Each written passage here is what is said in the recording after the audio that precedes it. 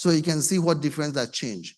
That conference is also, that fee that you pay is also what is pays for one thing that you don't see in a lot of conferences, which is lunch.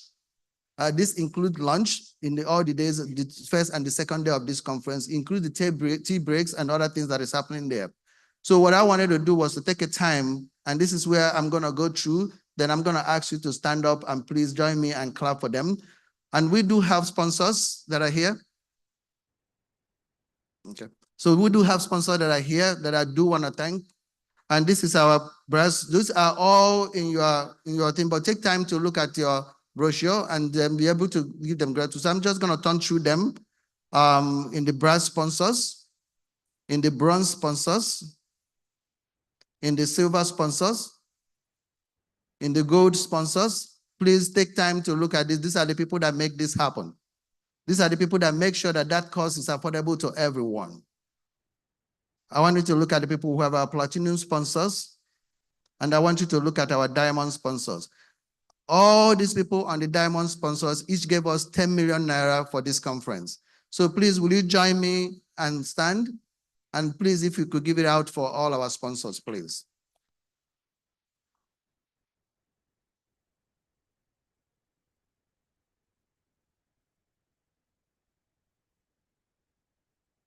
Thank you, everyone. Thank you.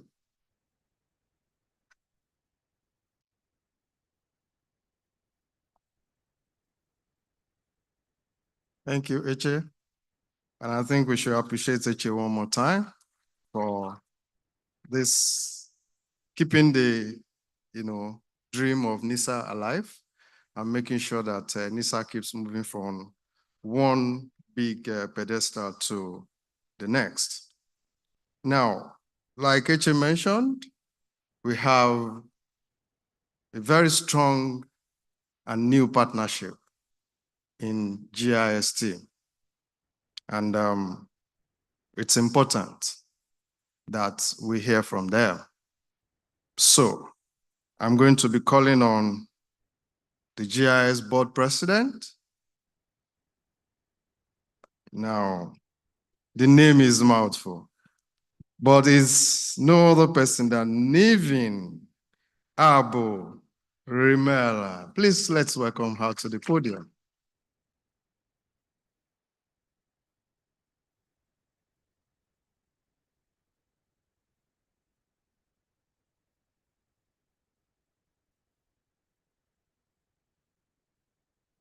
Oh, you have it here. Thank you. Okay.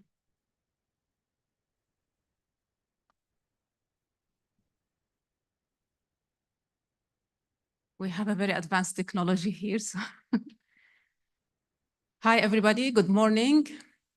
I'm so thrilled to see a full room full of everybody interested in implementation research. I assume we have leader practitioners and researchers in this room. So let me start with the speech. I would like to start by thanking Eche and NISA for cutting my speech into half. So thanking all the sponsors and all the organizing committees. So I will go straight into the discussion. I'm actually privileged to gather here with all the leaders, researchers, and practitioners in person after our virtual meeting that we had during COVID, first meeting after COVID pandemic. It's nice and pleasure to see everybody in person, not wearing masks. It is inspiring to see the growing interest in implementation science and the vital role it plays, especially in low and middle income countries. This field continues to offer transformative potential by bridging the gap between research and real-world application, aiming to deliver effective, inclusive, and equitable solutions for communities worldwide. At the Global Implementation Society, we strive to embody these principles. Our vision is to promote inclusive, collaborative, and effective solutions globally, guided by implementation science. With this vision, we focus on advancing research, championing effective implementation, and scaling practices, and building professional community strengthened by regional leadership worldwide. GIS is committed to disseminating valuable knowledge through diverse communication channels and languages.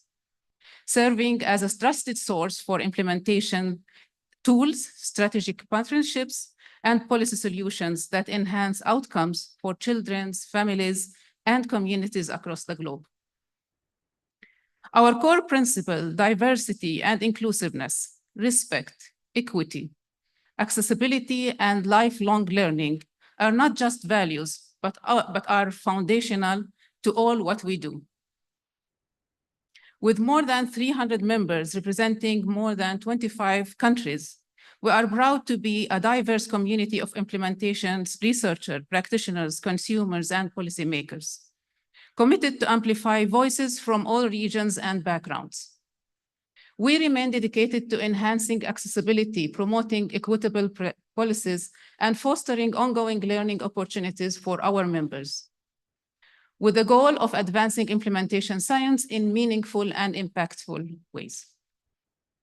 We are particularly committed to building global capacity regional hubs and partnerships with local institutions, like the one we did with NISA, and hosting events that unite diverse communities. The approach not only strengthens our collective reach, but also fosters shared understanding and collaboration on pressing issues. In today's climate, where misinformation and anti-science sentiment are on the rise, the role of implementation science is more vital than ever. Through our coordinated effort, we can more effectively translate research into actionable change, confronting these challenges with resilience and unwavering commitment to truth and evidence-based solutions. Being part of GIS means being part of an expansive network that connects us to experts and implementers from around the world, where interdisciplinary collaboration thrives. Through a wealth of resources, lectures, webinars, past conference materials, and our official journal, Global Implementation Research and Application, we support our members' professional growth and enrich the field as a whole. Our journal in particular is a platform for a robust, diverse contribution from a range of disciplines, welcoming insights from behavioral health, child welfare, education, health, justice, economics, engineering, and policy. As we embark on this conference, let us continue to learn from each other, build connections, and work toward our shared vision. We can ensure that implementation science is a force for positive change, improving lives of people and communities around the world. Finally, I will not repeat what Dr. Etche has said, but I would like to extend my heartfelt gratitude to NISA, led by Etche, all the sponsors, the entire organizing committee, and the dedicated, effortless that has been put together to put the conference into life. A special thanks goes to Janice Izito, Jonathan, hopefully I'm pronouncing right, Jonathan Skashia, and Ejami Apurimi, and the Global Implementation Society staff supporting the ongoing work, including Mads and Aviva, Zach, Catherine, Jurila, Rebecca, Susan, and Becky. Thank you and welcome to NISA and Global Implementation Conference, and let us make this an impactful conference. Thank you very much.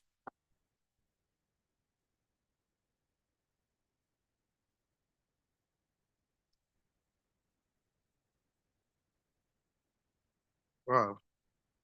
My basic profession will not allow me to accept that level of clap for a woman. Please, can we make it louder? Wow. Ah. That's more like it. Thank you, Niven. I think Etche has told us about our partners. But see, there's something that we need to bring together about the quality of the work that our partners are doing. So if you look at the brochure before you, you will see different, bylines, okay? For instance, if you look at Equis, Equis says we are building a sustainable path to empowering communities, okay? APIN says this is APIN.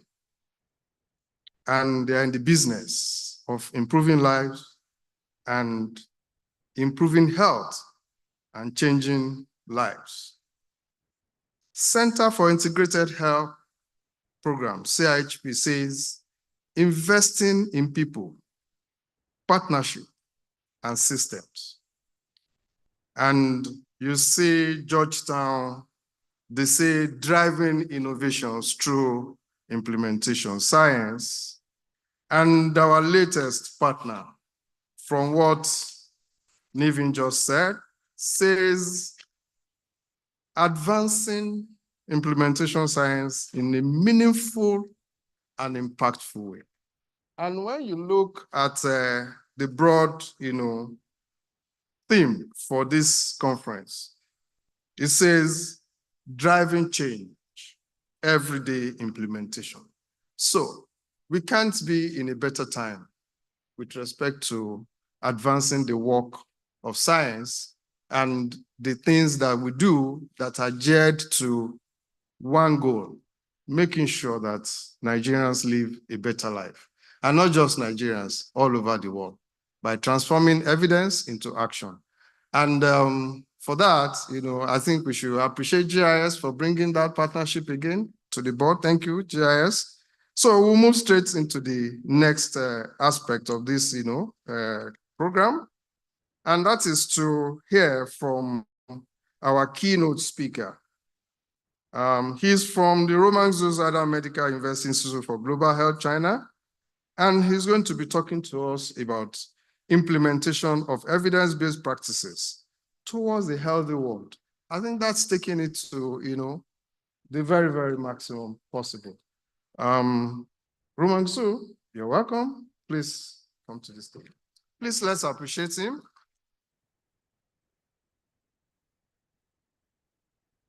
Thank you. Thank you, John, Ichi, Naveen. It's really an honor to be here to talk with our friends in Africa and across the world. Right, just click. Oh, okay. So before I'm talking, I want to show you a picture. I and our team just visited this beautiful place in Canton, Guangzhou. Just guess what it is. Anybody want to shout out? Just guess. It's a mosque. It's a mosque. It's a mosque in Chinese building style commissioned by the emperor more than 1,000 years ago. This is one of the first mosques in China because the traders from Africa came to Guangzhou all the way to do trades. So you will see, this mosque is still very active with visitors from all over the world, including the modern traders from Nigeria, come to the here, and they also go and visit this mosque.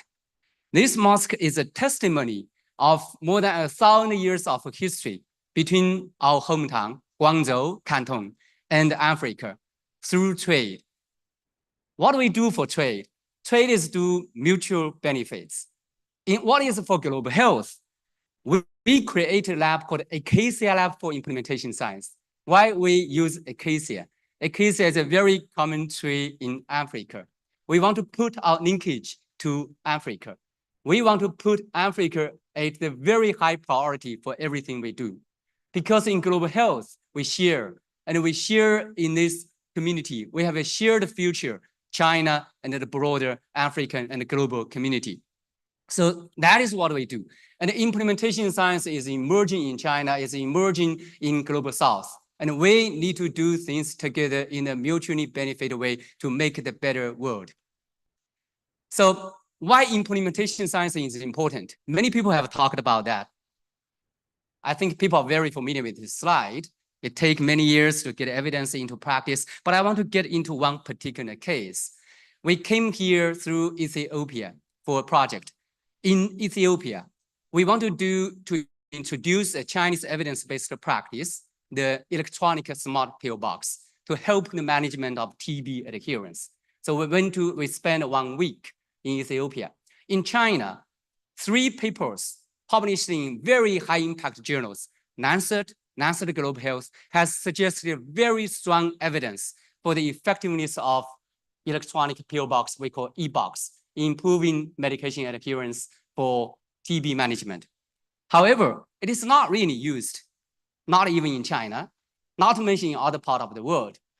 Ethiopia actually introduced and South African made electronic pill box as shown in this photo in 2022, but they stopped using it.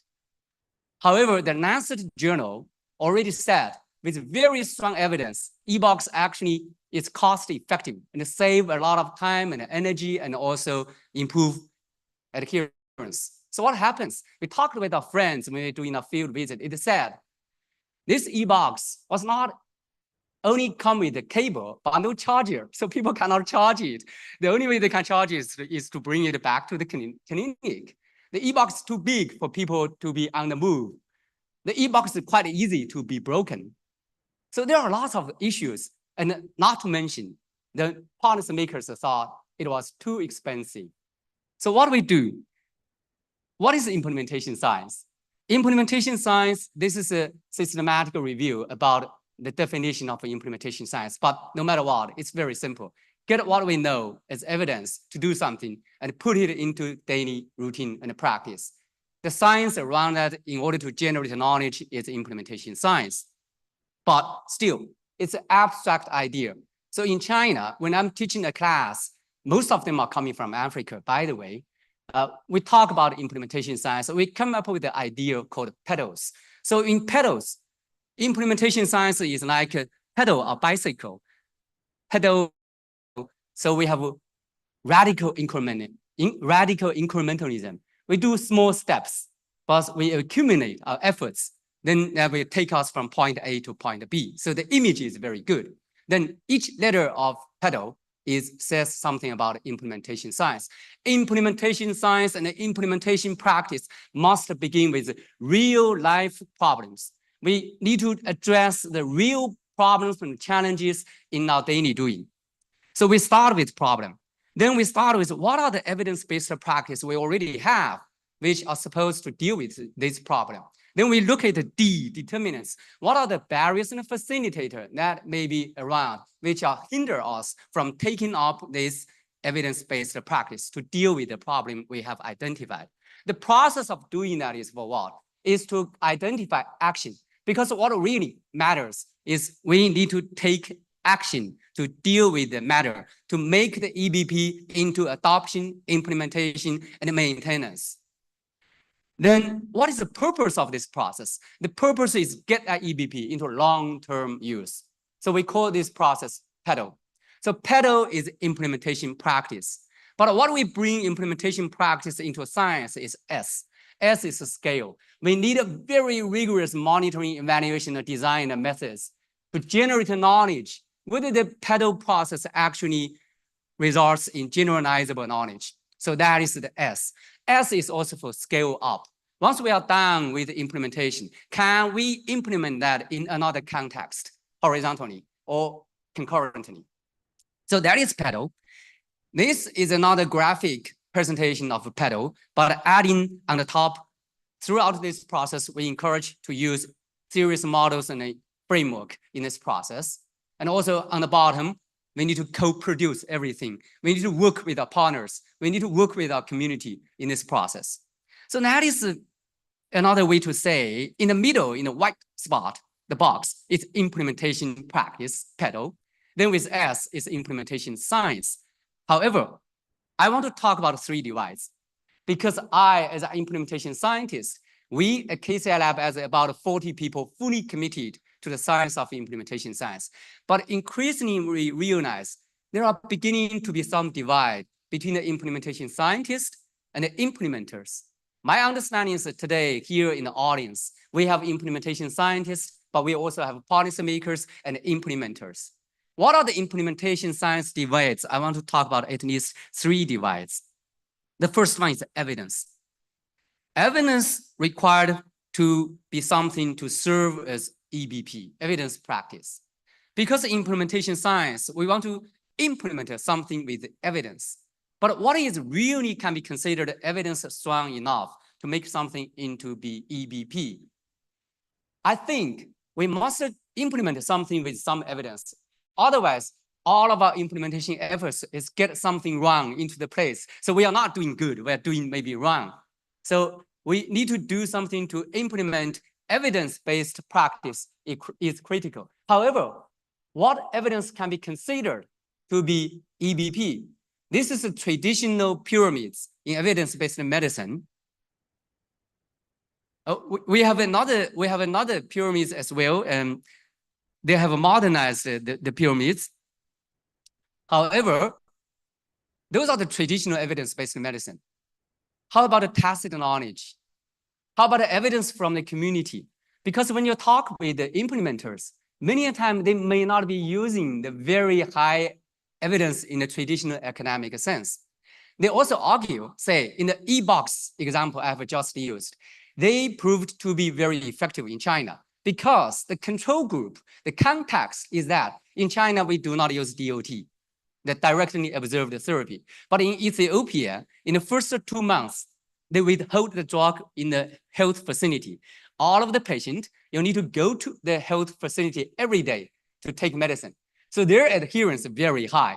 So we highly suspect the evidence in China, even in his randomized control study published in Lancet, they may not be equally relevant to Ethiopia. So for Ethiopia, probably the more relevant evidence concerning e-box is the convenience it brings about the patients and the clinicians, is about the acceptability of the e-box, rather than the higher effectiveness of e-box in improving medication adherence, because their DOT is probably more effective. So what do we do with evidence to make something into evidence-based practice? Researchers, implementers, we need to think about that. So what is the second divide? In implementation science, we have come up with many ideas, methods to deal with implementation. We have more than almost 200 theories, models, and framework in doing implementation science. And in this pedal process, either for problem identification, searching for EBP, looking for determinants, barriers, and facilitator, and to developing and matching to identify implementation strategy, to come up with the long-term outcomes. What are the outcomes we need to have? Every step, we have many methods to do that. But in the other way, we are making implementation science very complicated for the implementers. Very easy for other people to understand implementation science now with so many of our jargons. So I like this picture. The AI draw that for me. So you see, the guy on the, I did not see that slides. Oh, you did not see the slides, actually.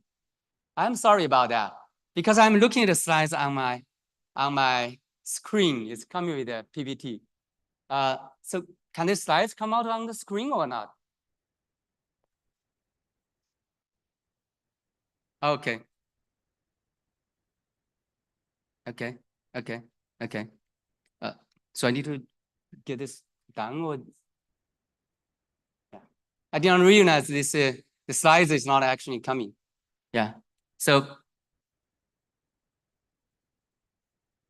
but anyhow, I think I will just get it going for the interest of time. Okay. So, I'm not a very strong person. So but I like hiking. When I do hiking, I'm always do the minimalist. I have a very light back, but I saw many people with very strong backpack with all the facilities with them, but they're really very heavy. They cannot really go very far.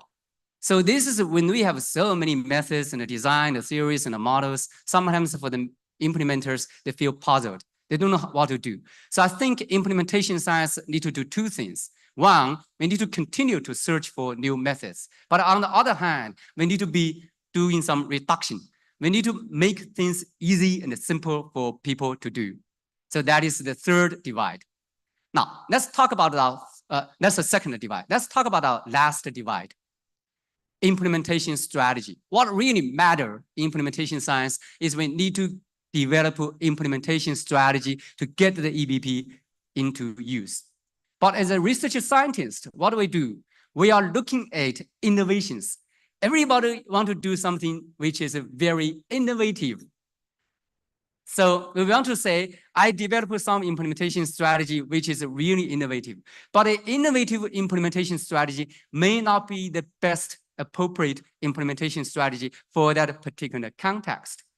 So we need to identify barriers and facilitator, really match those to the whatever implementation strategy that may work, but may not really be the most innovative implementation strategy. But as journals, as scientists, we're always looking for implementation strategy, which is innovative. So that is a divide.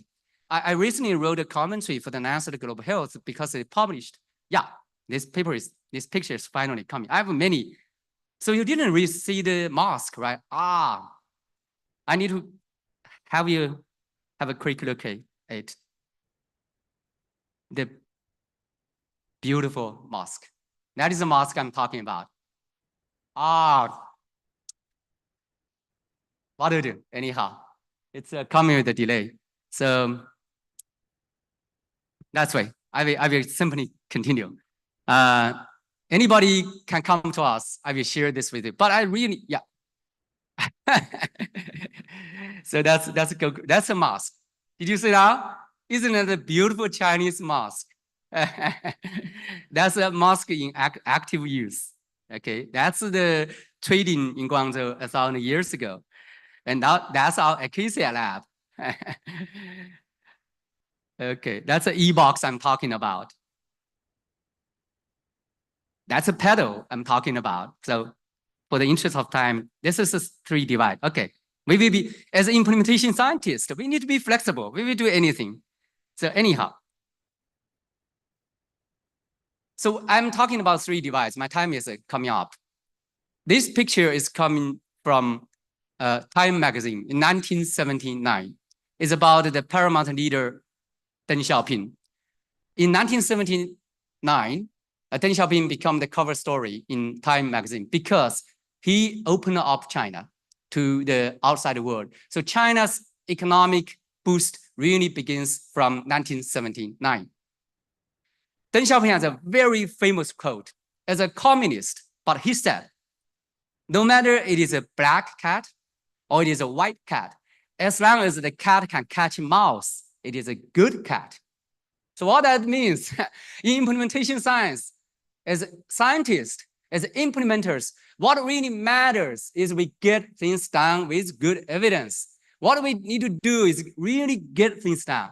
What China has been doing very well for the past 30 years is we don't really talk too much. We get things done. That spirit is what we need to have for implementation science. So now, my last 2 slides. Next year, November 11th, 1111. As an implementation scientist, we choose a date for everybody to remember very easily. We have our first Asian conference on implementation science in collaboration with GIS. It is also the inaugural meeting for the Asian Society for Implementation Science. It is a conference for Asia, but it's also a conference for Africa and for all over the world. All of you are welcome to come to Guangzhou, visit that beautiful mosque with a very modern Guangzhou. So also come to the conference. Another thing, we need your help. On the left is the pedal. The pedal is just emerging. We want to refine this model with your help. So please take out your picture and take a picture of this slide. So you can help us join the pedal work and help us to improve it. On the right-hand side is our information for the Guangzhou conference. Just a sign up for the conference. We're really looking forward to meeting you in the very vibrant and historical Guangzhou. Thank you so much. Despite the technical mishap, I'm really enjoying that, and thank for the conference organizer for this opportunity. Thank you.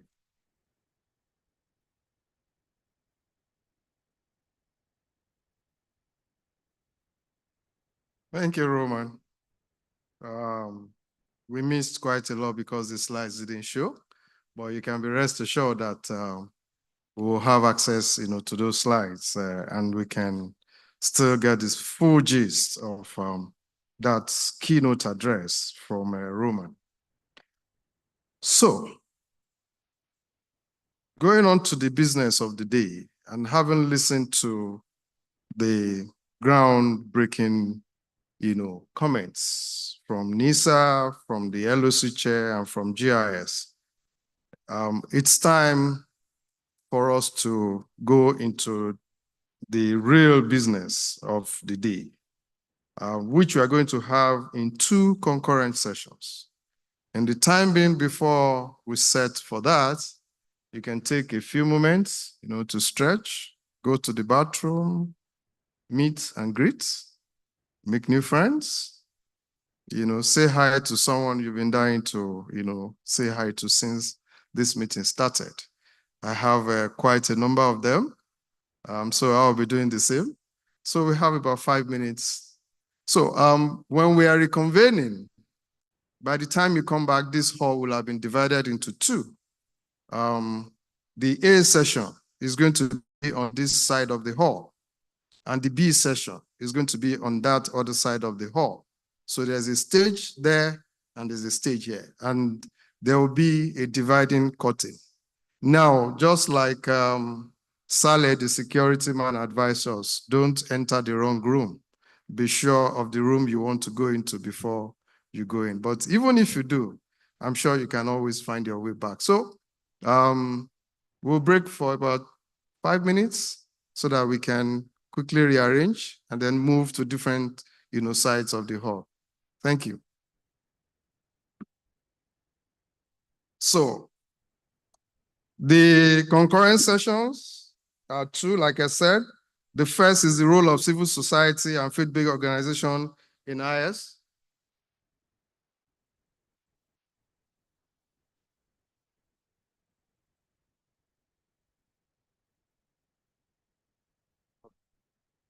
All right, so the first session is the role of civil society and faith-based organization in implementation science. And the second session is digital innovations for development work. So if you want to stay in any of the sessions, please feel free to switch your seat. And after the sessions, you can always come back to your original seat. Thank you. As we, take position.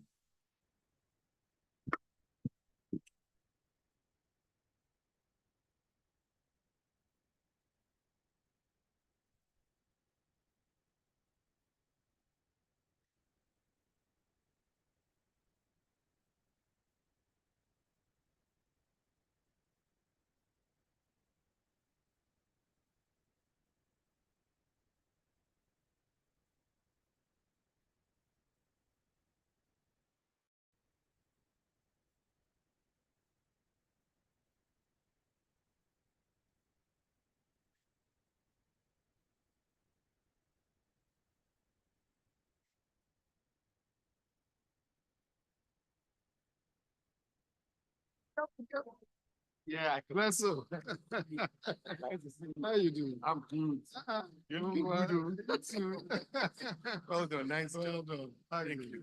Well done. How's your family? Very well. You are in Big Loss. Yes. Yeah, we're talking. Yes. Okay. You didn't live in no, no. The big chief. Just saying, no change. It doesn't get better.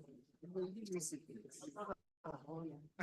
Maybe not something you had to put to make people they put something to make them black. You know, tell you don't work. This one.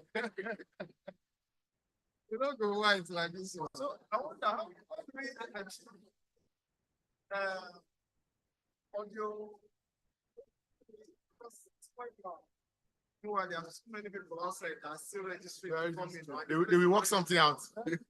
Well, true, it's true. But there are a few seats in front though that are not really. People are seated, but the capacity is not full.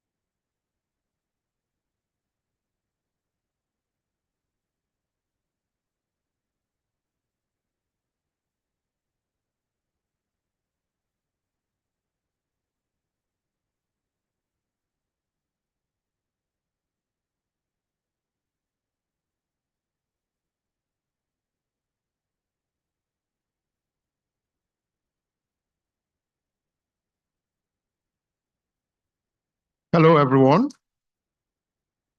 So you're welcome to the concurrent sessions.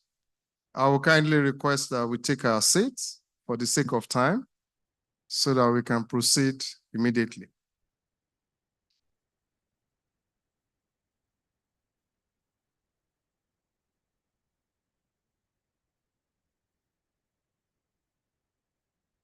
Dr. Lawepo, please, a moment.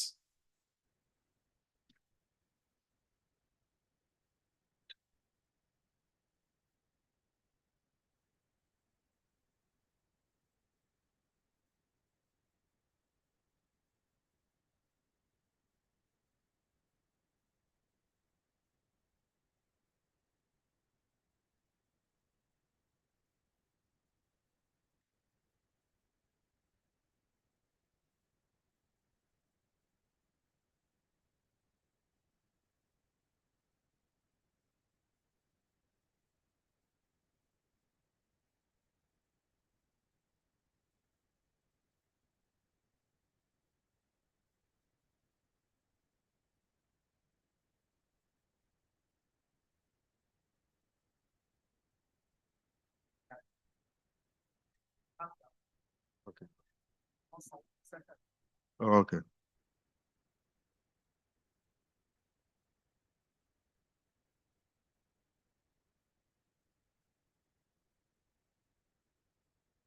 You're welcome to this concurrent A session. Please let me announce that this session is hosted by Palladium, and we're grateful for their support. Okay, yeah, the whole session by Palladium, but this concurrent A session is okay, so this is Caritas. Okay, so this is the Caritas session of the concurrent session A. The title of this concurrent session is The Role of Civil Societies and Faith-Based Organizations in Implementation Science. I have the singular honor of inviting my friend and the facilitators for this session. Amana Effiong, please come to the podium. Thank you. Please let's appreciate him. The civil societies in Nigeria have done quite a lot to help the business of advancing health and every other issues, across the landscape of our country. And it's a great opportunity to have them, sharing their thoughts with us. The supporting person for Amana is Felix Abraham Zobi. Are you here? Is Felix here? Okay. So Amana, I'm happy to hand over this session to you. And I also want to inform you that I have just 1 hour. Thank you very much. Good morning, everyone. Thank you very much, Babatunde. Like has been stated, the session we are going to be having is sponsored by Caritas Nigeria. And in our role as one of the leading faith-based organizations in Nigeria, we play a role of always advocating and highlighting the role that faith-based institutions and faith-based NGOs and civil society organizations play in terms of implementing and collaborating with the government of Nigeria to provide improved healthcare access and universal health coverage. So in this session, we're going to have 4 faith-based NGOs and CSOs who will come. They're all indigenous. They're going to speak with us about the role that faith-based institutions have played in this space. And the objective of the session is to explore that role and their impact in improving health outcomes in Nigeria. So very quickly, I would like to invite to the stage Dr. John Okpanachioko. He's Chief of Party and Principal Investigator on the Access project with Caritas Nigeria. Dr. John. From ProHealth International, I would like to invite Juliet Hananaya, who is representing the Executive Director of ProHealth International, Dr. Ikoedemi Banga. Juliet, please. From Ninerala, I would like to invite Amba Itoha to the stage. Please come up to the stage. And then from Form 1, Dr. Yawa Usman was meant to be here, but unfortunately isn't feeling too well, and she sent a representative, the representative from Form 1. Please come up to the stage.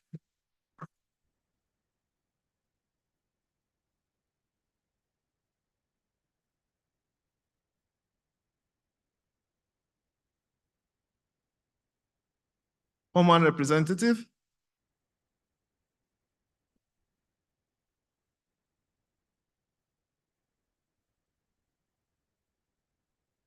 You need to stand. You need to stand. Oh, she's coming.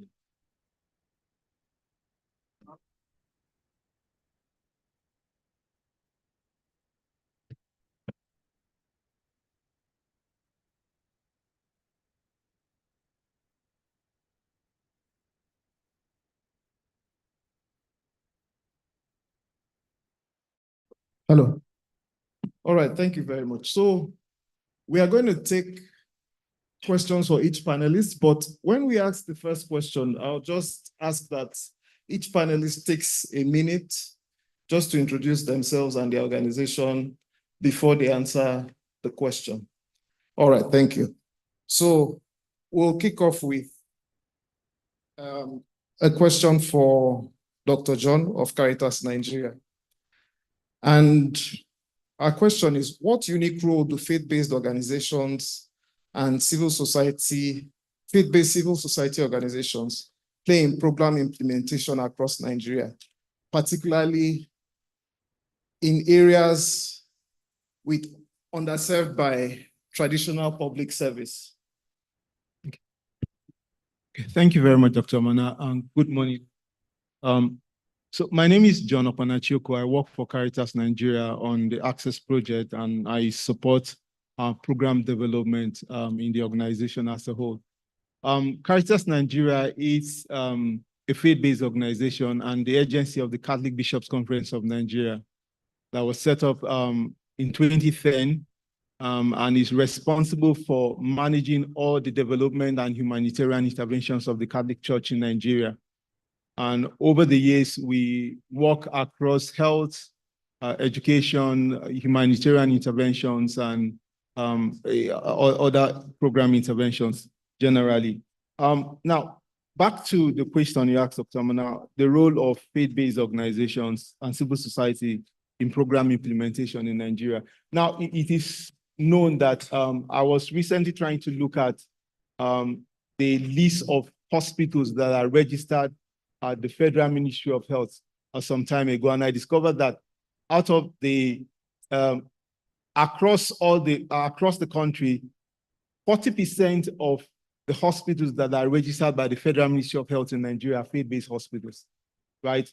Now, not including the private hospitals and the civil society hospitals. So if you want to put faith-based, civil society, and private hospitals together, you find that over 50% of healthcare services are delivered by faith-based and civil society organizations in Nigeria. In sub-Saharan Africa, about 40% of healthcare is provided by faith-based organizations in sub-Saharan Africa. And if you want to look at health, education and other interventional areas, the faith-based organization and civil society play very crucial and important roles in delivering services across these intervention areas. Now, one of the key things that faith-based and civil society organizations do is the fact that now, for faith-based organization, let me start from there.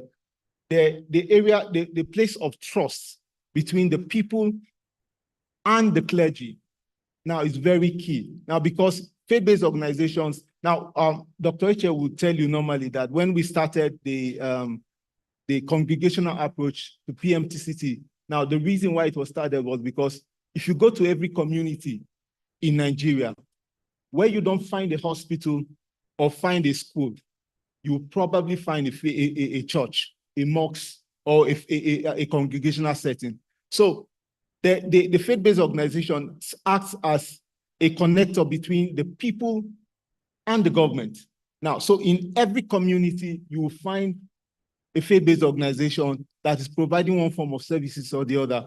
And from research, we've also come to realize that now, if you look at health services, educational services, and other interventional areas where you compare the quality of services provided by faith-based organizations, civil society organizations, with that of their counterparts from the government organization, the quality of services provided are usually different. Now, faith-based organizations are known, and civil society are known for the quality of care they provide in whatever intervention areas that they are serving. And it's important that because they provide quality services, they tend to attract a lot of clientele and people generally. And it's important to know that a lot of times faith-based organizations also understand, and civil society understand, the local context of the communities they are serving. Now, because they live among the communities, they work among the communities, they understand the needs of the community, they understand the issues in the community, and they are able to intervene in those areas as much as possible. Then, in addition, we've also come to realize that because of the location of these faith-based and civil society organizations, they provide services in locations where the traditional government facilities organizations do not provide services.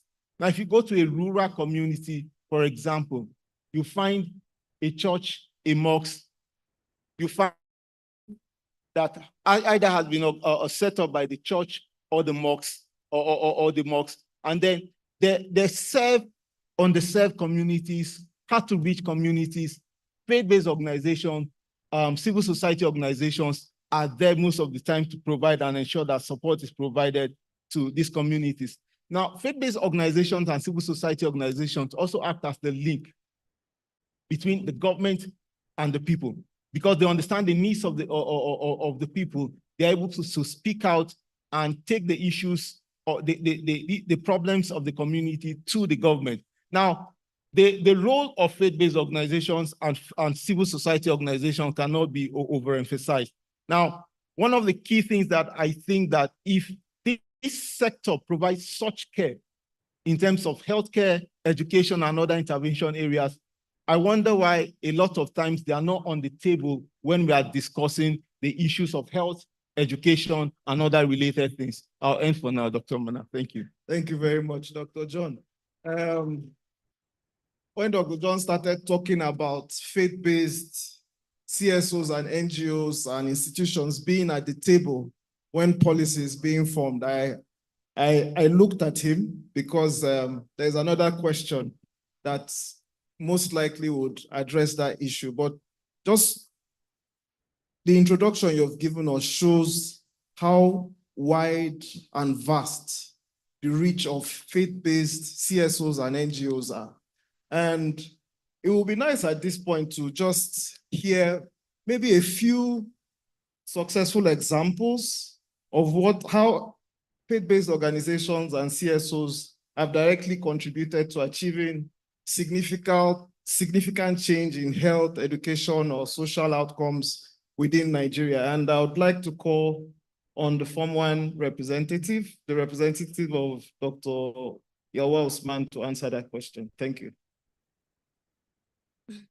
Thank you, Doctor. Please give us a brief introduction of yourself and your organization before you answer. Thank you. Good morning, everybody. I am Amina Tuibe. I represent Dr. Yelwa, who is unavoidably absent due to ill health. I represent the Federation of Muslim Women's Association in Nigeria, Form 1. Form 1 is an umbrella body that has women groups, Muslim women groups in Nigeria.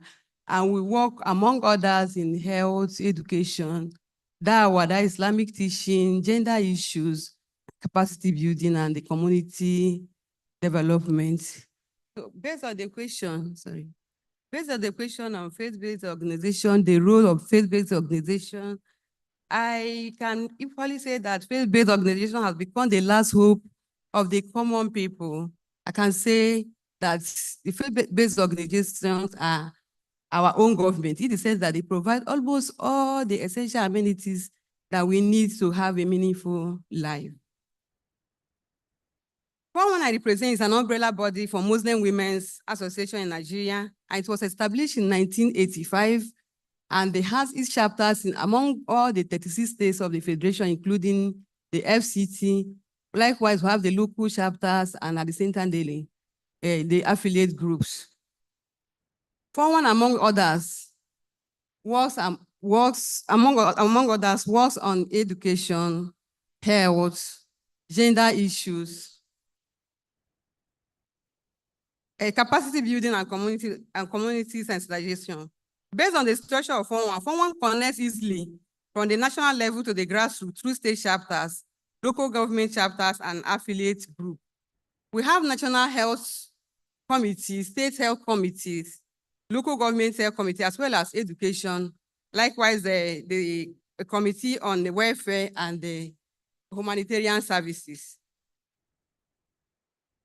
So Form has directly contributed to achieving significant health and education and social outcomes in Nigeria. Under health, Form has been at the forefront in advocating for health for all. Form actively participated in the federal government project on malaria eradication. Likewise, Form championed the project, and at the same time, we actively participate in immunization exercise. Then during COVID-19 pandemic, Form actively involved in sensitization of the members and the general public on the preventive measures against COVID-19 pandemic via house-to-house sensitization, phone calls, creation of WhatsApp group for sensitization, and jingles. We also have hospitals across all the states. Almost all the states of the Federation have hospitals and clinics where we render free medical services as well as subsidized medical services to the less privileged, especially women and children.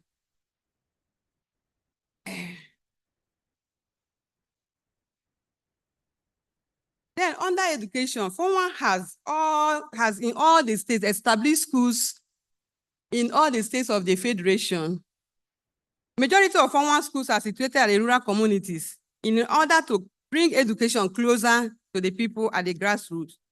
Through Form scholarship school, many youths, both males and females, have successfully acquired education and also gainfully employed. Thank you very much, Doctor. Thank you very much for that response. So Form 1 is implementing in many sectors, and like we know, like she said, the faith-based institutions are the last hope of some people in areas where the government isn't really having a very significant impact right now. And Form 1 as a Muslim women organization is obviously well placed to address a lot of those issues. So we would like to know, especially looking from the point of view of scalability and sustainability, what are the primary challenges that faith-based institutions face in terms of sustaining their impact, and how do we feel that this can be addressed? And for this question, we would like Inerella to help us providing some context. Thank you. Okay, good morning, everyone. My name is Amba Itoaemie. I work for Nigerian Network of Religious Leaders living with or personally affected by HIV and AIDS as the Executive Secretary. Ninerella is a network that works through religious leaders and religious institutions to reach, to provide access to services and access to information on health, education, and every sector. Of course, we all know that the role of faith-based in communities cannot be overemphasized, like Dr. John has actually, pointed out. Faith-based organizations are doing a whole lot in the community. And looking at what they are doing, of course, with what we're doing in communities across Nigeria and beyond, there is a whole lot of challenges. Amongst the challenges, I'm just going to be listing a few that I think we are conversant with, but we need to look out for. How do we also, I will also look at what can be done in some of the challenges. Of course, we know that the issues around funding gap is a big challenge. Looking at from what Form 1 is doing, from what Caritas, Ninerella, and other faith-based organizations are doing, there is a lot of challenge around funding in our society or in Nigeria in particular. Of course, we know that people in the community, they want to come into the faith-based organizations, they want to come into faith institutions in order to get access to services for free. But faith-based are doing a whole lot. And sometimes because of what they are doing, they are unable to provide so much that they needed to do in the community. So the issues around funding has been a big gap for faith-based community. Then another issue of challenge that have been in faith community is something that Dr. John actually ended with, and I'm going to continue with from that place, is lack of early consultation or consultation for faith-based organizations. So we see that when donor agencies, when governments and other stakeholders come to the table, they tend not to remember that faith-based are doing a lot in the community. They don't bring in faith-based into the table. Most times is it afterthought that they bring in faith-based when it comes to making policy that will affect the community and everyone. So this has been a challenge of not bringing in faith-based on the table at the implementing table where decisions are made. Of course, there's a saying that says, there is nothing for us without us. If we are not at the table there to talk about what we are doing and what we think we can do, our own ideas from it, you will just, the implementing partners will just be there, or the stakeholders and government will just be there trying to do their own thing, but forgetting that faith-based organizations have a role to play on the table there. Then there is issue around limited evidence and studies for the work that faith-based organizations are doing. We know that faith-based are doing so much in the community. We know a lot of work are going on, but there is limited studies that shows the work that faith-based are doing in the community. A lot of the work we are doing are not being put in there, are not being, they've not been so much in the space out there to showcase the work that faith-based organizations are doing. And this is a whole lot of challenges for faith-based organizations. So for us, I think that some of the things that we can do is there's need to strengthen our relationship with governments and international donors to scale up the work that faith-based organizations are doing in the community. Secondly, we also want to look at that global health researchers and key faith-based organizations should commit in research and publishing evidence-based studies in the faith and global health space. This will strengthen issues around advocacy and attract support for faith-based organizations. Then I also think that looking at that faith-based are doing in the community, especially in Nigeria, it will not be out of place if maybe we have a dedicated agency or ministry that focuses on religion and society. So they can enhance the opportunity in the faith communities to help support national development agenda. And they can also help to address conflict issues and wrong practice that emerge from faith communities. Looking at faith communities as an opportunity, not a problem. That's something that must resonate with us, that faith communities has a lot of opportunities to offer, and which they have been doing, not a problem. So we can all work together towards achieving a national goal, being health, education, infrastructure, and so on. So we are thinking that if there is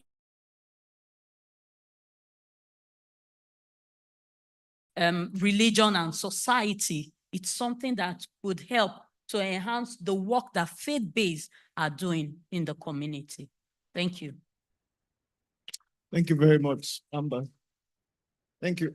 So Amber has raised a few very important points. First and foremost, the fact that oftentimes faith-based institutions, CSOs, and NGOs are seen as an afterthought when policy is being developed, bringing them to the table right from the start, especially for a country like Nigeria that is such a religious nation, where we have our Muslim and Christian communities being the majority of our population. It's so important that the cultural and religious aspects are taken into consideration when policies are being formulated.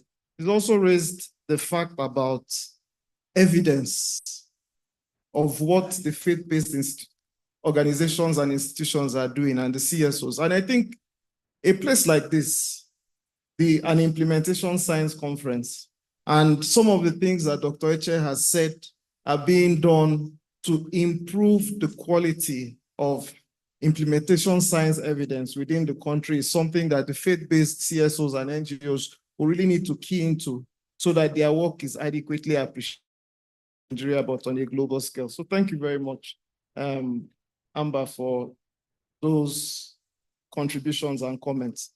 So we'll now move on to ProHealth International, who will be telling us, one of the other things Amber raised is about funding, the lack of funding. While the government system will fund the traditional institutions, the faith-based institutions usually don't have any sustainable means of funding. So what are the strategies that faith-based institutions or NGOs have employed to secure funding and other resources? And how can these approaches be adapted for broader use across civil society organizations in Nigeria? I know ProHealth has been in existence for over 30-something years, so I'm sure you're well placed to answer this question. Thank you. Thank you, Dr. Amana. My name is Juliet Tanania. I'm the project director for free healthcare for ProHealth, and I also serve as the, what do they call that position?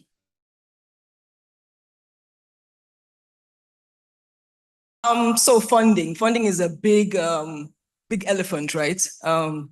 We can't do any work without funding.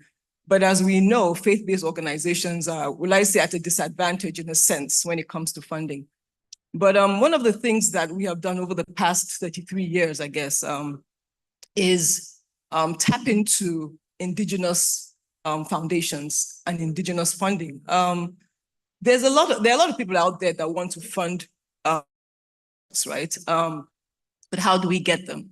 And also we have to understand when it comes to money, people don't want to give you money unless they know what you're doing, if your work is credible, if it's impactful.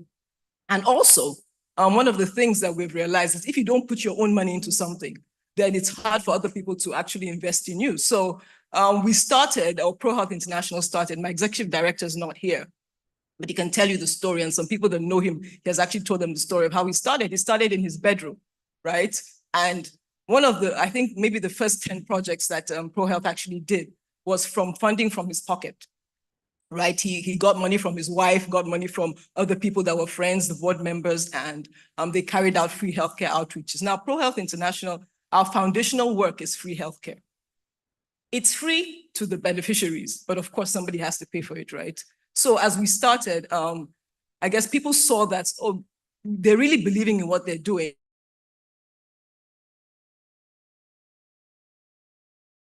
To be able to support free healthcare. And our target population are the rural areas. We don't really go to cities to do free healthcare outreaches.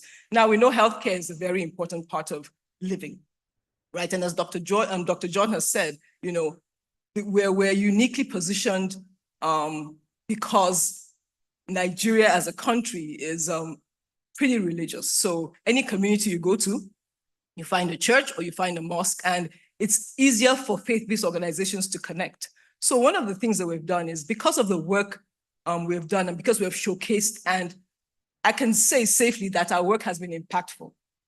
We have had people actually come and say, oh, you know what, we have money somewhere and we want to do something.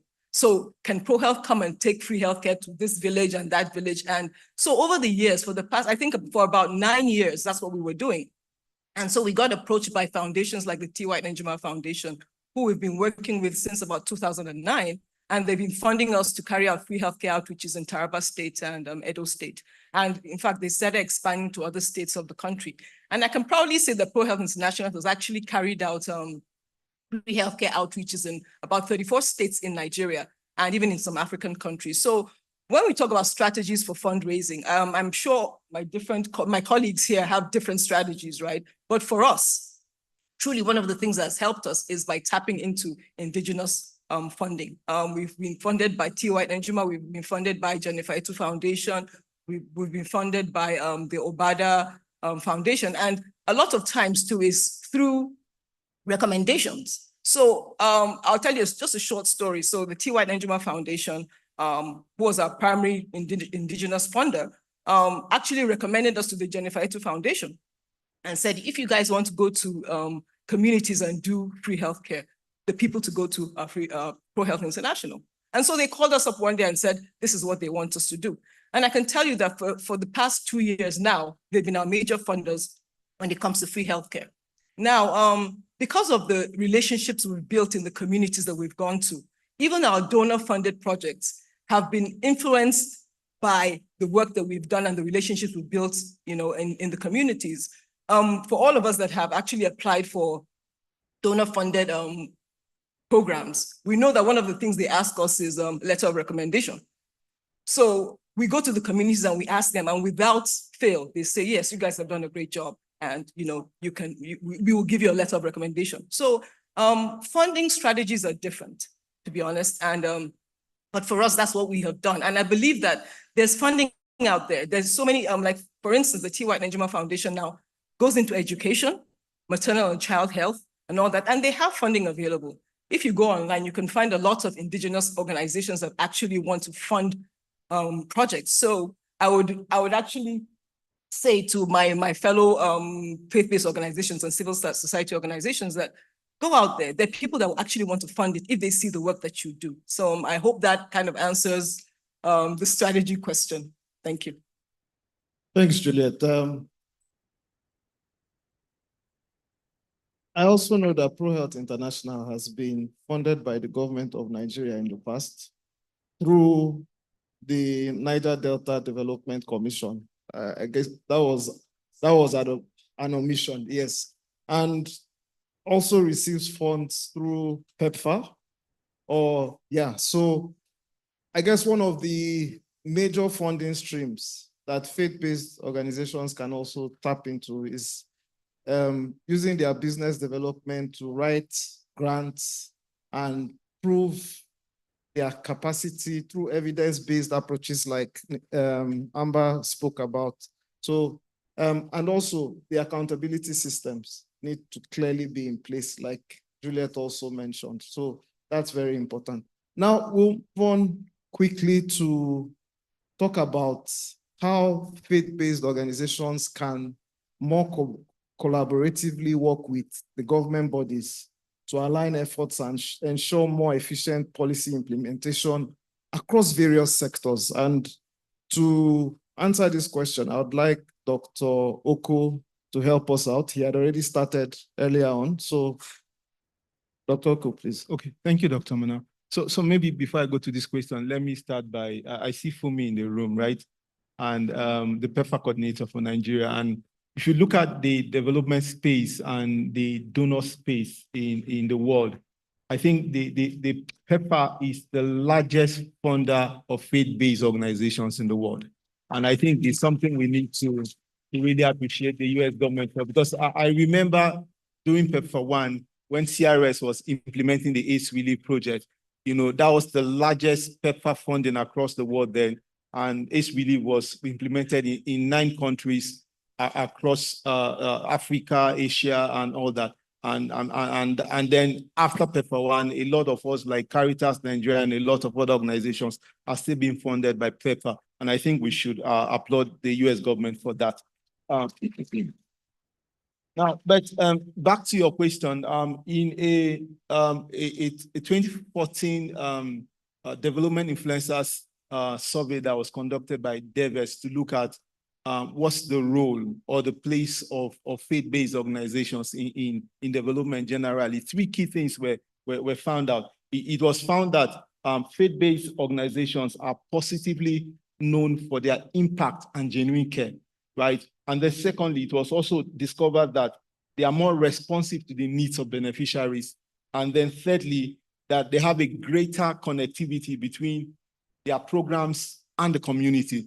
And from what we have discussed earlier, you can also see that faith-based organizations are caught out for service delivery, advocacy, and speaking for the communities they work for, as well as trying to ensure that their reach, their cover is wide. Now, if this is the case, right, I never cease to talk about this when I'm in gatherings like this. Why do our governments have difficulty in ensuring that if you find a group of people that provide significant care for your people, education, health, I wonder why the government is not deliberate about ensuring that this group of people are brought to the table, because they are providing services that ordinarily the government should be responsible for. And like Amber said, they are never on the table. They are never there when things are being conceptualized and all that. So my first recommendation would be that, now, it is important that maybe the suggestion from Amber is also key. Can we have a ministry that is responsible for coordinating the work of faith-based organizations and civil society organizations to ensure that, they are recognized and they are funded accordingly. But my first recommendation is, it's important that this group are brought to the table from conception, design, implementation, and monitoring of whatever development program the government wants to do. Now, there are lots of resources that the government earmark from time to time to meet the needs of people. Now, if you give the same amount of money to a faith-based organization vis-a-vis a government agency, I can tell you for free that the reach and the number of beneficiaries that the faith-based organization will reach will be far more than what a government agency will reach. You know, and it's important that the government begins to think about how can we award or begin to consider about giving grants, government grants to faith-based organizations to be able to provide the services that we do from time to time.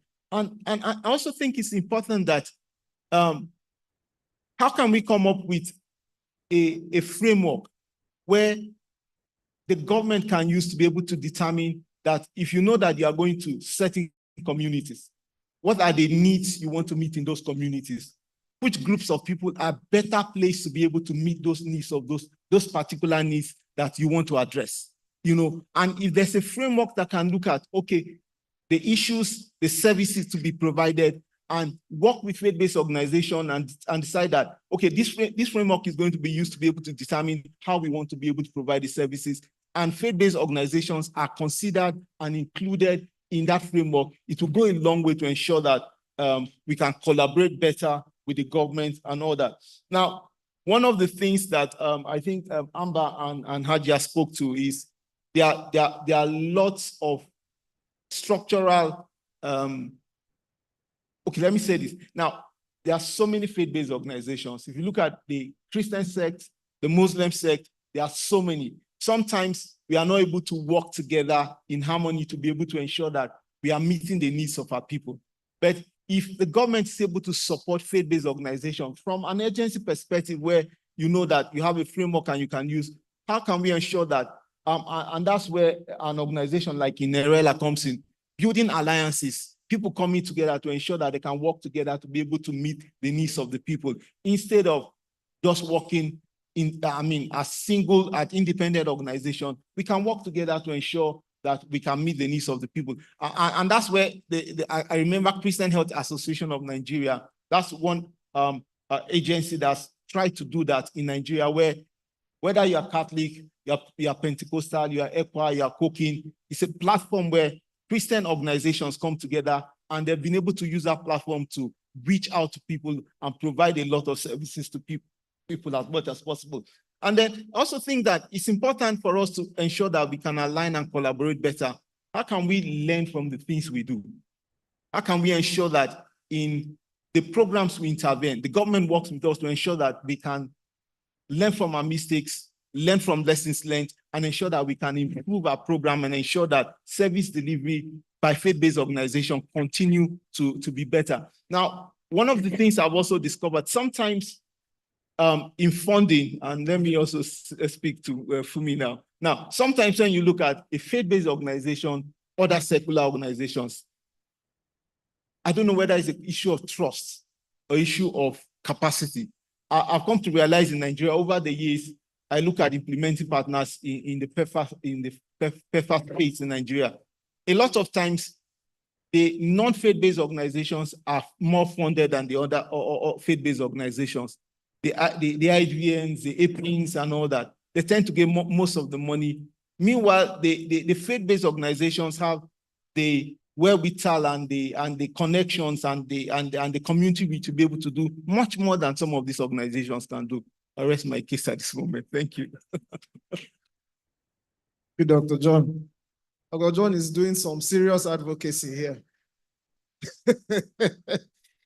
Okay, thank you very much. Yeah, so obviously the fact about collaboration, especially, and it's something that we shouldn't shy away from, having a platform where both Christian, Muslim, and other religious organizations can come together under one network umbrella body and collaborate. And the truth is that way advocacy to the government will most likely be a lot more effective if we are speaking from the same sheet. Now, another issue that we must look at is that sometimes when we talk about faith-based institutions are providing this and that service, some people feel that it is probably not as regulated as it should be in all cases. We know, like, for instance, when you talk about health, there might be some faith-based organizations that are providing certain health services that are not of the required standard, and it can be a double-edged sword sometimes. So better regulation is obviously required. So a question that I'll throw to Form 1 is, what role do faith-based organizations play in addressing sensitive cultural and social issues? And how can they balance faith-based principles with inclusive and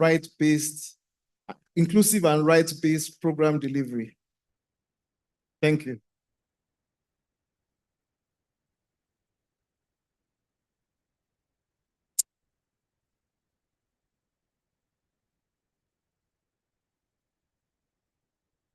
Begin. Again? Take it again. I should take it again. Okay, so what role do faith-based institutions play in addressing sensitive cultural or social issues?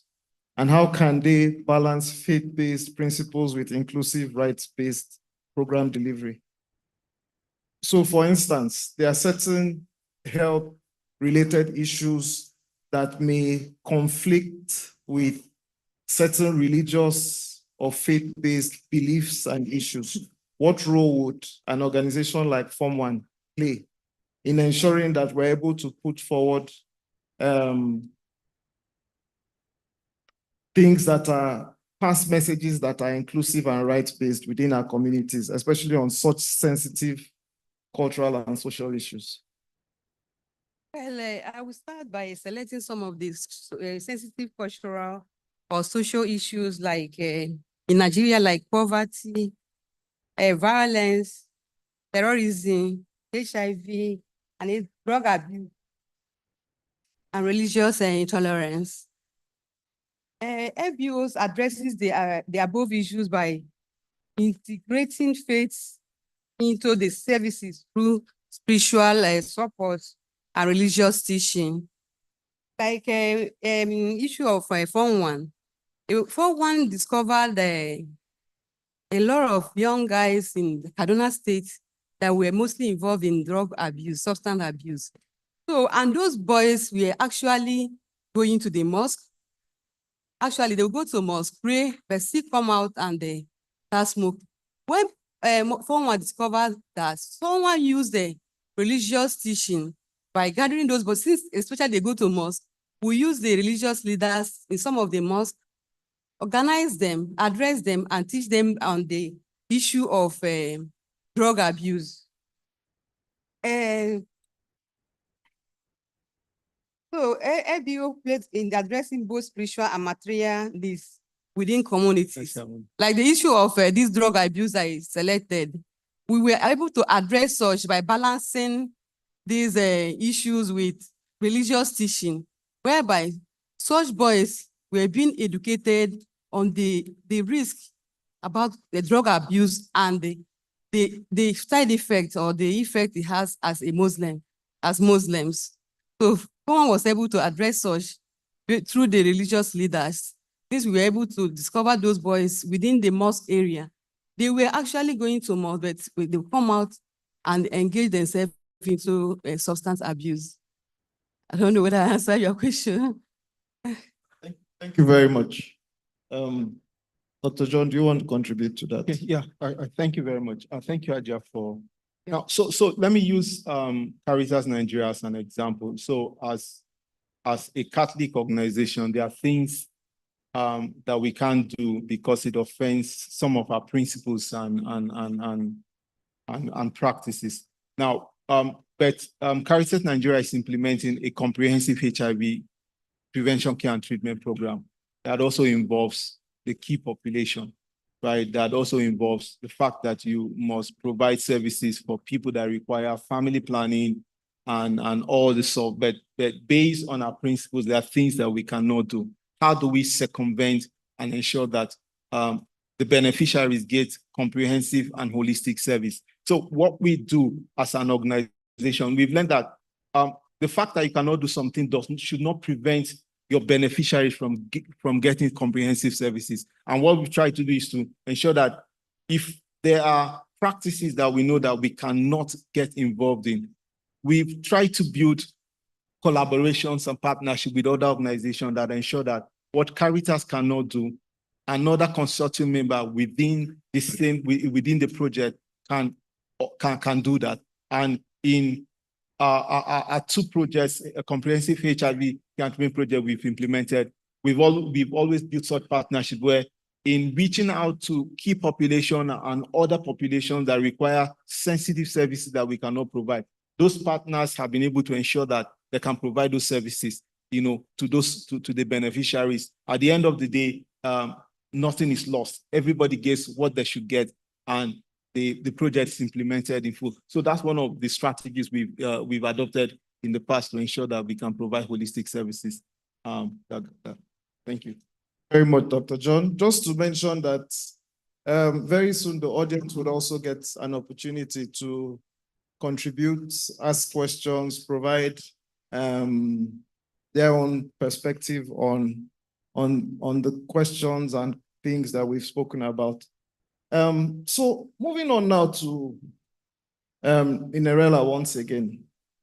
Amber, what do you think are the future priorities for FBOs in Nigeria as they continue to support the sustainable development goals? And how can they innovate to stay relevant in an evolving policy and program implementation landscape? Okay, thank you very much. Of course, one of the things that we want to see in Nigeria is to see that the vulnerable population have access to healthcare services. So one of the future, for us to attain the sustainable development goals, one of the priorities for us as faith-based organization is keen into the health insurance to improve healthcare access for informal sectors and vulnerable population.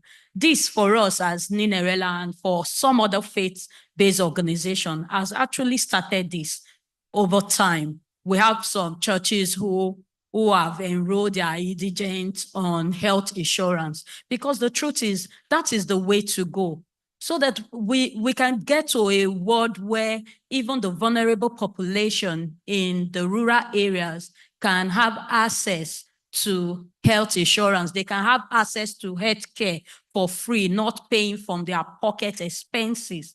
So these are some of the things that for FBOs is our future priorities, to see that we are expanding faith-based health insurance to improve on healthcare access for the informal sectors and also for vulnerable population. We actually started this advocacy and working with FCT Health Insurance Board, where we are able to go to indigent communities to enroll those indigent people, mostly women and children, into health insurance. So I think this is some of the priorities. Then also, we want to see where we are shifting from faith initiative focus to tangible community development, privatizing people's well-being. We need to start privatizing. So this is the place that we're looking at. So we are shifting and looking at the focus where we can privatize the well-being of people in the community, vulnerable community. Then also, there's challenges around cultural practices that perpetrate inequality, rights violation. So what we want to be doing is promoting human dignity and justice within communities. We're also looking at empowering faith communities to hold duty bearers accountable. This is very key. So faith-based organizations and institutions, well, it is that time where we are looking at how we could start holding community leader duty bearers accountable and encouraging active citizenship for inclusive governance within our communities and our locals. Then, of course, we also want to look at where there will be support for women empowerment and also addressing issues around gender-based violence and expanding social protection programs for vulnerable groups within our communities. Those are the things that as faith-based organizations are priorities that we are looking at to do. Now, how do we as faith-based organizations stay relevant? Because the truth is we need to also see how we could stay relevant and make sure that our voice are being heard. One of the things that we think that can help faith-based organizations to stay relevant is strengthening the partnership within government, civil society, and private sectors for greater impact, because that is what we want to see, that there's impact of what we are doing within communities. Then we also want to increase participation in policy discussions and strengthening influence in governance for sustainable development. Yes, we've talked about faith-based organizations not being on the table where important decisions are made. But in staying relevant, we want to be on that table. We want to be among those from the beginning of discussions to the implementation. Faith-based organizations will be on the table where we are designing and implementing these policies. I think this is our future, what will keep us relevant as FBOs in the country. Thank you very much, Amber. She's made a lot of very valid points talking about improving health access, universal health coverage through having affordable basic healthcare packages and insurance that actually gets to the informal sector, which is the vast majority of Nigerians who live below the poverty line.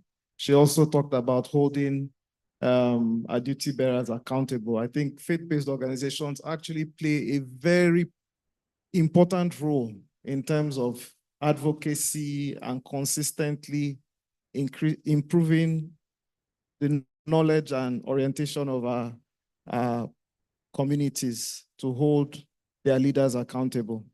Now, we are almost at the time where we would have to go to the audience. So ProHealth International, Juliet, please, can you very quickly tell us how faith-based organizations can leverage community influence to foster trust, engage beneficiaries, and enhance program acceptance amongst diverse populations?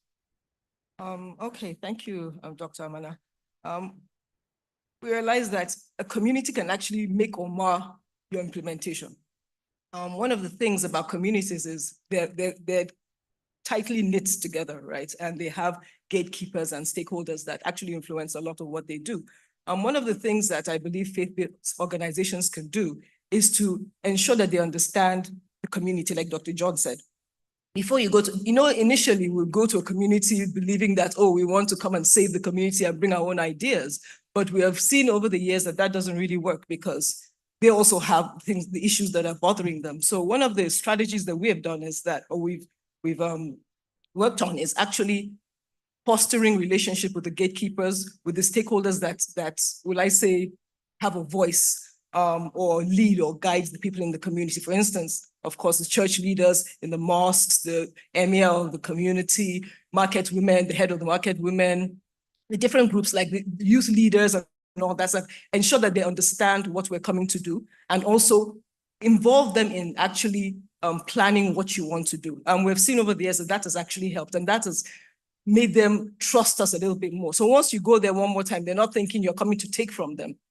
And because of the nature of what we do, we were able to get volunteers from the community to actually work with us. And because they work with us and they see the kind of work that we do, it's easy for them to trust because they see the impact of the work that you've done. So I would say engagement is building relationships with the community is very important. Understand the context of the community, understand what's going on, understand the religious peculiarities, the cultural peculiarities, and try and make them understand. Behavioral change communication is also important when we go on either outreaches or on our donor-funded projects.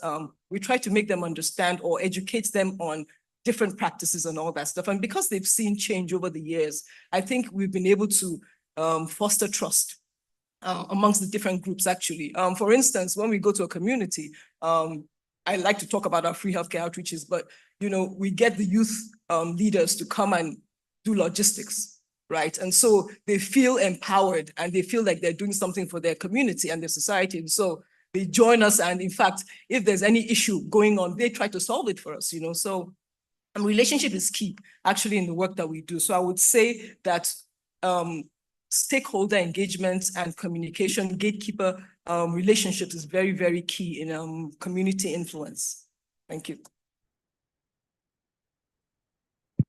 Thank you very much, Juliet, for that response. Obviously, there's no way we can go to communities and not have proper advocacy and entry with their key leaders and expect to succeed when we probably don't even understand what their needs and issues are.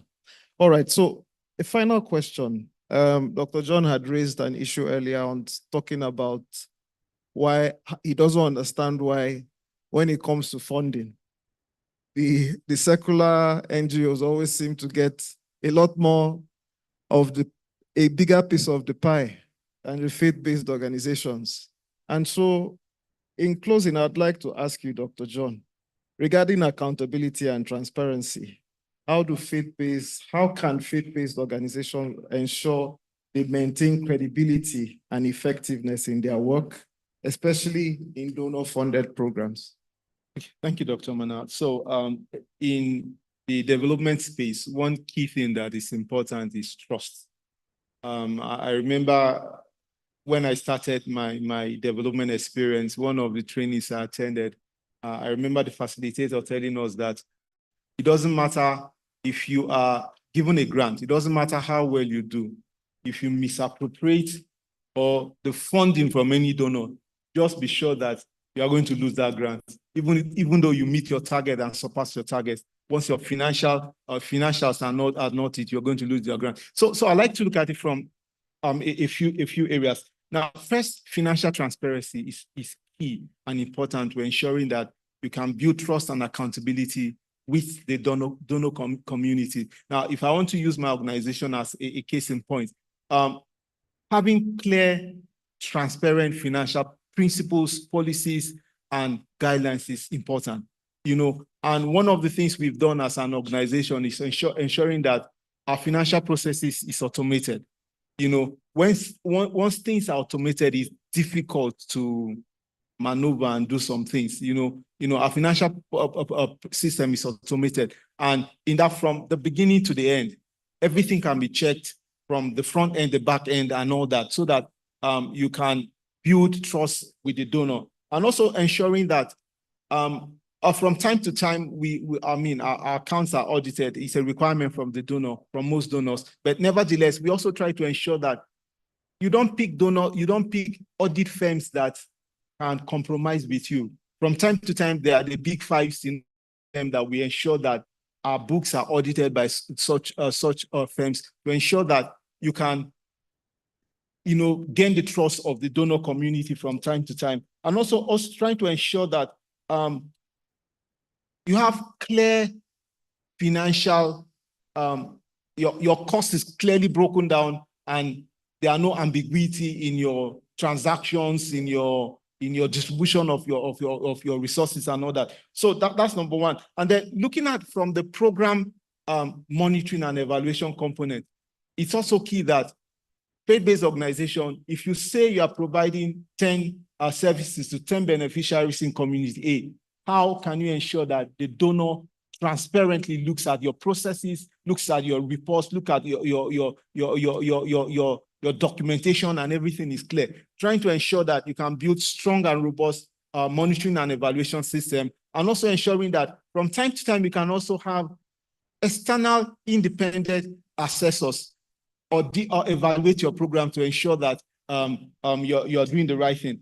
And one other thing that also, community involvement cannot be overemphasized when you want to build trust. Trust on the part of the beneficiaries, on the part of the donor. How can you ensure that the community members, beneficiaries are involved from design, implementation, and reporting of your program? If you can do that, and of course the donor community too are involved in these processes to ensure that they know how you're doing it. And then it's also important to be able to tell your stories. The beneficiaries, how are your services that you're providing impacting the beneficiaries in the communities where you work? Be able to tell your stories and showcase the impact of your services on your beneficiaries from time to time. And it's also important that having clear communication channel and communication process with the donor is key. Now, whatever you want to do, your donor should be part and parcel of what you want to do, involving them and ensuring that you can report to them on a frequent, regular basis is also important, so that, as you are doing things, as you are designing things, they are aware and they can tell about that. And then one of the things we have done as an organization is the fact that we have an accountability desk that works between the program and the community. And that accountability desk helps us to be able to determine that if a beneficiary has a concern from a community, they have a process of channeling their complaints to the organization, so that those complaints can be tackled accordingly. Because of that, we've gotten a lot of complaints in the process of implementing our programs, and that has also helped us to redesign and change some things we do. We have that, and it's helping us to also critically ensure that we are implementing. Then you also want to look at it from the governance and ethics perspective. Do you have internal controls that can prevent your leadership from abusing the project that you are implementing? You have specific policies that ensure that there's a clear divide between the leadership, the program implementers, and the and finances, so that those things can guide you as much as possible. And then conflict of interest. You have policies that guide your conflict of interest in the implementation of your program, so that this is to ensure that you are buying the trust of the donor and the community that you are working in. And also ensuring that one key thing, for us as an organization, it doesn't matter how much you're bringing to us. If any funding contradicts our principles and policies as an organization, we'll probably reject that money. How can you ensure that you are not dipping your hands in everything? Ensure that your mission, your value, and your principles guide the programs you implement, so that you are not doing everything just because you want to get money. Thank you. Thank you very much, Dr. John. I think that was a fantastic answer that just kind of brought everything together. Faith-based organizations, the importance of having strong governance systems, maintaining financial transparency, program management or project monitoring and evaluation, credibility, and just being able to show that what you say you are doing is what you are actually doing is so important. And I guess as faith-based CSOs and NGOs, we should be in the forefront of ensuring we do that. So we have come to the end of the questions for the panelists. Can we just appreciate the panelists once again? We still have about 12 minutes before we take a tea break. And I'm sure after such an engaging discussion, we are likely to have contributions or questions or comments from the audience. So right now we're going to throw it open to the audience. And if anyone would like to ask a question or make a contribution, please just show by raise of hands. We have this gentleman, 1, 2, 3, 4. Please try and keep it as brief as possible, your comments, because we have to round up this session in 10 minutes exactly. Thank you. Thank you, the moderator, and thank you very much to the presenters. No doubt the faith-based organizations are doing very impactful work in our communities. My name is Dr. Ibrahim Dangana. I've had the opportunity to work from the angle they work in the development world and now working with the government. Formerly, I was with the United States CDC. Now I'm serving time as the Commissioner of Health in my state, Niger State. Just a quick one. Yes, no doubt, this table is not being given very much to the, CSOs or faith-based organizations. But I know in my states, we've started that process of inclusivity, citizens' budgets. So the faith-based organizations, CSOs, are part of the decision-making process, co-creation, right from the community to policy-making to implementations. Even our annual operational plans, the CSOs have to come on the table, what they intend to do for the state. So we look at our funding gaps and they fill up. So I think we at the state level, we are getting there for all our campaigns and health. The faith-based organizations are just integral parts of that, because there are many things we want to roll out. If you don't bring them in, the communities will not want to participate fully. So they are part of us. So the second part of my comment, I think, is more of a question to Dr. Oko and perhaps Ikanga, right? Pro Health. What more are you doing? Religious is a very sensitive thing in the country. What more are you doing to ensure that you create that deep bond and trust with the communities? Because some communities may feel if a certain faith-based organization is there to provide services, perhaps you are on the charm offensive, you want to expand the religion, you want to get converts. What more are you doing? No doubt you're doing invaluable work, but some people may still see it in the coloration of religion. Maybe you are just on the charm of offensive before you get in more converts. Please, what more are you doing just to ensure you create that deep trust and bond that you are here for humanity and not under the religious umbrella? Thank you. Thank you very much, Dr. Dangana, the Honorable Commissioner of Health of Niger State. Please, we'll just take off all 4 questions first before we get responses from the panelists. All right, good morning, everyone, and thank you very much to the panelists. So my question is this, maybe I'll direct it to Dr. John.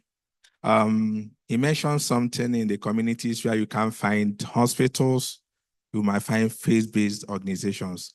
So from your experience, how do you factor in collaboration with some other faith-based organizations, some other stakeholders, especially as regards to the aspect of community PMTCT?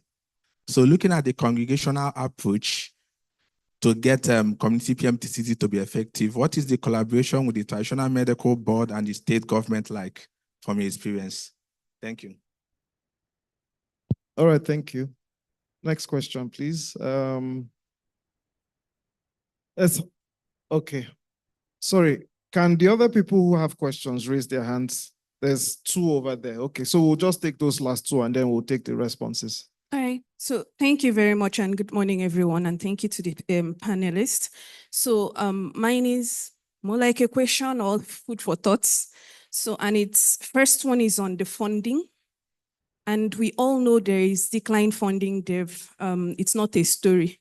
There've been decline in the funding that we've had from PEPFAR. And we've talked about PEPFAR being the largest funder of your programs and also leveraging foundations. But I'll also give it out to you that if we look at the church, because most of the organizations or the CBOs, faith-based organizations that are church-driven. So we have big people in the church, well-to-do, people we can leverage to provide those funding. So the question is, how well are we using the people we have in the church, the people that are well-to-do within the church? What platform have we created to be able to leverage funding from that source? I'm a Catholic, yes, and there are some Sundays they call Mission Sunday, and they use that platform to collect money, more like to promote Christianity in places that it has not reached, Christianity have not reached. So for you, how do we leverage such practice or maybe create something to be able to get funds and identify an area of programming, because you can't fund all aspects of programming. So what aspect of programming can such funding accommodate? So it's something we can think and also leverage. My second aspect, okay, still on that funding, because even in the outreaches you do, the people you even take for outreaches, you pay them. But these are people in the community and you're working for the community and it's expected those are resources you're leveraging in the community to be able to provide your services. But now you have to pay them. Even the little thing as mobilizers, you have to pay them. So Christians or churches do some work, even I'm sure the Muslims, I wouldn't know what the platform for Muslims looks like, but they do outreaches or like walk around to promote their churches, and maybe they just give them pure water and they are satisfied because they're doing faith work. So how do we leverage such spirituality to be able to drive reduced fun activity in that setting, in such setting? We may not be able to take your second question because of time. Let's give two other people a chance and then we would round up. Thank you.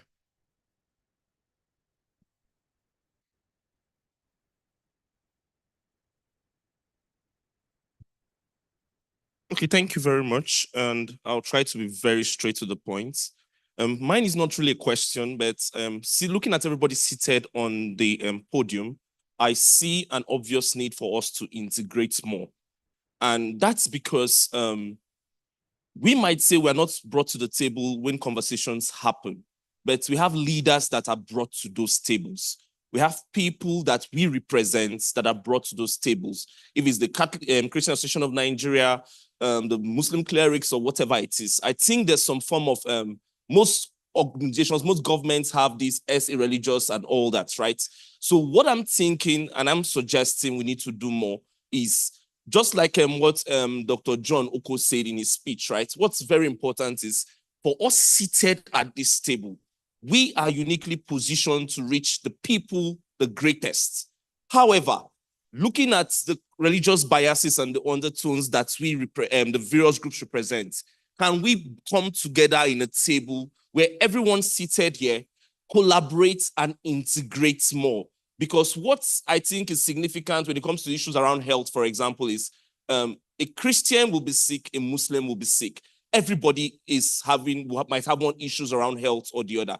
Can we sit together more? Can we have a group where we meet, we discuss, and we collaborate and integrate? I think that's one missing puzzle amongst these conversations, because people do things in silos.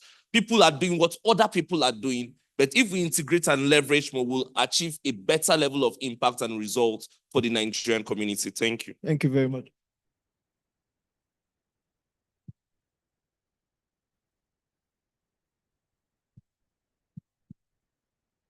All right, thank you so much. My name is Fabian Basse. I work for Caritas Nigeria. So a lot has been said, right, about the fact that sometimes the faith-based institutions are not carried along when it comes to policy formulation. So what didn't really come out was, how can we address this? So my question would be that as civil society organizations or faith-based organizations, how do we influence government policies? How can we influence government policies, that can help us in creating a favorable environment for program implementation? Thank you. Thank you very much for all the questions and comments. I'm sorry we are not able to take any more because we have to round up this session in 5 minutes. Quite a few of the questions were directed to Dr. John Oko, and there was one for Juliet. Amber, would you like to say something quickly? And then the representative for Form 1, if you have something to just round up with. So I'll just, maybe we should just do across, but please try and keep it as brief as possible. 1 minute each, please. Thank you. Doctor, I don't really have something more to say. I was just brief to come in here for this program because of Dr. Elwa's ill health. I was just informed and I rushed in. That was why I was even late. Thank you very much. We appreciate your contributions. Please let's appreciate the representative of Form 1. Thank you, ma'am. Okay, I was just going to respond to your question, looking at issues around funding, how we can leverage on the people in the faith communities to be able to also enhance funding issue. For us as Ninerela is an interfaith that works with all religion. One of the things that we started doing with health insurance is going to the different faith-based organization, the church, the mosque, to advocate where people in the church, like somebody in the church, FCT health insurance is just 13,500.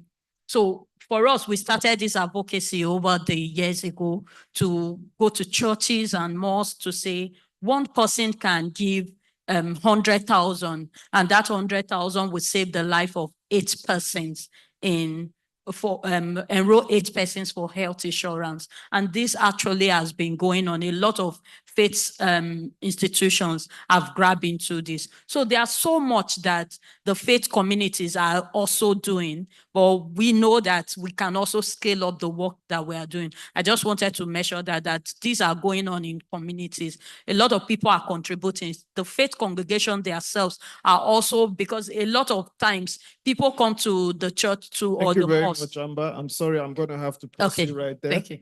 Juliet, please. Thank you, Honorable Commissioner, for your question. One of the things, though we are a faith-based organization, we don't go with the lens of, oh, we're coming to preach the gospel. We have Muslims in our midst. We have a mixture of different people that come, that we go to communities with. So I don't think that issue really comes up because we also engage both the Muslims, the cultural people, and the Christians were on the table when we're having discussions. So we don't do any form of segregation. So I believe that actually also ensures that the beneficiaries from every walk of life come out to join us in our programs. So I don't know if that answers your question. And then quickly, the question about the churches. We've actually have several churches that we've worked with. Last month, a church in Lagos, actually, they had some people that had money that wanted to spend. And so they actually sponsored us to do an outreach in Lagos State. So we do actually leverage churches to do outreaches too. So anyone that comes to us that needs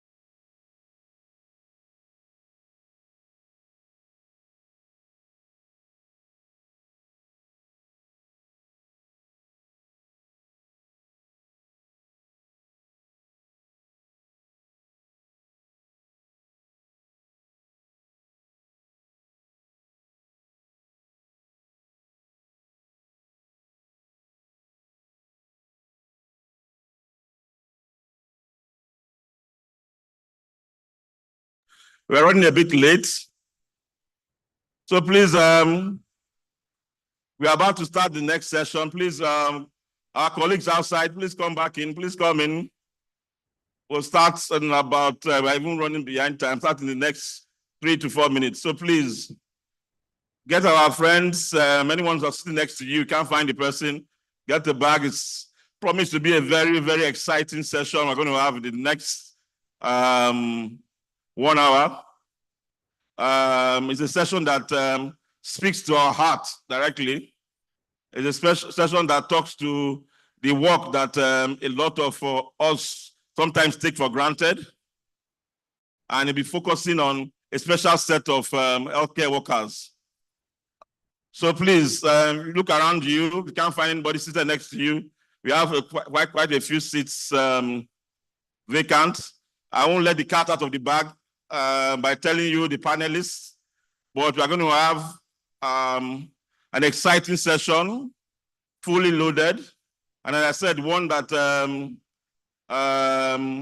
is, I would say, is unique, but the first time we're focusing on nurses. In the work they do, sometimes we don't say enough thank you to that. So please, if you have any of your colleagues outside, if you can hear me from outside, and you're trying to get your tea break, please come back in. We are about to start. Please grab your friends, grab your colleagues. I think the tea break may have distracted us quite a lot, but please welcome everybody back. So without much ado, this session is being hosted by Center for Clinical Care and Clinical Research in Nigeria, and it's focused on the work of the Nurse Leadership Initiative, NLI. It's a PEPFAR initiative in which 7 countries were identified, basically to demonstrate the capacities of nurses across the 7 countries. And Nigeria has been one of the 7 countries. So what we'll be doing in the next 1 hour, we'll be having the discussions about the great work they do, but also focusing on some of the leadership challenges. I don't want to let the cat out of the bag totally, but without any much ado, I want to invite our moderator who will take over from me now. I'm said to also be an honorary nurse. So I'm known in the field as Nurse Andrew. So please, if you hear them called Nurse Andrew, I'm the one. So as I said, please, let's get our colleagues from outside. Please come in. So let's give a round of applause to Dr. Halima as she comes up. She'll introduce herself much better once she comes up. But Dr. Halima is a very notable academic. She's the Deputy Dean at ABU, for the Department of Allied Sciences. Let's give her a round of applause, Dr. Halima, please, as you walk up the steps.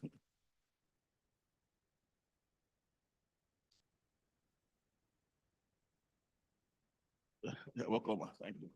Thank you. Right.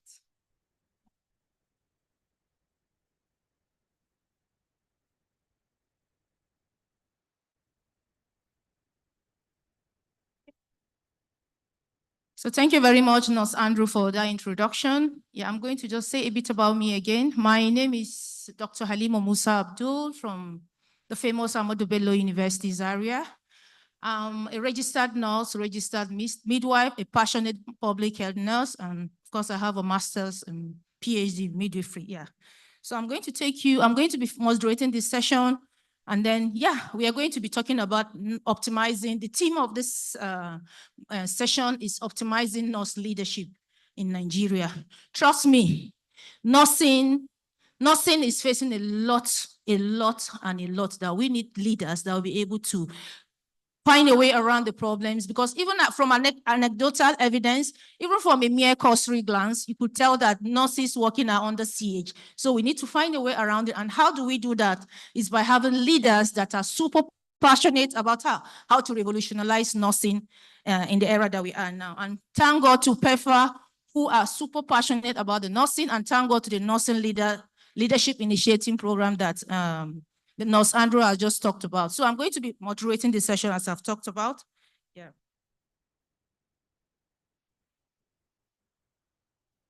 Yeah, without much ado, I'm going to be calling on the 4 panelists to walk onto the stage. The first person there is an ardent believer in prevention is better than cure. A PEPFAR Nigerian, the PEPFAR Nigerian coordinator, country coordinator, and she has said that the problem with ending HIV in Nigeria is not about the HIV itself, but stopping the stigmatization and discrimination of persons living with HIV.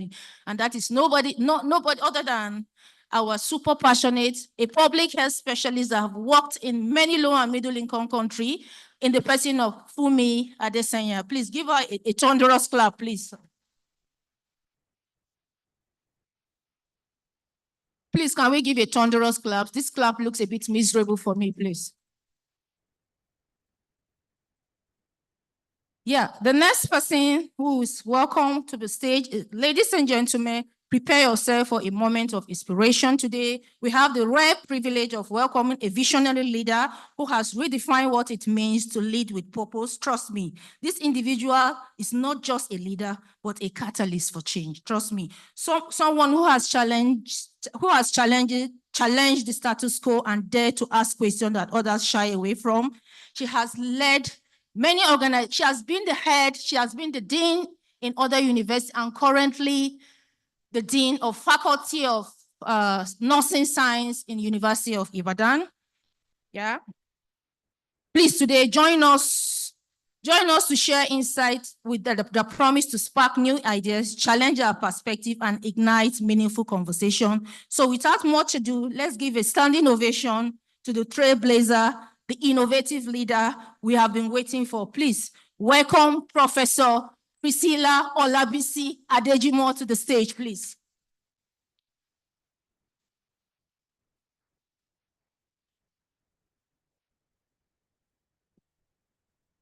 So still on the matter, I want to say, ladies and gentlemen, again, we are truly honored to welcome to the stage an extraordinary leader whose vision, passion, and expertise have transformed nursing leadership. He's known for achievements. He's also known for his achievement in driving impactful change. Also, he has been a trailblazer in many achievements in the Nigerian nursing and National Association of Nigerian Nurses and Midwives in Nigeria. Please welcome to the stage nobody else by Comrade Michael Nachi Ekuma. Please give him a thunderous clap, please. Then last and not the least, please, is to welcome one of a passionate antiretroviral therapy nurse who has vast experience in caring for children with sickle cell anemia. She has worked in the labor ward here for over 23 years and currently working as a nurse in adolescents and the an adult clinic for antiretroviral therapy. So welcome to the stage, a phenomenal nurse midwife with a 24 years experience with caring for adults and adolescents living with HIV. Please give a round of applause for Susan Odun Davis. Please welcome to the stage.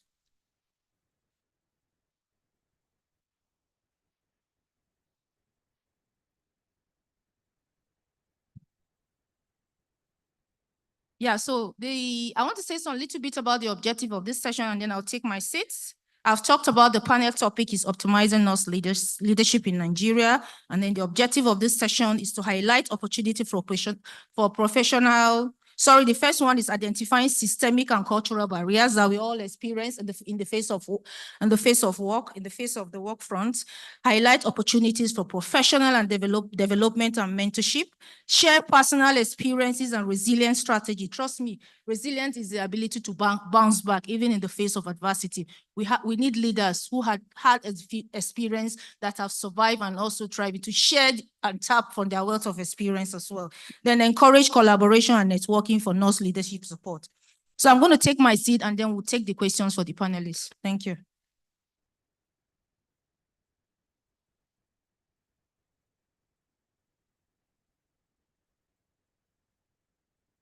Thank you very much. So welcome everyone. Yeah, so by setting the stage, I will want to throw up these questions to the nurse panelists, the nurses in the panel. Can each of you share your journey into the nursing leadership and the key challenges you faced initially? So I'm going to go by asking Professor Priska to say something before Comrade Michael Inachi, and then Mrs. Susan Davis, please. Thank you very much. Thank you very much. Can we all just please relax a little bit in the audience? I feel one kind of tension. I don't know if I'm the only one that is feeling it. Can we just cool off, relax a little bit as we enjoy this session together? Thank you very much for that. My name is Priska Olabisi Adejuma. To narrate the story of my journey into nursing into nursing leadership.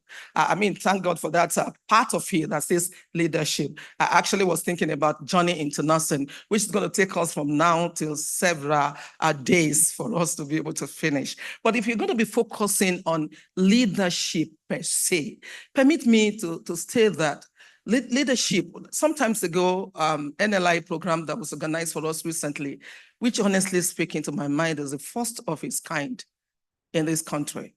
I don't know how many nurses are in the house. If you want to clap, please, let's clap for CCRN funded by PEPFAR. Thank you very much for that. Can I know if you are a nurse in this audience? I don't want associate nurses. I don't want group nurses. I know Nurse Andrew, I know. If you're a nurse in the audience, can I please see your hands up? Thank you. I can see 2 hands. Okay, 3 hands, 4 hands. Okay, thank you so much. Okay, so to have this audience and to have just 4 nurses, I asked this same question. I'm somewhere outside the shore of this country, and I asked that conference, how many of us here are nurses? And we're just 2. And the question is, where is this journey beginning from and where is it ending? And if I want to say, for example, in the NLI program, we had a debate and we're looking at a leaders born or a leaders made. And that was a big question that took us, a lot of time to unravel.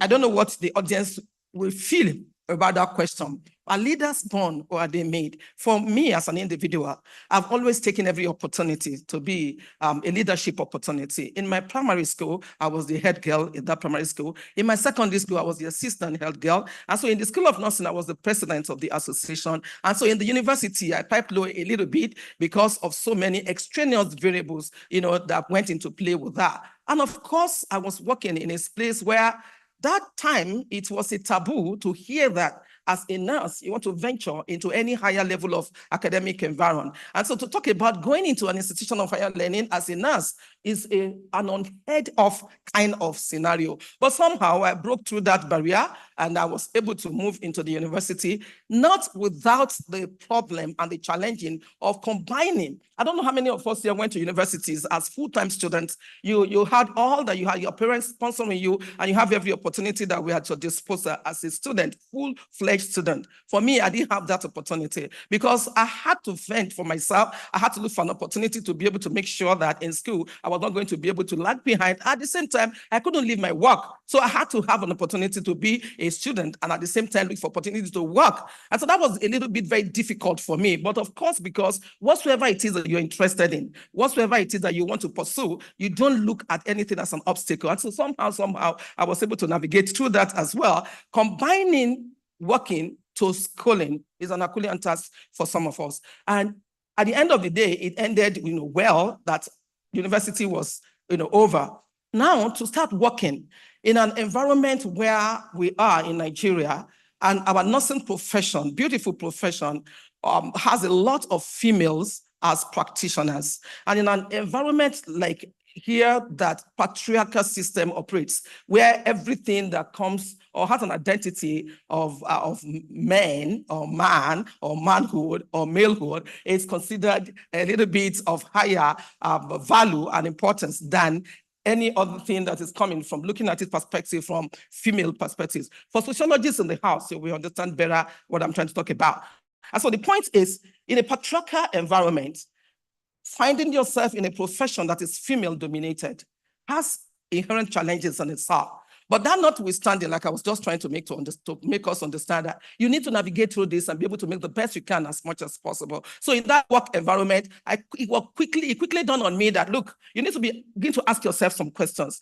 Where you are working right now, are you okay? Are you satisfied? Yeah, the society is not demanding for anything, but as an individual, have you gotten to the end of the road for yourself? Are you okay? And I found the answer for me is no. So I need to also push the ceiling, push the barrier, and move a little bit ahead of that. So higher education in nursing for master's degree came in, an opportunity showed up. And of course, I had the privilege of going into that one. I'm talking about higher education now, apart from you having a desire, apart from you wanting to, change the scenario, and apart from you getting tired of doing the same thing every day and having routinization of your activities and the roles that you perform. And so with higher education, master's degree, you went ahead and you did that, and you are done with that. And I observed that in a country like Nigeria, everyone is staying tuned to whatever profession they have chosen. But I have the privilege of interacting with other workers, health professions in other parts of the world where you can, in fact, I've had a mentor who is, as at that time was a medical doctor, but had a PhD in mathematics. And that kind of tricked me that, wow, I mean, as a medical doctor, what do you want to do with mathematics in terms of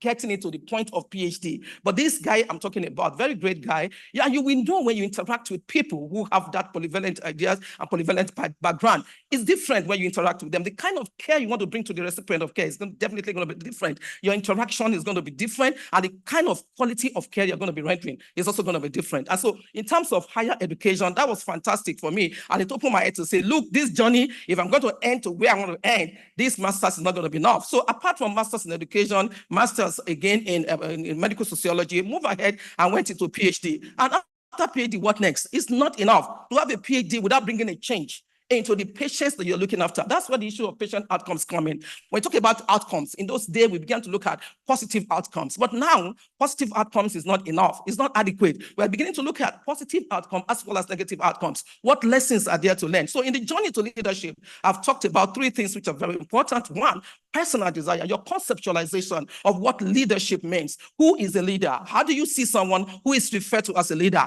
Within the echelon of where you have your practice and your influence of care, the kind of care you want to render for the patients you're looking after, where does leadership stand for you? What are those elements and ingredients that you need? Apart from you desiring it, of course, you have to get yourself empowered, get yourself capacitated, give yourself a level of education that is going to be commensurate with the kind of thing that you're looking for and you're dreaming about. That is the second thing. And I said that also is not enough. You need to move and network into collaboration and networking of other members of healthcare work. I think in my journey, I have had it a very the challenges are there. Yes, they've been there, but they are surmountable. And I believe because they are surmountable, any nurse anywhere, he or she making up his or her mind to surmount those challenges is surely going to be able to do it. In the arena of politics, I don't think I want to go there yet. Maybe time will permit us to come back there. Politics is in everything. Politics is in our homes, in our religious organizations, it's in our environment, it's in our families. And so if you don't want to be, you may say, I'm not a politician, but you're a political being. You may not realize it until you actually find yourself in the scenario and the situation where you see that you can. I had someone who killed 10 people.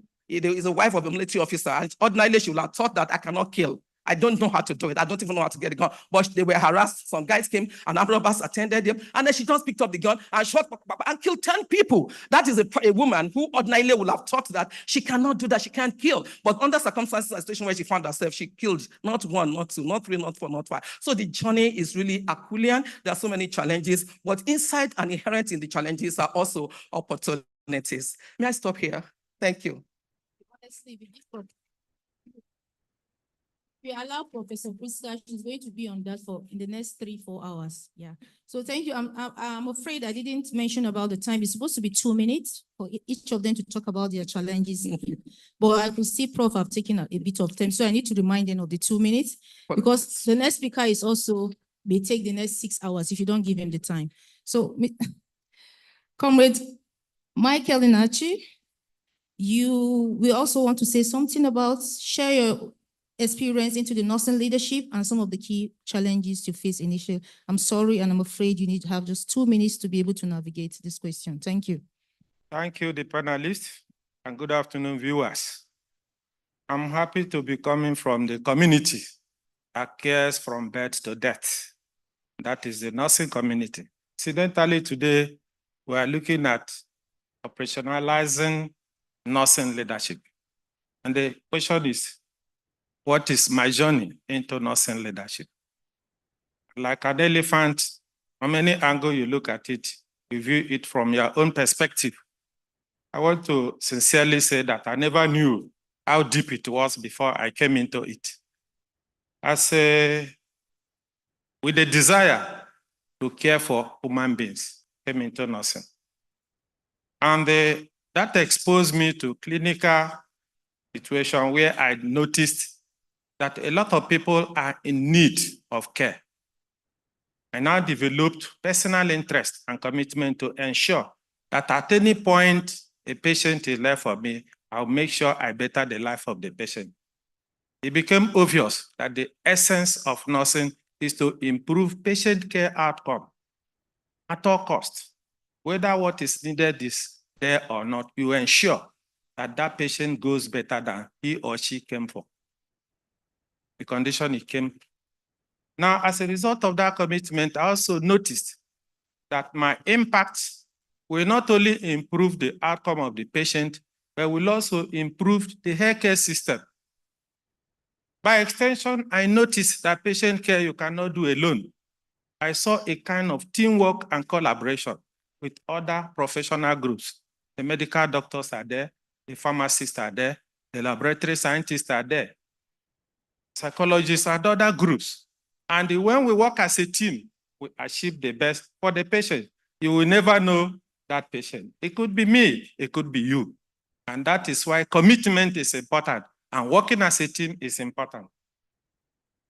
Now, looking at caring, managing, and ensuring that effective healthcare is delivered to achieve the best for the patient, I saw the need for personal and professional development.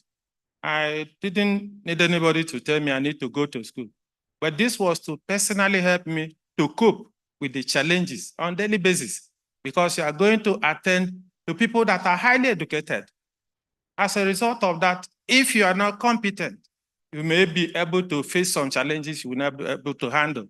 And working as a team, each team must contribute maximally and professionally to ensure that the best is delivered to the patient, who could be me or you.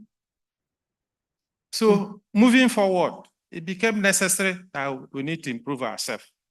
So not waiting for when you get maybe a kind of support from the system management or whatever, personal development becomes very, very critical to be able to give the best of what you can. And in any service you give, competency is a thing of importance because a standard must be maintained. As a professional group, it is important for me to share with us here that looking at all the criteria that has to do with any professional group, 4 of them are fundamental. That professional group must have a regulatory body to ensure standard of practice.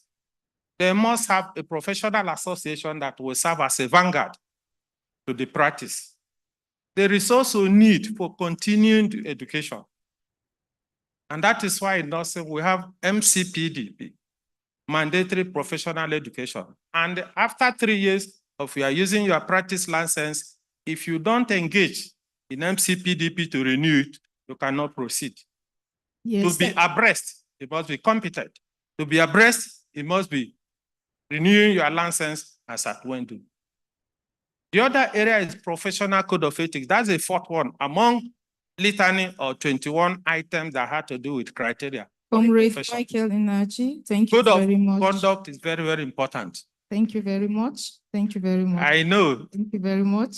Give me 1 minute. I'll going to continue have- to give you. Thank you so much. Okay, yeah, thank you very much for that. Very ground inspiration and thoughts around your experience. I may want to call Susan Davis to say some bit about her own journey into the nursing leadership and the key challenges. Yeah, you would have very faced, much. should I? Good afternoon, everyone. 2 minutes as well. Thank you. My journey into nursing and into the leadership started long when I was 8 years old. I was sick. My father took me to the hospital, and he was a senior lab scientist with NAFDAC. So he had something to do in the mortuary, which I didn't know anything about mortuary. So the nurse I met had 3 other people walking, and the way she was talking to those other 3 were not palatable to me. So I told myself, whatever it takes for me to be in this profession, to wear this uniform, I will do it. So I started reading and I got to know nursing is a noble profession. So I added to my own the characteristics of an eagle and a peacock, if you know this animal. So that's how, after going around all the courses, I now came back into nursing when ABU had issue with rioting. And like that, I came into nursing and I started pursuing everything about nursing. And I told myself, I will not give up until my voice is heard as a leader and until I have brought in a little change of my own capacity into nursing. So the challenges are there, you know, what you don't have, you can't give, or what you are not, you cannot present to be. And I told you that I'm a very proud nurse. I'm proud to be a nurse. So anywhere I go, I want you to know. So the challenges are there because your own counterparts see you doing things and they feel that you're just doing to buy favor. And with so many challenges that you can't even want to talk about. But I've told myself, I will move on until my voice has brought a change in nursing. And so the journey will continue. I will not stop. I will not give up, because 7 years ago, I almost went out of nursing to do something else. But I'm grateful that I'm still in nursing. And just like the first speaker said, professor said, I'm glad that CCRN and PEFA brought in about nursing leadership initiative. I know it involves other countries. So if other countries can recognize and acknowledge their nurses, why can't Nigerians acknowledge nurses? I've worked, like the moderator said, about me being in labor room. I've seen where after standing for about 24 hours to take a delivery, what do you hear from the patient? He said, nurse, bye-bye, and doctor, thank you. So those words are really in my mind. And I said, until the changes are achieved, I won't give up. Thank you. Thank you very much. Yeah, so I'm going to throw the next question to Pumi Adesanya, the PEFA Nigerian coordinator. Going to throw you some questions around policy and advocacy. What advocacy strategies from your experience, should nurse leaders adopt to make a stronger case for the profession's empowerment in Nigeria? 2 minutes. Thank you so much for that question. Good afternoon to my fellow panelists. I'm going to start with a very, very brief story, but I will land, I promise. Early in my career, I started off at a community-based AIDS organization, and my role was to serve as a program manager and try to bring structure to the organization. The organization's aim was to provide services and support for marginalized populations. So we hired people from the community who were either living with HIV, we hired youth, we hired people who had been incarcerated, we hired people who were previously sex workers, and we hired people who had been discharged, either honorably or not, from the military. So we brought these groups of people who, for all intents and purposes, weren't used to a formal structure organization. And so sometimes there was chaos. And I would go to the prisons with them and try to deliver, do counseling and support. And I would go out and do outreach. And what I learned is that you can be really effective when you understand the shoes that people walk in, but you don't necessarily have to walk in them yourself to appreciate that. And what I learned is that in order for the organization to continue to grow, the previous session talked about resources and how do faith-based organizations continue to deliver services and be able to be fiscally responsible. The individuals who were hired to reach the community needed to be elevated. And so by exposing them to trainings in leadership and project management, today they are the ones that aren't actually doing the service delivery or leading some of the psychosocial support groups. They are the ones who are writing grants. They are the ones who are exposing other organizations that are trying to do the same thing. And they're speaking into their fellow communities to raise up leaders. And I say this because when you think about advocacy, It has to start from somewhere, but it also requires some capacity building so that you're able to reach and carry the messages that are going to influence policy change. And that is what Through the Nurses Leadership Initiative is trying to accomplish. Ambassador Kangasong's vision, our PEPFAR ambassador, saw the challenge on the continent in particular.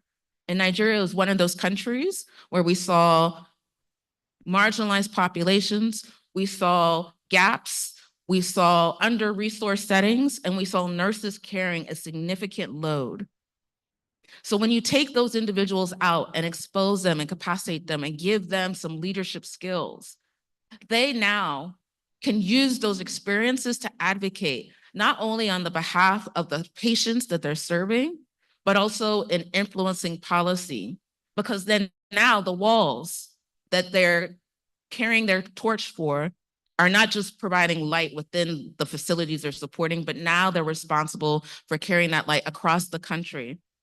And so advocate strategies such as empowerment and trainings then allows those nurses and those individuals who were once the service providers to then encourage, to mentor, and be able to speak into those providers that are currently at our public health facilities, our tertiary, secondary, and other institutions. And so it's really critical to be able to do that, because I think the first speaker asked, are leaders born or are leaders made? Some naturally are born. Some naturally are also put in a position of leadership that they're not prepared for, they're not trained for, but they found themselves in it. And these are individuals who are responsible for hundreds of thousands of lives. So unless we're able to recognize the significant contributions of nurses and provide the platforms to expose them, we're not going to be able to tip that box ensuring that the quality of care is improved. Thank you very much. Thank you very much.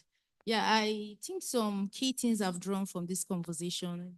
Fumi had talked about capacity building, super important, because for you to be a leader, your skills need to be developed, needs to be strengthened, because there are so many things that some of the nurses may not even be aware of. Things like emotional intelligence, super important, because managing resources, human resources is one of the biggest things. Even all the resources in healthcare is very difficult. So we need skills to be trained to be able to find a way of navigating. And also Professor Priska talked about politics. Sometimes if you need to create that change, if you are not in the kitchen, you need to find your way to the table. So you need to find a way of lobbying because you want to create that change. Like I used to say, I'm aspiring to be the first female vice chancellor, because I have this change I want to create for nursing. So for you to be able to do that, your voices need to be heard if you are in a strategic place. And I forgot to introduce myself as a future vice chancellor. So I'm really working towards that. Yeah. You need to start having ambitious plans for you to change anything in this Nigeria that we are. Yeah, so thank you very much, the panelists. Yeah, so still on the matter, I'm going to go straight to my role model. I will also call her Professor Priska Ajijumo again. I know she will have a lot and loads to talk about, to say some bit around resource constraint and staffing shortages, how it impacts on nursing leadership and effectiveness in today's Nigeria healthcare system. You need to have 3 minutes to do that, please, Prof. Okay. Hello, okay. Thank you very much once again. I was at an induction lecture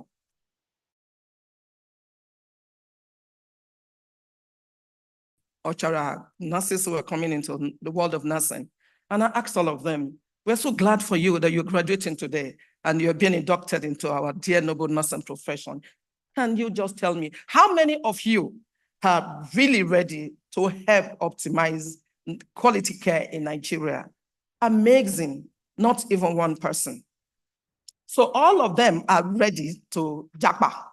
I'm sure we are all aware of that. And they were sincere enough to tell me, you know, you could say, oh, yeah, I'm going to work. I'm not going to find out. I'm not a third broadcaster. There was no way I was going to know if any of them, if they've told me, okay, yeah, we're going to stay. But they were bold. They were determined.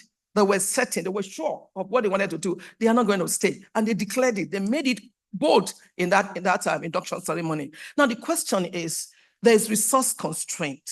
The environment where nurses are working, this kind of environment If I had opportunity, if this house is filled with nurses, and I ask them to share the experience of where they are working, sometimes I ask myself, is it a crime to be a nurse in Nigeria?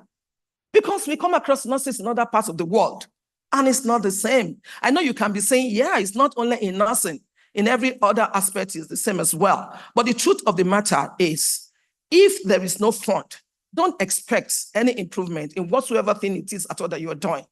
Take, for example, we just mentioned, every one of the panelist members have talked about the issue of education. That is, we've talked about leadership. How do you want to attend Johns Hopkins leadership program? How much are you going to pay? Can you afford it? Can the take home of nurses take them home? I'm not talking about now that there's fuel indiscriminate increase in fuel prices across the nation, even before then, and now where we are. It is a little bit, very harsh.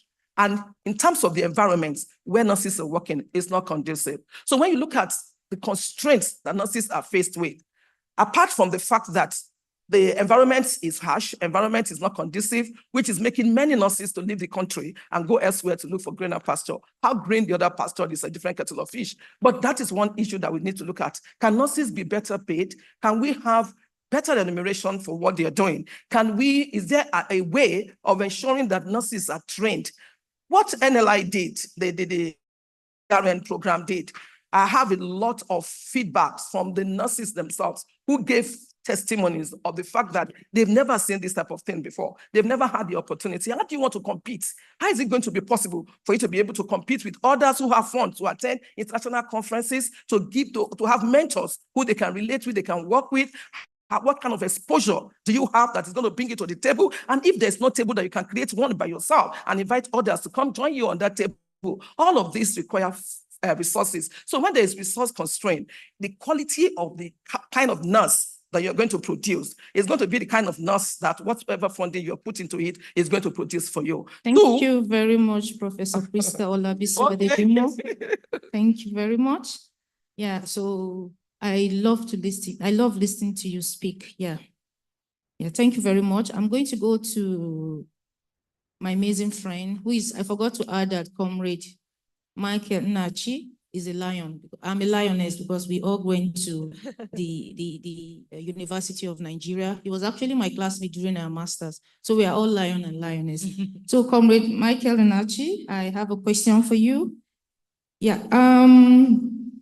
What are some practical steps that hospital or nursing association can take to better support leadership training for nursing? You have 4 minutes to talk about that. Thank you so much. If you have nothing to offer, you definitely cannot do anything.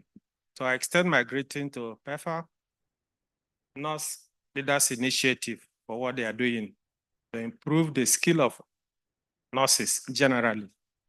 I appreciate you. May God bless you. You see, we are living in a system that is so dynamic and competitive. Without knowledge, without skill, without awareness, you really cannot perform.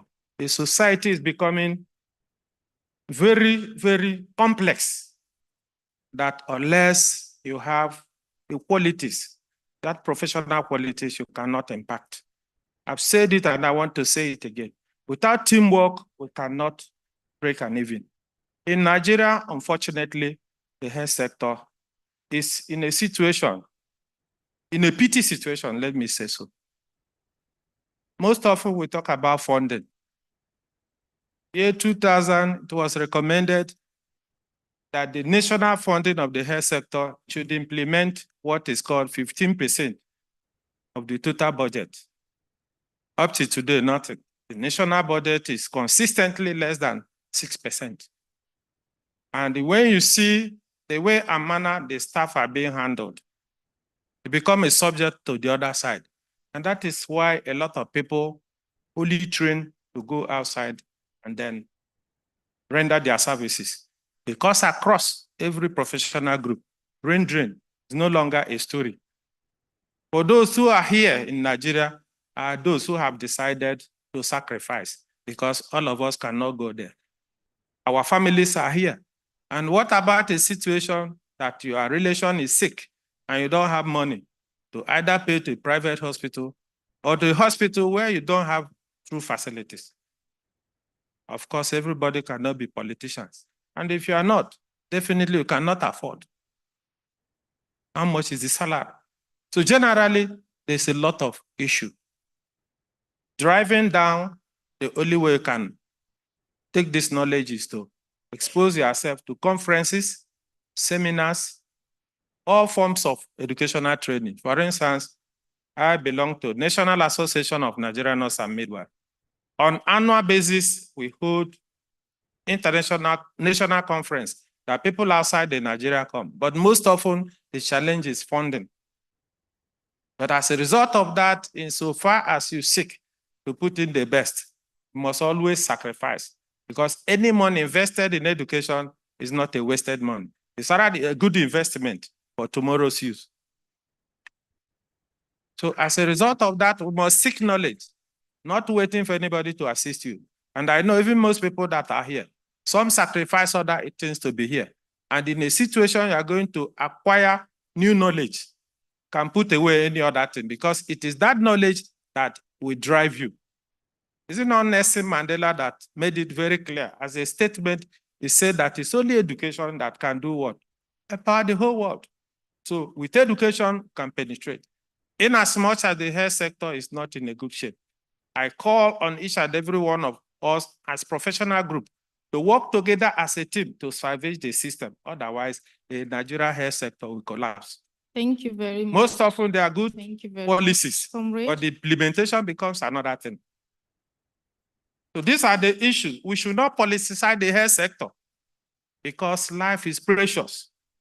Once you are mismanaged, you are gone. You are gone forever.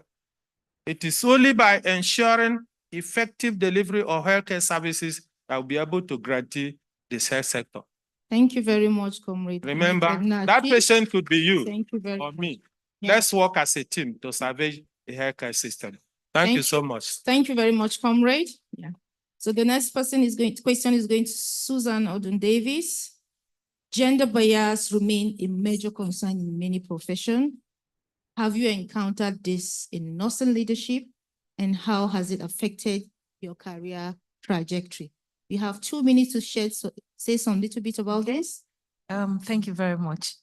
Before I go, I want to ask, how many men do we have in the house? If you're a man, just raise your hand up. Yes, if you're a man, you're a man. You're not a female, just raise your hand up. Now, I want to ask you, in case I come in as a nurse and I'm asked to enter into the nurse's station and you needed to be examined, would you allow me as a female to examine you? I didn't hear that. So definitely this gender bias is there. And then bearing in mind, like the program, we keep on talking about it, PEFA and the CCRN. It's involved in 7 other countries. Nigeria, our culture says that the man is always seen in front, right? And then nursing, a noble profession. I would say that 95% award. I can hear you, please. It's female. So then you look at it now. As a female, I'm coming in to examine a man. He's not allowing me to do that. How do I progress? What is my achievement as a nurse? Then, it's not only tilted towards as a female, but it's also tilted towards as a male. I've seen the cases in these years of my experience where a woman comes in of another religion due to culture and is a male nurse that is on duty that is supposed to give her injection, and the husband says no. Now, coming to me as an individual, it happened to me just 2 days ago in the clinic, the ART clinic. We had clients who come in for refill of their drugs. And the pharmacist, who is a man, came up, talked. We normally give health talk. And in the process of his health talk, he made mention of something that I wasn't too comfortable with. And I went to him to say, sir, that thing you said is not right. He said, no. I said, please, can we correct it? Or let me say, he said, no, you can't do that. That he has to be the one to talk. And I had to let him be. You know, as a leader, there are something you swallow. But I wasn't okay with my conscience. And I had to go back to do the health talk to tell my clients that if you do what he says you should do, maybe because it's allowed. No, it's not allowed, because I'll be the one suffering when your viral load does not go down. So it's there. The gender bias is there. The culture does not allow you as a lady to take some decisions. But I would want to see where nursing in his own will put that behind, and believing that a man that comes into nursing is a sex hunger or is an homosexual is a wrong understanding. So moving forward as nurses or as nursing profession, we should see a way where we can balance the equation, where a man is allowed to examine the woman. If you ask the man not to come into the labor room to deliver a woman, what would they say? They say, no, he can't come in. I can't open my part for him. That is the place that my guy is enjoying. So no man will come else. So it's there. The gender bias is there in nursing, but we as leaders need to look for a way we can balance the equation. So Thank you very much. Thank you. Susan Davis, for those inspiring contribution. So back to Fumi Adesanya. If you want to give a piece of advice to nurses aspiring to become leaders, just like me in Nigeria, what will it be? From your wealth of experience. I'm just excited to be part of such a passionate panel. You know, I like to believe life and death is in the power of the tongue. You cannot underestimate the power of words. And when you don't, yes, you can't eat words, but there's something about mentorship and motivation. And I think that you can carry and be able to accomplish a lot with just that. And what COVID showed us is that when the borders close and the flights are grounded and you can't get anywhere, you can't leave. If everyone remembers during COVID, no one could go anywhere. You're stuck. And that was where we actually saw innovation. We saw leveraging of virtual platforms, telehealth. We saw communities rising up to deliver and help provide services. And nurses were also very much in the forefront of that. And that didn't take money. That took innovation and willingness to put our heads together and think about a solution to a problem. Is how do we ensure that disruption of services don't happen?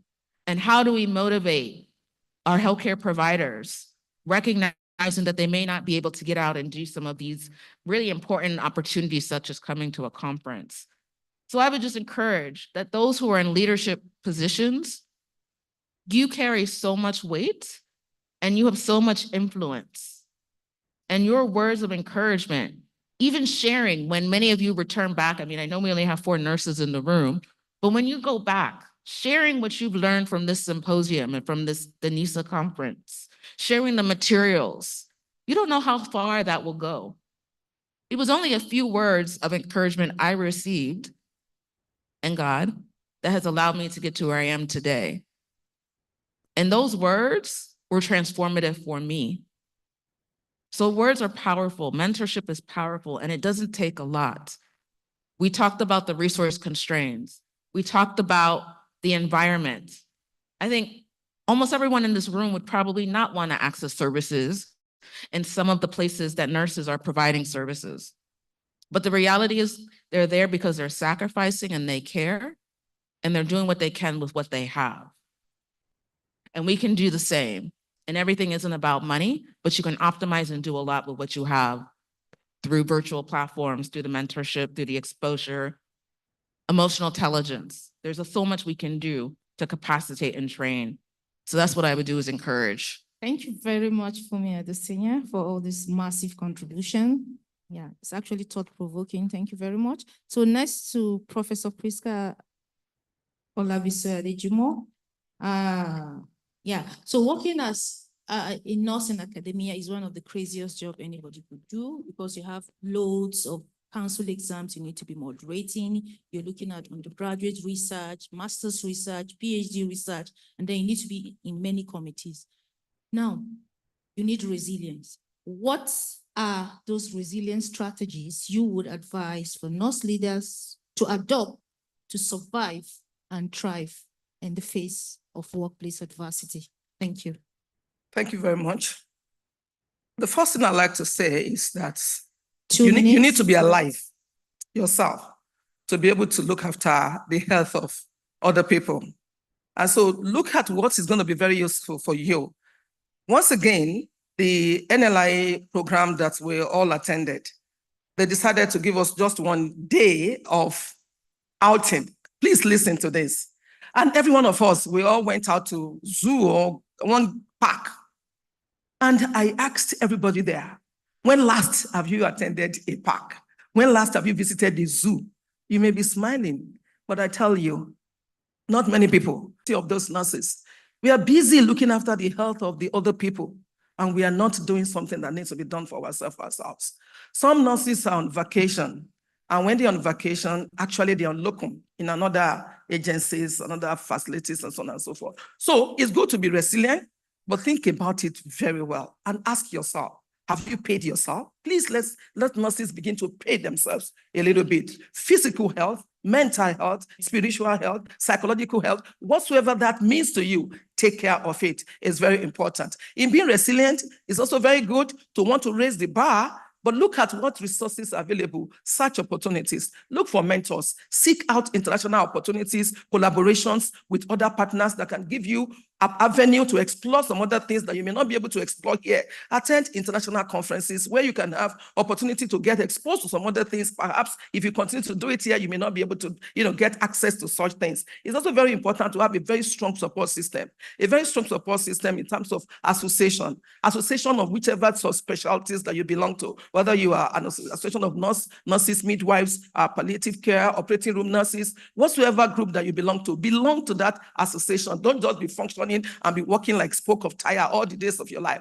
It's very important. If you're really going to break bars, you're going to raise bar, you're going to break boundaries, release inhibitions, you need to be able to work within yourself, work outside of yourself. Silo is not going to fetch anybody anything any longer. Not in Nigeria of today. It's enough of silos. Silo working, silos living, silos operations, silos caregiving, silos. All those things have expired. You should go out of the boundary. No longer are we talking about thinking outside the box.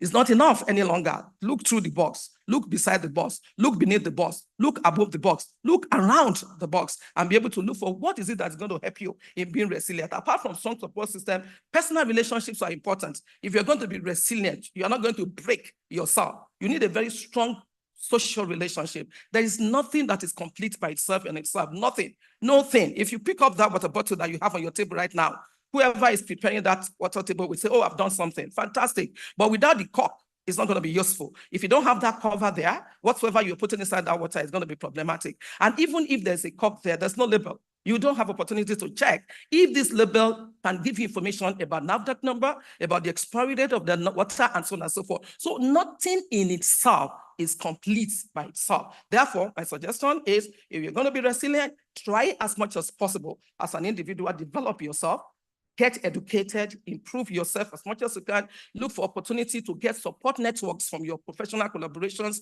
for professional specialty, look at how to get access to other things that are beyond you. Get other people who you can work with, network, collaborate with other people as much as possible, and then have a positive mindset. Positive mindset includes gratitude. Okay, thank you very much. Thank you very much. Yeah. Yeah. So still on the matter, back to Comrade Michael Nachi. What personal leadership skills from your wealth of experience have proven essential for navigating the challenges unique to nursing leadership in Nigeria? You have 3 minutes to talk about this. Thank you. Thank you so much.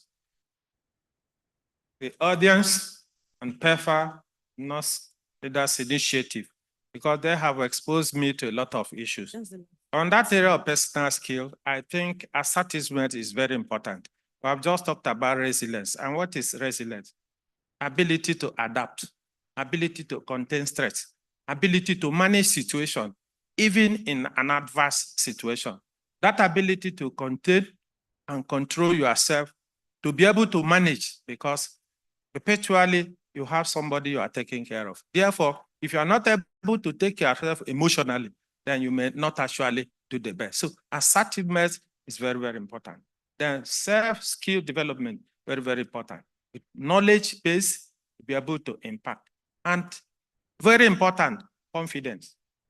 In every situation you find yourself, you need to adjust yourself to the environment. Yes, there may be challenges, but you don't need to allow those challenges to upset your emotional balance. Because if you do that, definitely you have a challenge of succeeding. It is important to have a kind of internal emotional discipline so that no matter any situation you face, you should be able to manage it. So that personal skill, I have it.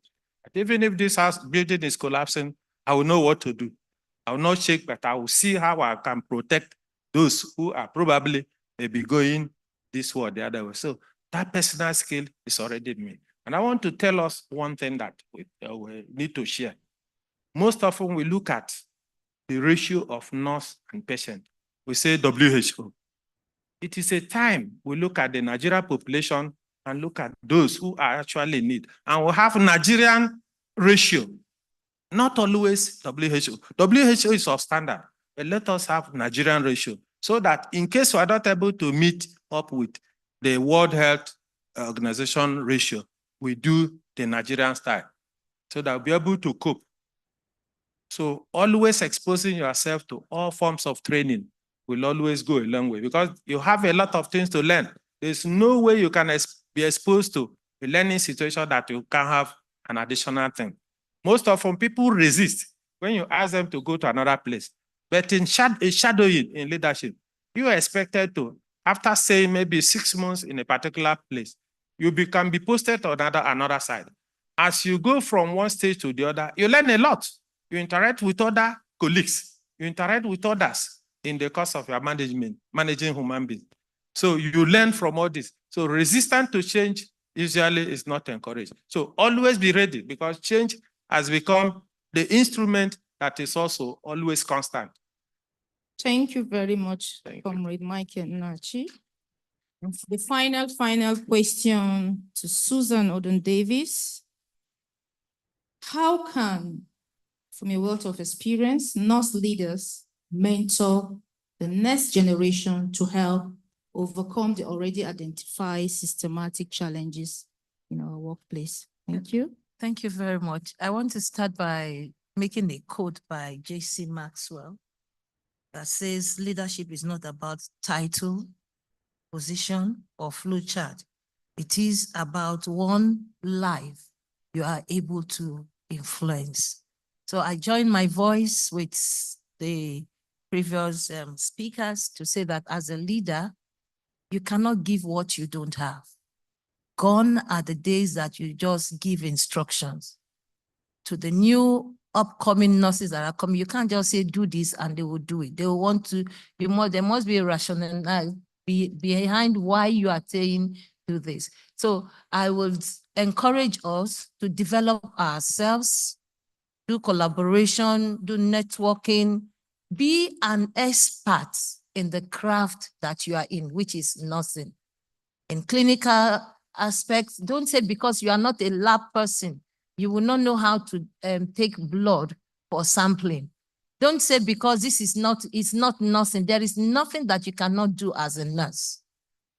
In the early stage of my life, when I went to school of nursing, the first 6 months, you must learn how to set an IV line for a patient, should in case any emergency comes. So I will encourage coming in, or you want to become a leader, your voice, then your voice must be heard as a nurse. You are not a bench warmer. And do not allow any other, no power can come and say, you cannot be what you ought to. So as a nurse, be the driver, be the body of what you are doing as a healthcare provider. And I'm sure the sky is not the limit. The sky is not the limit, as they say. So There's a starting point for us as nurses. The changes must begin with us as an individual. So I had a bitter experience when I was coming in as an early nurse. The woman who was heading, the matron was heading my unit, said, no, you cannot do this. And then I looked at, is it because you cannot do it, so others cannot do it? So that's why I said my logo will always be the characteristics of an eagle and a peacock. And if we're able to put this into us as an individual, we'll go a long way to change the face of nursing. We'll go a Thank long you way to very connect and much. collaborate with others. Thank you. Thank you very much, Susan Davis, for managing your time. Can we please give, sorry, I want to say we've been giving a bit of miserable clap. I feel you should give them a thunderous clap to these phenomenal speakers. Yeah. Because getting them to come to this stage, because they have loads and loads of so many things that is clashing with this responsibility, but they need, because of their passion and compassion for nursing, they have to create out of their very super tight schedule to be here. So thank you very much. Yeah, I want to say nursing is changing. Change itself is changing. I like the way the theme of this is driving change. So like I said, change is changing. We need to, that thing we are doing, and like what Professor Priska talked about, he said, if there's no table, you need to create a table. Those days I was thinking, if you don't find your way in your table, if you're not at the kitchen, you try to find yourself at the dining in policy making, because you want to drive change, you want things to change. So I'm sure we would have taken a lot from the discussions we've had today. Yeah. So before we take further question, the chairman organizing committee for this conference, Professor Eche, had some bit of word to say to us. But before he comes, I don't know whether I want to take one or two few questions because of the time. Yeah, because of time. Yeah. Quickly, yeah.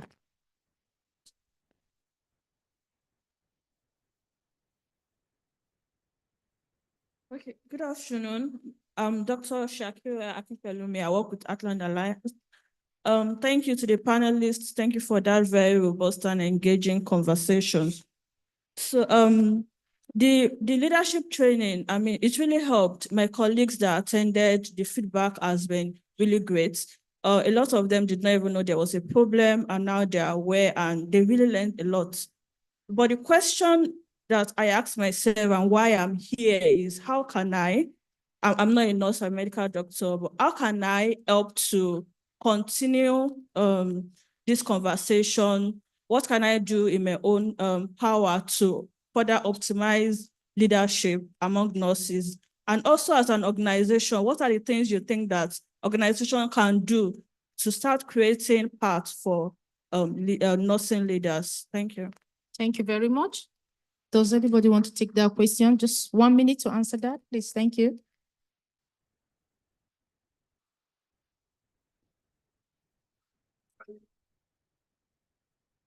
But okay. Sorry, excuse me.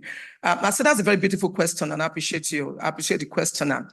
Now she's not a nurse and she's interested in what can we do. The first quick thing is to actually liaise with CCRN, and I believe they can share the pedagogy with you, what has been used and put together. But the question is funding. But I know that if you have this kind of mindset, so want to replicate this, want to disseminate the findings that the information that is gotten from there, you can do something about that. You can get funds to be able to implement it. And if you're going to do it on a smaller scale in your own organization, it may not be as big as it was, for CCCRM. So that's one thing. The second thing is that knowledge is power. And we know it all over, everywhere. If you're going to ask me just one thing that we're going to take away from anywhere and anytime, any day, generation across, is read. And if you want to hide anything from a black man, put it inside a book. So if you want to really do this, number one, get all those people who attended the program, get them together. After liaising with CCRN, you get the information about the methodology that was used, and you have figured out the funding that is going to help you. Get those from your institution who attended this program to come back and organize a step down, a debriefing meeting to give feedback to others who did not attend that meeting. And then if you can get access to all the contents that were shared in that meeting, that would be very fantastic. Thank you very much for your willingness to do that. Thank you very much, Professor Priska, for that beautiful contribution. I want to call, apology because of time is seriously against us. I want to call on Professor Iche, the chairman of the organizing committee for the NISA conference. He has some few words to say to nurses. Thank you very much.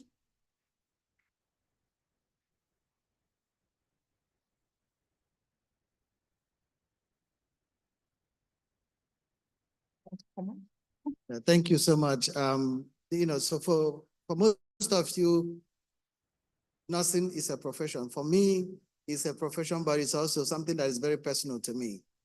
In my family, we have 3 nurses. So it is not something that I take for granted. But I wanted to stand here because nursing is something that we've been trying to figure out. When you were talking, you mentioned 3 things that was important to me. One of them is that you mentioned about mentoring. And I remember when I started my career in the US, and they were saying African Americans, the Black people, they'll have like 10% chance of getting a NIH research grant when compared to their other counterparts, even when you control for everything else. So I was working with the Secretary for Health in the US, which is like the Minister of Health. And he asked me, Eche, what do you think is the problem? So, and in this place, there was NIH director, there was CDC director, there were all of them. And he asked me, what do you think is the problem? I told her, it's 3 things. So everybody turned to me as, now we got the answer. I said, number 1, lack of mentoring. Number 2, lack of mentoring. Number 3, lack of mentoring. Because there is no way you are going to do any of the things you talked about without mentoring. So we've been trying to figure out, when you ask the question, how many people here are nurses? And you said 3. Of all the HIV programs, I can tell you that most of the work is being done by nurses. And I'll tell you a story. We wrote a grant to integrate cervical cancer screening into HIV program. We wrote that grant to work at 12 sites, 2 from each of the geographical regions. We got money to do that work. And when we wrote the work, we thought we were going to screen HIV for cervical cancer. And we thought it was doctors that would do it, right? When we got to those 12 sites, all the screening program at all the 12 sites were done by nurses, not a single doctor. I'm a doctor. So I want to make sure that you understand that I'm not a nurse. So I'm not saying this because I'm a nurse. So, but that was a surprising thing to me. So I said, you know what? We are going to do something different. We are really going to support the nurses at all of these 12 sites. So first of all, I said the publication that was going to come out of that work would be written by the nurses. But most of these nurses are not trained to have masters or PhD. They need those mentoring. And this is one of the things that we think, how can we do it better?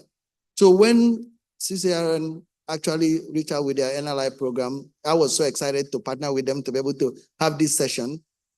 But each of these sessions cost money, so we are grateful for them. They put down 10 million to have a session. But what I'm going to tell you is that you mentioned something that you said you were interested in mentoring. You said you were interested in self-driven. You said people have to drive themselves. So for something I didn't say, but I think I should say, so you understand the context. So my youngest sister, who is a nurse, died from breast cancer at 31. She was the joy of our family. Whenever she's there, everybody was very happy. We take our pictures. She's the organizer in the family. We take our pictures every 5 years. Since she died in 2012, my family has not taken a family picture because we kind of couldn't, figure out what to do with her space. But in her memory, okay, we will put in the 10 million for the nurses for next year's session. So we will have that space. So we'll have that space so that you can have the same program next year. So now it's up to the nurses to do that mentoring you've talked about, to do all of those things you talked about. This session will be paid for that 10 million for next year. There is something else. There is something else. There is something else we do. There's something else. There's something else because the NISA conference is once a year. But there's something else that NISA does that are supported by all the IPs. We have, I don't know if you were here in the morning, but we talked about that every week we do 2 to 3 hours of what we call research in progress. It's supported by so many people who have done research. And they submit, so if you're doing research, you have an idea, you bring it here, and then you get input from all of these people that have done research and have gotten grants before. It is only accessible if you are an individual NISA member, which means you are not registered by your organization, but you registered by yourself to be a NISA member. So, and those cost money. But what I'm also saying is that for all the nurses who wants to do research, that their NISA membership for the whole of 2025 will be paid for. It will be free for them. So why I'm saying this is that I want you to come back in 2025 and I want to bring them back and we're going to ask them how much mentoring they have done. So we've paid for this session. So what we want them to do is next year when they ask the question, how many people are here are nurses? We don't want 33 hands. That's your job now. But thank you for everything that nurses do. We're very proud of what you do. Thank you so much. Thank you very much, Professor Eche. Looks like we are going to be adopting you as a nurse like we did for a honorary nurse like Nurse Andrew. So you are welcome on board. Thank you so much for your passion and compassion for nurses. We really appreciate that. Yeah. So we are super happy about what you've just talked about. And we're going to do a lot also to see how we can just join with you and strengthen NISA as well with our own bit of as nurses as well. Thank you very much. And thank you all of you for listening to this amazing panel discussion. And thank you very much to the panelists for making out time for your tight schedule to join us here. So thank you very much for also giving me the ability and giving me the ability to speak and contribute to this session. Thank you very much. We'll be taking a photograph now. Yeah.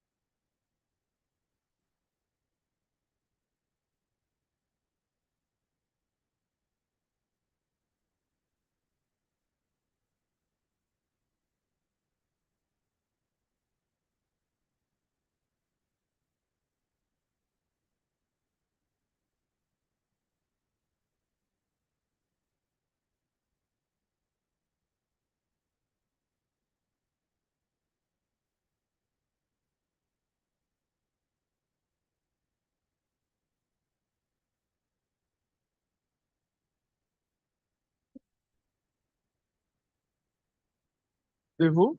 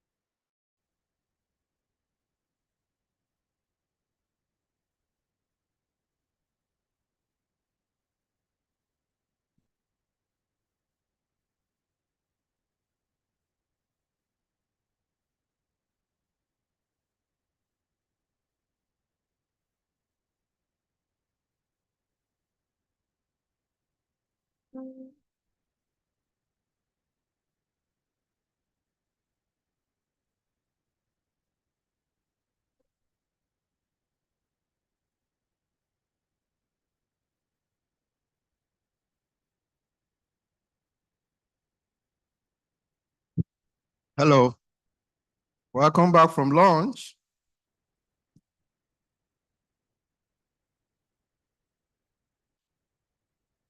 So please let's be seated so we can get on to the business of the afternoon.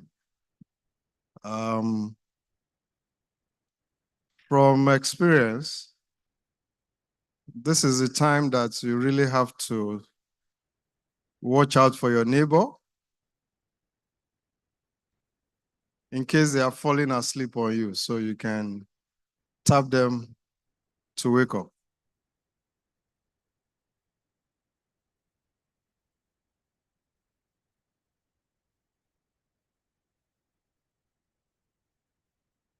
The last session for the day, session 4, please may you be seated, which is session 5, rather, sorry, is hosted by Solina, Center for International Development and Research, CIDA. And it's featuring a very important activity the nominal group technique activity. So for the purpose of this session, please ensure that you maintain the exact seat number that is allocated to you at the beginning of this conference. If you check your tag, you will see a particular table number. Please make sure you are seated on the table that has your tag number.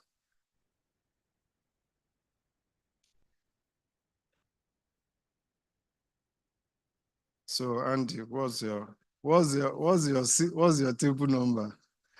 I need to relocate you from that table. You know, now me get the mic. All right. So please make sure you maintain the table number that is assigned to you.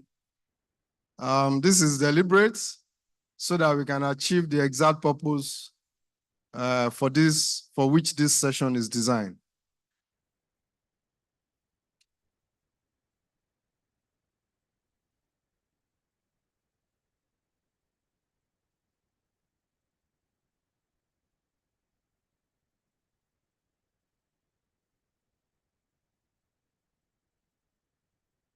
As a welcome participant to the hall, please take note that there is a particular table number that is assigned to you. Kindly make sure you maintain that table number on your tag. If you look on your tag, you see your table number on the tag on you. So please ensure that that table number is maintained as you take your seat.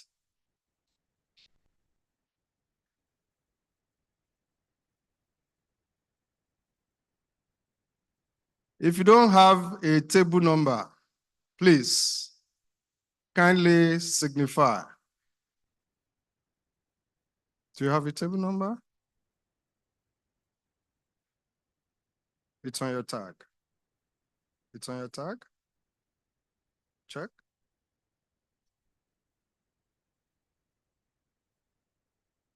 No number?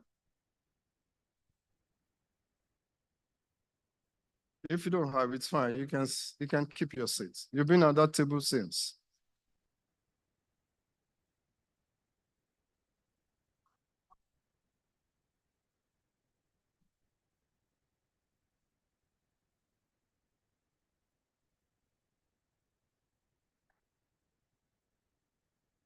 Please let's settle down. Thank you. So that we can finish this session early and have plenty of time for discussion. Prof.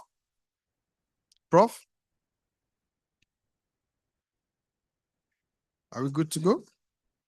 Okay.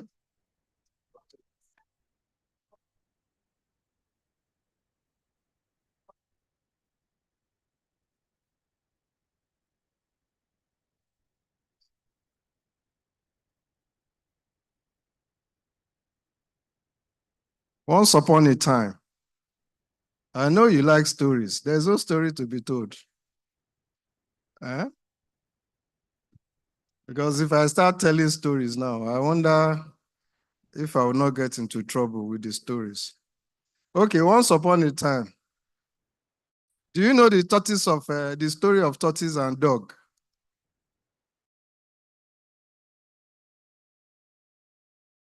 The story. Me, I don't know the story. I just heard there was a story of tortoise and the dog. Okay, so tortoise is a very clever guy. You know, he likes to take his time. He doesn't rush. But the dog is a fast guy. I guess the dogs were made in Lagos then. Fast life. Lagosians. How many Lagosians are here? I live in Lagos. Okay. Rep Lagos. Eko Nibaje. Okay, thank you very much. Okay, so I see the people from Lagos. I can tell the story, so there will be no problem. Dogs were, manufactured in Lagos at that time, So along the line, when they were creating the legs of the dog, they mistakenly removed the speed sensor. So they're always too fast, So when you get to Lagos, if you are not fast enough, you are likely to be left behind. So there's this story of tortoise and the dog. Who said he knew that story? That person should please come and share the story with us. I'm struggling to remember the full details of that story now. Okay. So please, as you come into the hall, kindly ensure that you maintain the seat number for which you have been earlier assigned. The arrangement is deliberate and is for a purpose. Thank you. So please, if you don't know your seat number, look on your tag. It should be there like mine. And if you can't find it, please let me know so that I can help you find the table.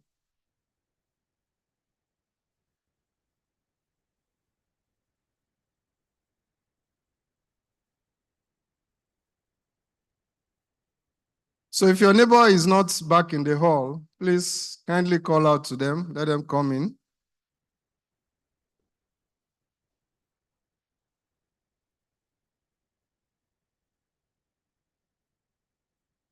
So for those who know the story of the tortoise and the dog, I will just sing the song that ended the story. Ajá dúró ràn mí lẹ́rù. Ajá dúró ràn mí lẹ́rù. Ó dúró ràn mí lẹ́rù. Wá kígbe lóko á gbọ́. Á gbọ́ o, á gbé wa dé. Á gbé wa dé, á gbà wá níṣu. Translation.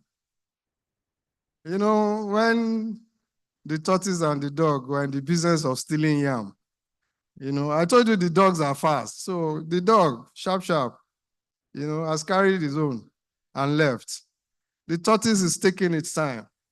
So at the rate at which the dog was carrying those yam, it was becoming uncomfortably fast for the tortoise. So the tortoise resorted to blackmail and then started singing. Mr. Dog, you better wait and help me with this load. And if you don't, I will shout, and the owner of the yam will come and arrest both of us. So make sure you call your neighbor. If they are not here, shout so that they can join us in this session, which promises to be a very interesting one.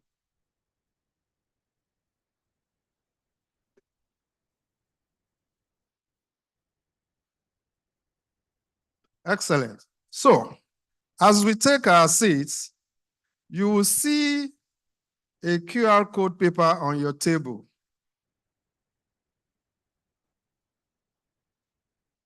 They're going to scan with the tab. Okay. Okay, so thank you. All right. I hope it will show when you. Yeah. We're coming. Yeah, true.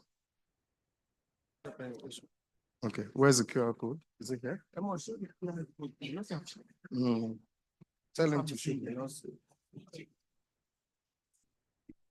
Okay, so on your table, there is a paper that is a QR code. Please use your phone to scan the QR code in preparation for this session. So as we're doing that, let me also remind us again, make sure you maintain the seat number that was originally assigned to you. So welcome again, everyone. Good afternoon. We are on to one, but the last session of the day. And this session is hosted by no other organization than Solina, Center for International Development and Research.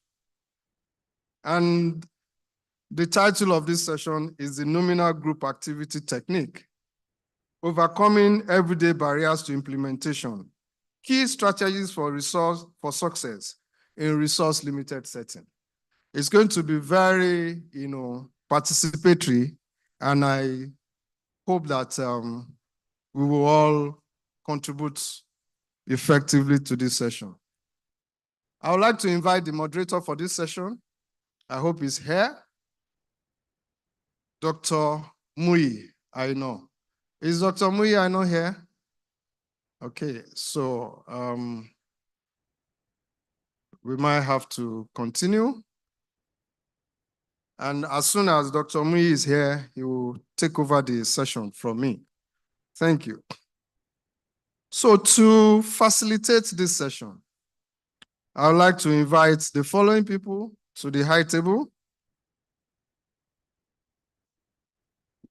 Starting with our long-term facilitator and friend, Greg Aarons. Please come to the high table. Please let's appreciate Greg as he makes it to the high table. Thank you, Greg. Can we make it louder? Greg has been in the business of supporting NISA conference for almost 10 years now, if not more than that. So please kindly come to the podium and take a seat. Please come into the side.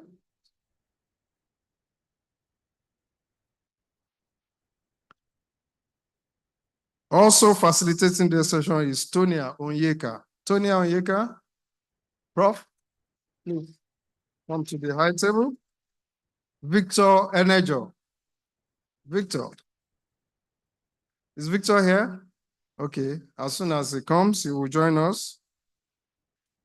Babayemi Olakunde.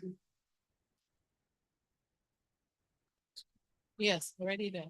You're welcome. Thank you very much. And last on the list is Mr. Aaron Sawyer, our friend from VIS, I suppose. You're welcome. Okay. So, I think I will, in the absence of Dr. Mui Aino. So please help me appreciate Prof as she takes over this session. Thank you. Good afternoon, everyone, and welcome to this session. We're going to be doing a bit of some activity after lunch. You know, we know all the blood flow is going to our stomach, but we're hoping that we'll get something out of this activity now that we have enough sugar in our system. So the title for this session, as our MC has said, is Overcoming Everyday Barriers to Implementation of Evidence-Based Interventions, Key Strategies for Success in Resource-Limited. And I'll be facilitating this session with my colleagues here. We know that EBIs are programs, practice, or policy that have been shown to be effective in improving outcomes, whether it be in the health or the non-health sector. And we know that some of these EBIs are being implemented in our setting. They're effective, and we have a lot of resources directed to ensure that they make a meaningful difference in the lives of the communities where we implement them. However, there's a big question that we need to answer. And that question is, why are evidence-based interventions not adapted and implemented effectively in resource-limited settings to meet the unique needs and challenges of our communities? So that's the big question. EBIs are bound everywhere, but we still have issues in our communities. So to do this, we are going to do two things. We're going to sit together in groups and we're going to explore the hindrances to adapting and implementing EBIs in our communities. And then we're also going to be looking at strategies to eliminate these barriers. And the process by which we're going to be doing this is called the nominal group technique. So nominal group technique is a process by which individuals sit together to brainstorm about a problem and come up with ideas and solutions that are effective for elimination of that problem. It's usually in 5 steps.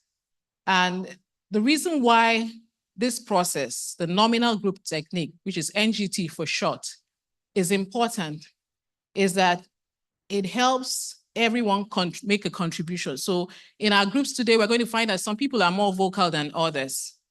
But despite that, everybody will be forced to make a contribution. Another reason too is that it preserves everyone's ideas. So we don't have a situation where some people eliminate the idea of another person. Everyone is an equal player on the field. That's the beauty of the nominal group technique. And to do that, in our respective groups, we're first of all going to scan the barcode that we have, and every one of us have that barcode before us on our tables. Do your demographics, fill the form. The next thing will be to elect a leader. Every table should have a leader. And when you have a leader, the leader will drive the processes on that table for that group. The third would be that every individual will now brainstorm for 3 barriers to implementing EBI in our setting.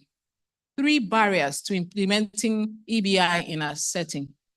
After we have done that silently and individually, then we'll all come together, led by our group leaders, our respective group leaders, to now discuss on the best 3 by priority, ranking by the most important to the least important, 3 barriers. And when we have done that, and we ensure that we have a consensus, then our group leaders will submit the 3 barriers from our respective groups. When we're done with the barriers, we'll go over to the strategies. And what we'll do with the strategies is slightly similar. We will get each barrier, examine them individually, and write out 2 strategies per barrier. We'll look at each barrier and write out 2 strategies per barrier.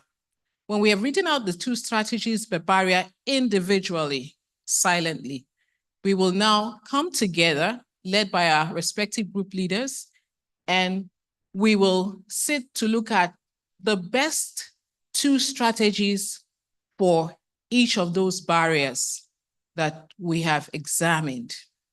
And when we're done doing that, we will have our group leader submit the results for the strategies.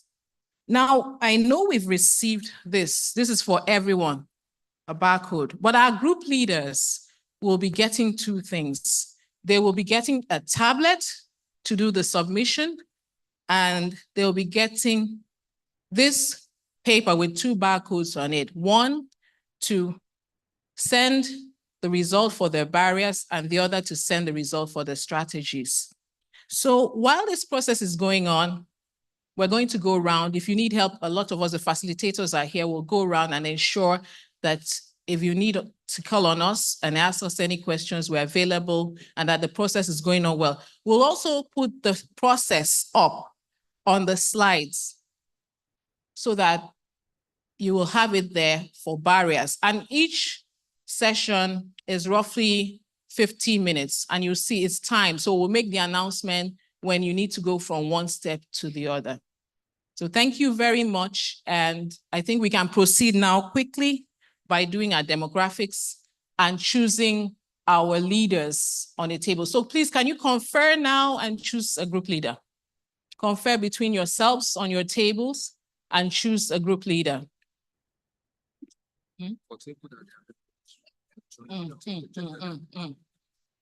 Okay, if you look at your table and you're only 2, please join another table.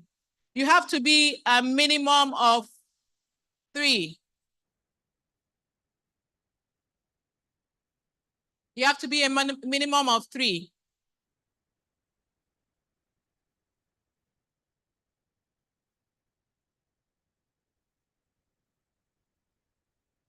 That's why I couldn't answer. Can't you see?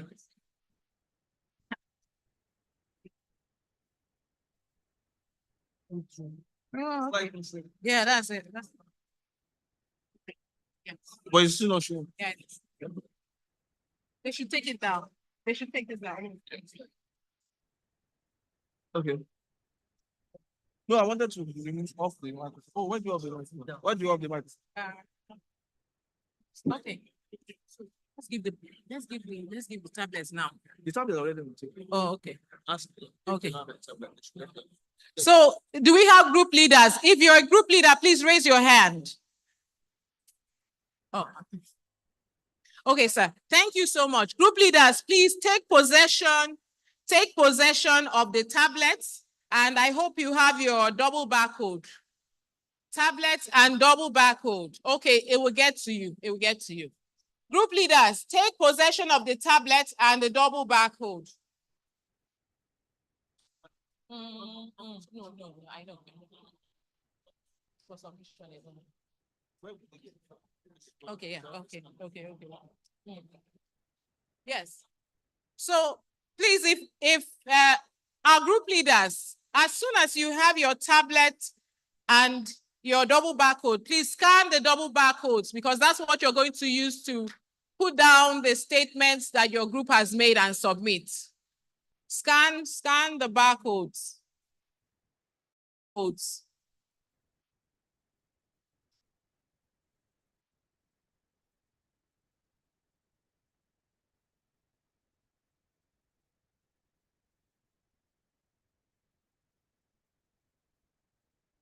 Okay. I did. Please, if you, yeah.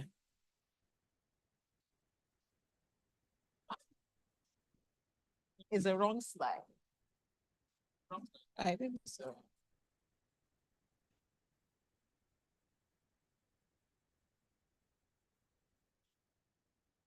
Ask him.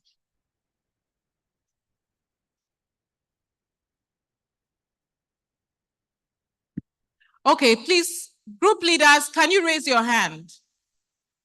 Do you have if you have your tablets and you've scanned the double barcode? Oh, please, some group leaders have not scanned their double barcode. You don't have tablets. Okay. Tablets at that end. Your tablets should correspond to the number of your table. So if you look at the back of your tablet, it should bear the number of your table.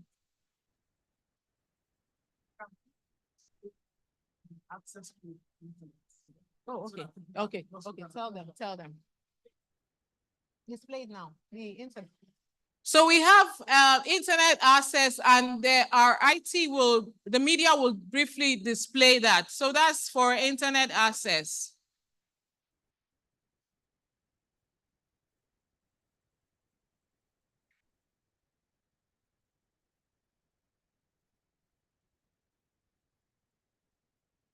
Yes, sir. Internet access. That's internet access for the tablets, please. Tablets.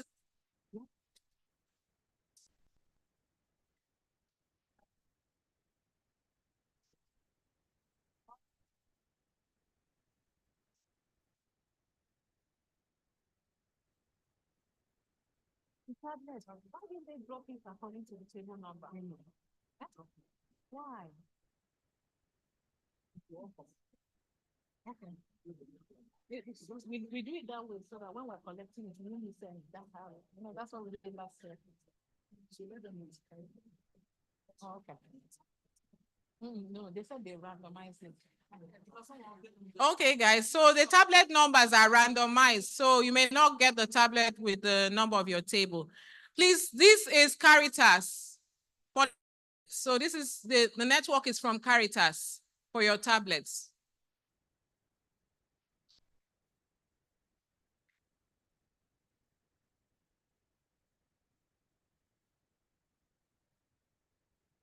So which group leader doesn't have a tablet, please? If you're a group leader and you don't have a tablet, please raise your hand. Okay. So every group leader has a tablet. Oh, I'm sorry.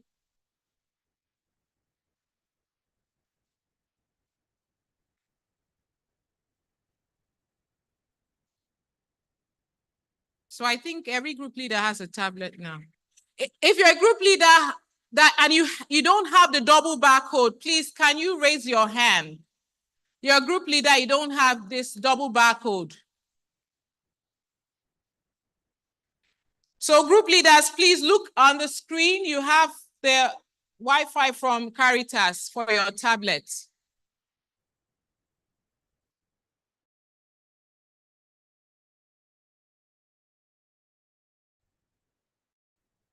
Okay, we give 2 minutes for everyone to have their tablet internet enabled.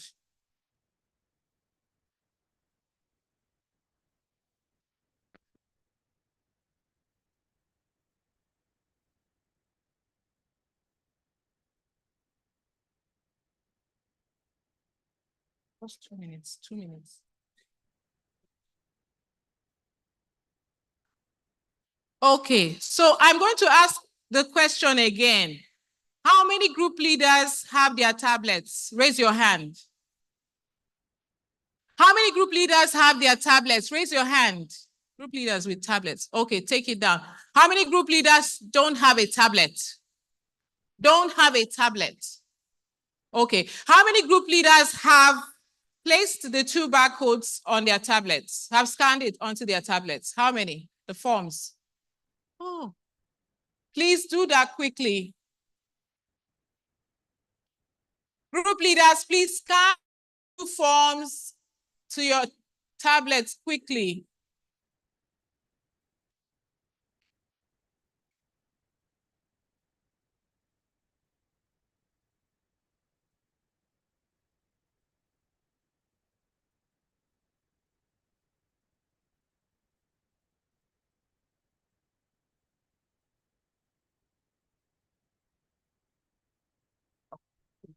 Because of time. Okay, we're going to start now. So I believe that every group leader has scanned barriers. Is there a group leader who hasn't scanned their barriers? Okay, can we give you 2 minutes to do that? Hear me? Okay.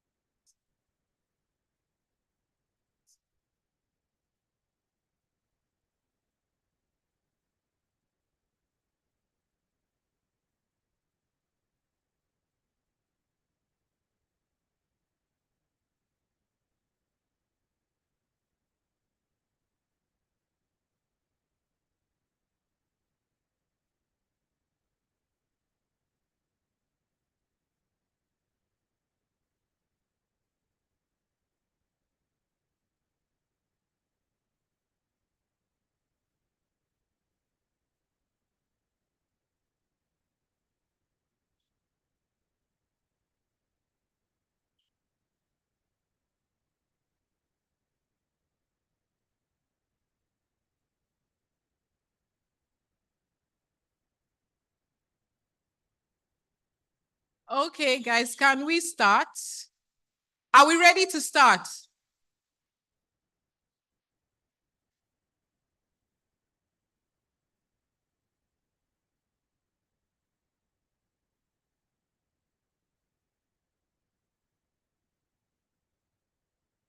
Are we having issues with the internet?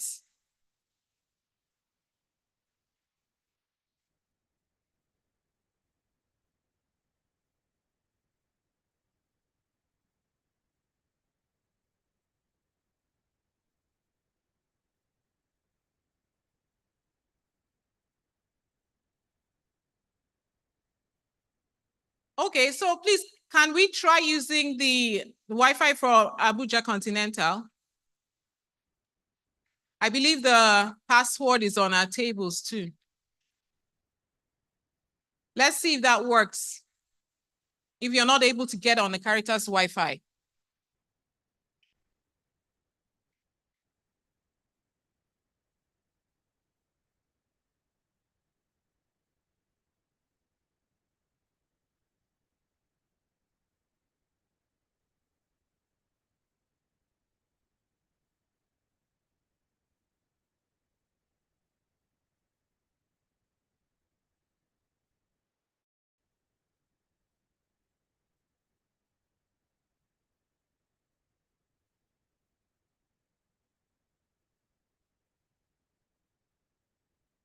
Okay, people, is Abuja Mental Wi-Fi helping? Is it better? Group leaders. Okay, it's connected. Are you okay? Is it okay? Abuja concern. Which one are you using? Yeah, they're bringing it. They're putting on the screen.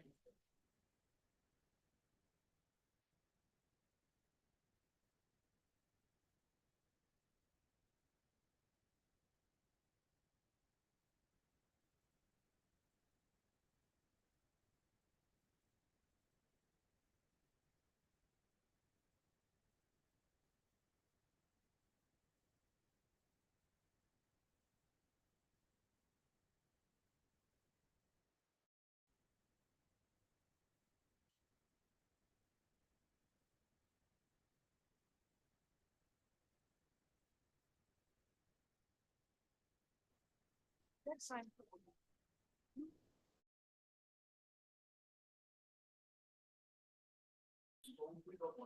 Put it on the screen now.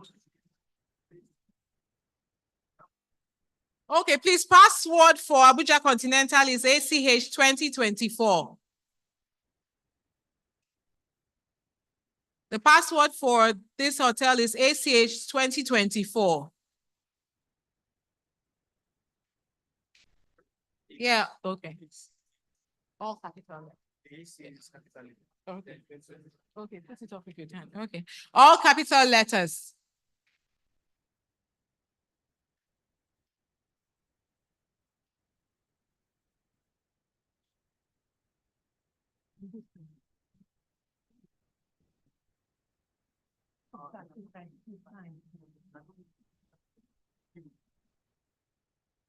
And go to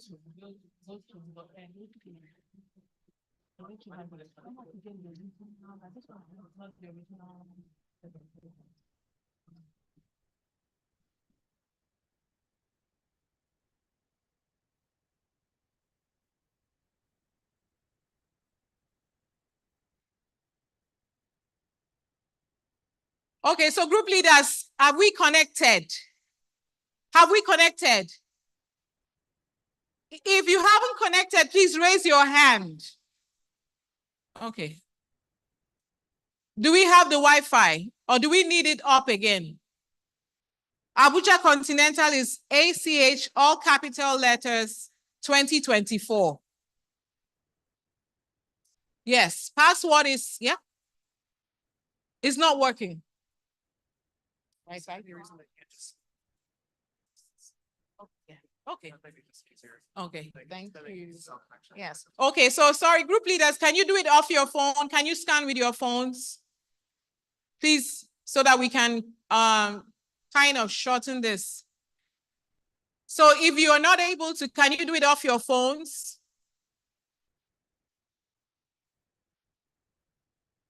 Can we do that very quickly?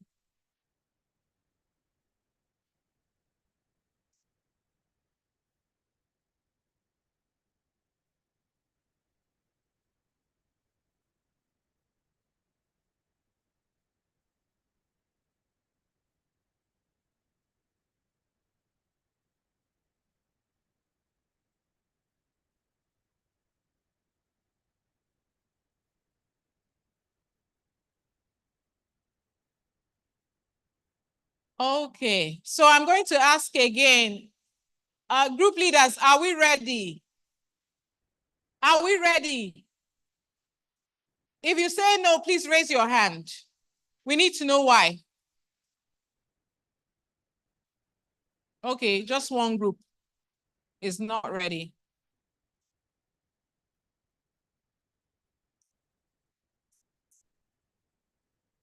Yeah, sorry guys, please let's use our data.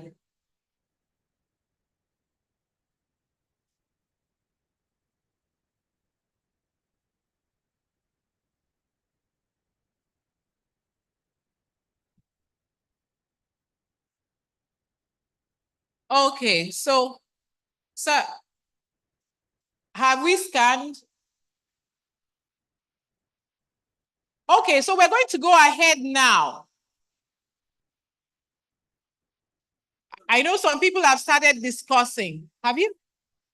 Group leaders, group leaders, please, can we have one house here? Can we have one house here? So this is can we have one house here?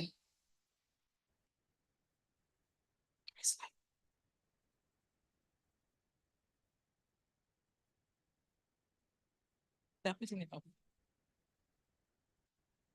Remember, this is the question we're asking ourselves this afternoon. Why are evidence-based interventions not adapted and implemented effectively in resource-limited settings to meet the unique needs and challenges of our communities? That is the question. So what are the hindrances? What are the barriers? So at this stage now, we have 10 minutes individually and silently to think about this. 10 minutes individually and silently to think about this and put it down on a plain paper provided for us. Can we do that quietly? Can we do that quietly? No discussions. Can we do that quietly? No discussions.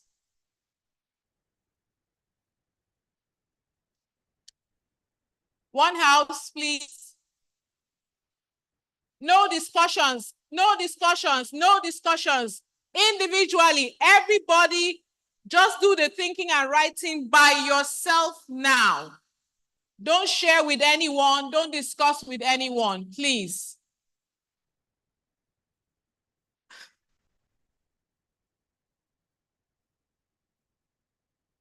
Quiet, quiet, everyone, quiet, please, quiet.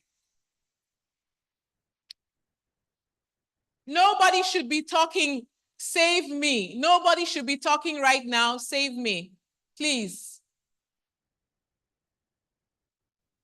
All you need to be doing is brainstorming, thinking, what are the barriers? Why can't we implement these proven EBIs in our communities? What is the problem? What is the reason? We have a lot of them.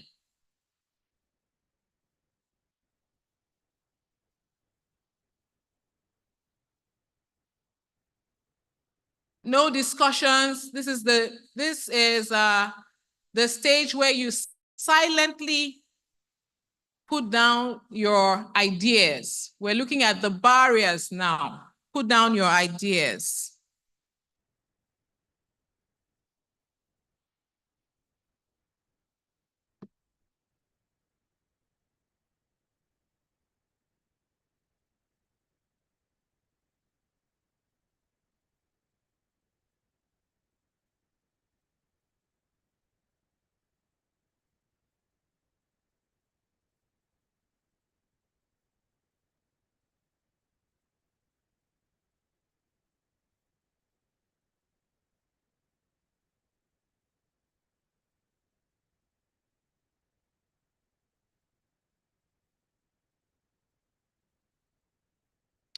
Please, no discussions.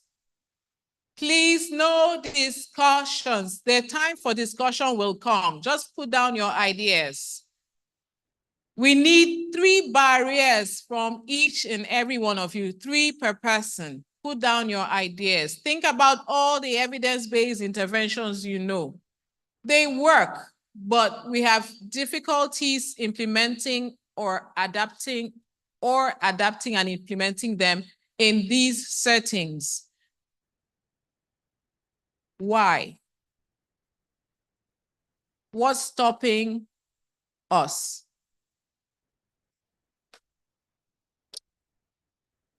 No discussions, please.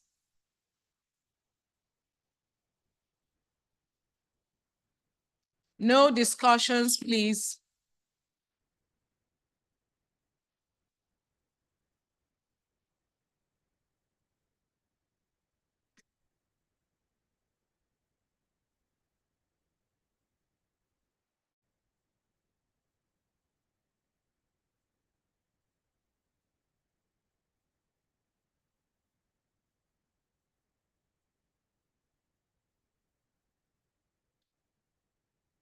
No discussions. We have 3 more minutes. No discussions. I know it's 3 more minutes. If you're done, please be quiet so your neighbor will be able to process their thoughts.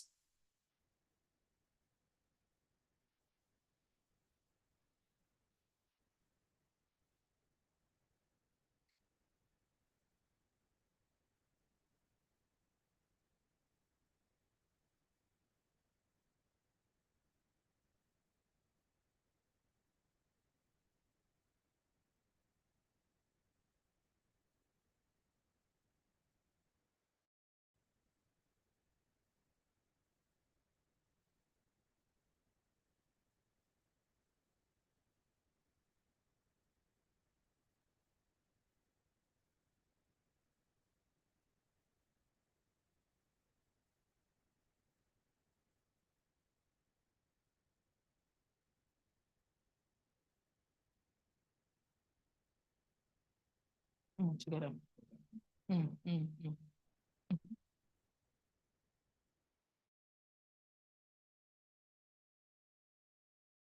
A minute left.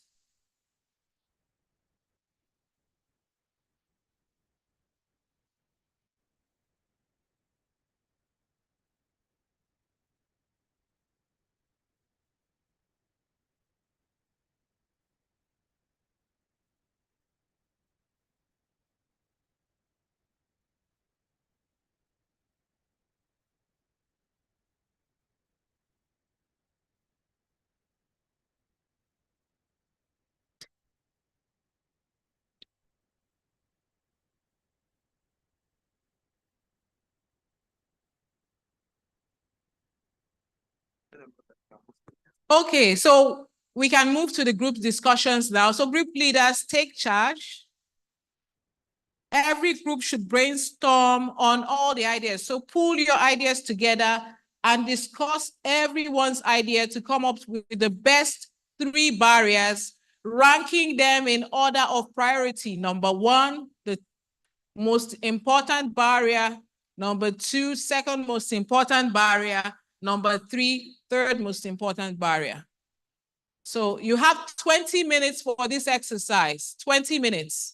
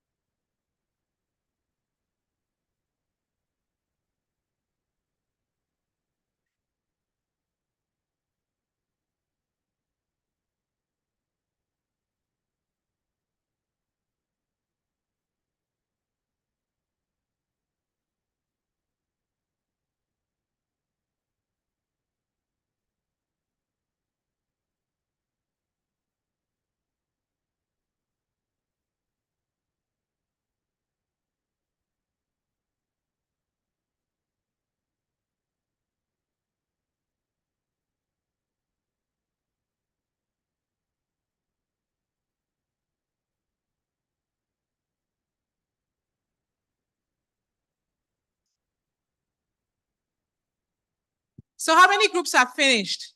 Raise your hand if you finish on your table. Thank you. I can see 1. Thank you. 2. Thank you.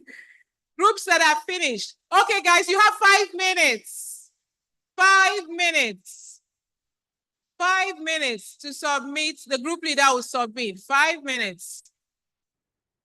So group leaders, please remember, when you get to a consensus about a barrier, type it into the form. Type it into the form, and then while the conversation is going on.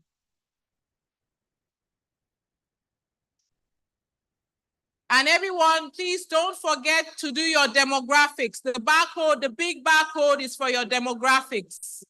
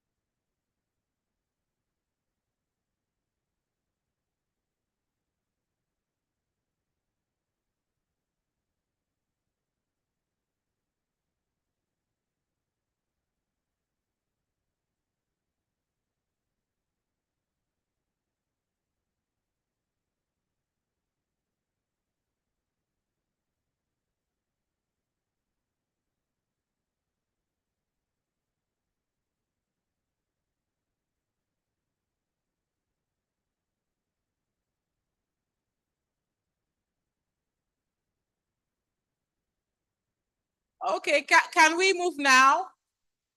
Group leaders, are we ready to move now?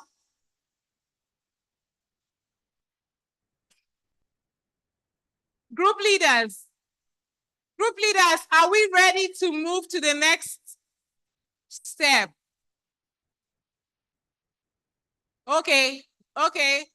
But 5 minutes a lot. 3 more minutes.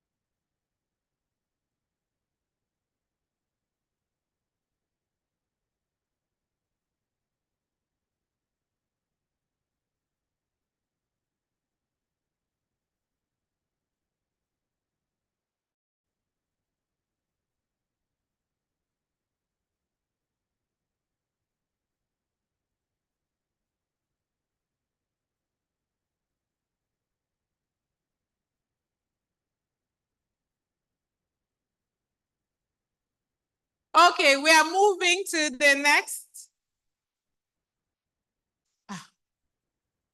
Okay, for those of you that have finished, please go on to strategies. So scan your strategies barcode and begin. Remember the steps silently, individually.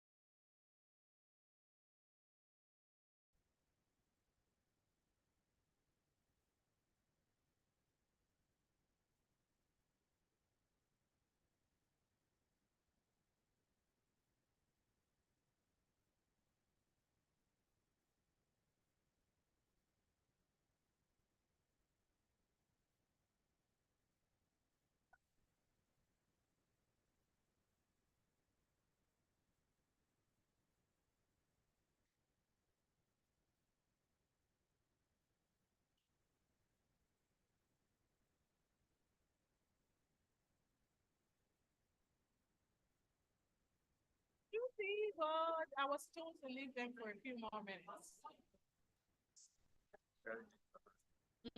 So that's why I went back to the barriers, so they can finish the barriers.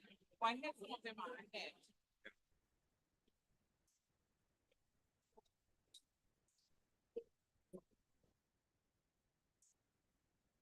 Oh, I think maybe we should stop there. That's not all. That's all. Yeah. So I had the minister today. He'll soon be very soon. Yeah, we'll have to break time. That's why I want them to do the strategies.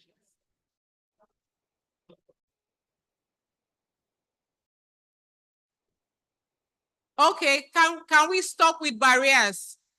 So group leaders, please, I hope you've scanned strategies. Everyone quiet, silent now. Can we be quiet? Thank you. Can we be quiet, please? One house, please. Thank you. So right now we're looking at strategies to overcome those barriers. And it's going to be 2 strategy per barrier. Remember, you have 3 barriers from your group. So the 3 barriers you have from your group, each one of us will silently write 2 strategies for each of those barriers. Can we do that now silently? Can we do that now silently? 2 strategies for each of the 3 barriers your group decided on. 2 strategies for each of the barrier your group decided on. Please, that's the stage we're in right now. You have 15 minutes for this. No, you have 5 minutes for this. You have 5 minutes as an individual. You have 5 minutes before we go to the group discussion. So can we be quiet? Can we be quiet? Please, can we be quiet?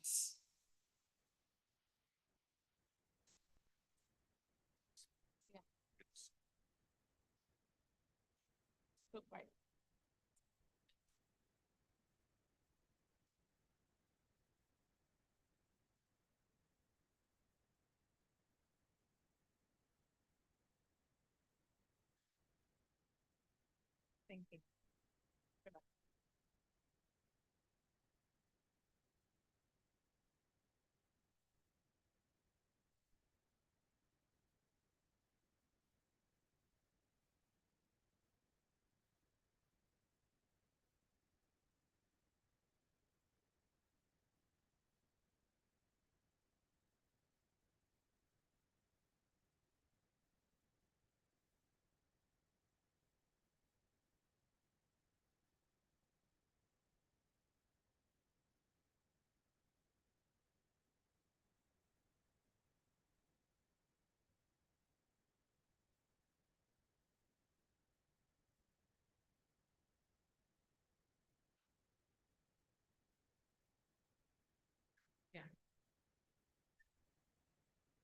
Okay, so please, people, note that the minister is on his way in.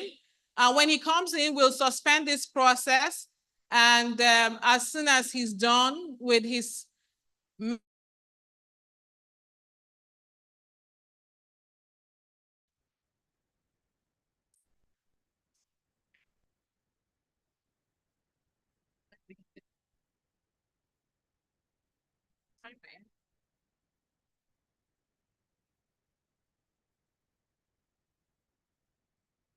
time. Yeah, they didn't say.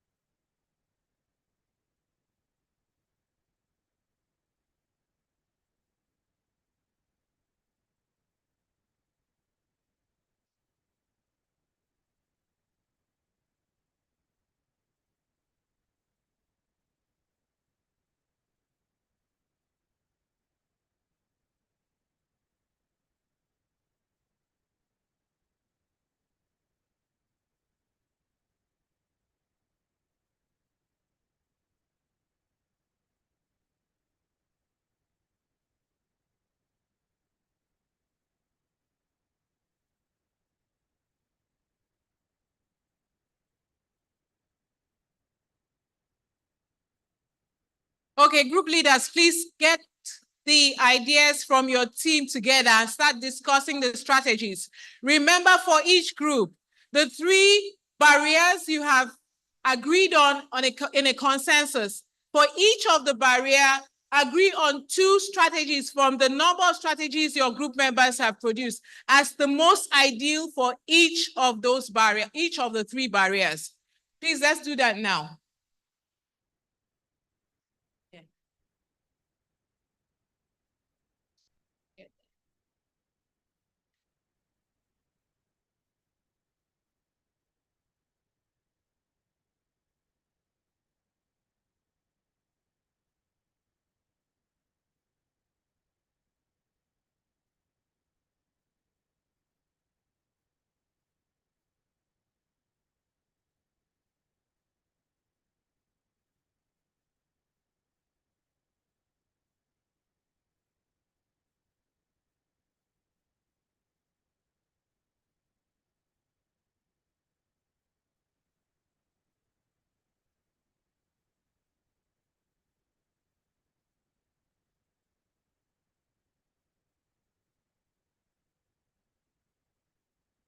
Hello? Well, I just wanted everyone to please sit down. If you can close the door and if you can ask the people outside to come in. So I want to thank everyone. We have the pleasure today of having the former Minister of State for Health and now the Minister for Education that is in our presence. So please, if you can all come in.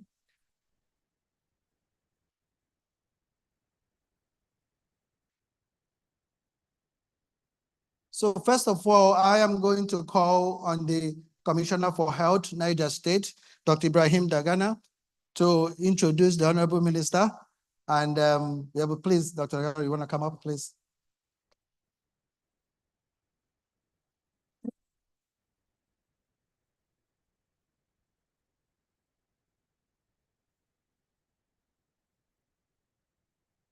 Distinguished guests, ladies and gentlemen, good afternoon once again. I think just like the chair has said, we have in our presence a very distinguished personality, a doctor of repute, both home and abroad, someone who has made remarkable contributions to the field of healthcare in the country. From humble studies here in Nigeria, in Lagos, all the way to Chicago and Wisconsin, he has made his mark. He's a renowned nephrologist, a renowned physician, an expert in hypertension preventive medicine and public health space.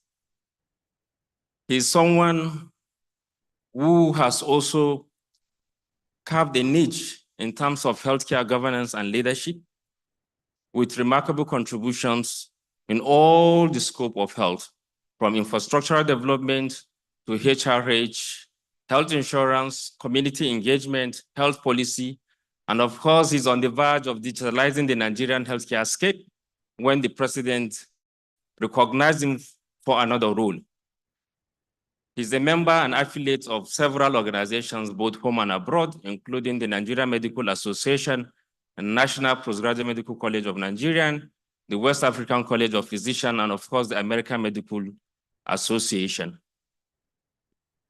He's somebody who has been renowned to pursue his work with passion and has received several awards, both home and abroad, including the National Productivity Order of the Merit Award for excellence in healthcare leadership and performance. Distinguished ladies and gentlemen, permit me to introduce the immediate past Minister of State for Health and Social Welfare, and now reassigned by Mr. President into another critical sector of the country that needs people of his skills and acumen tested and trusted, now reassigned as the Minister of Education. Ladies and gentlemen, we welcome Dr. Tunji Alausa. Thank you, sir.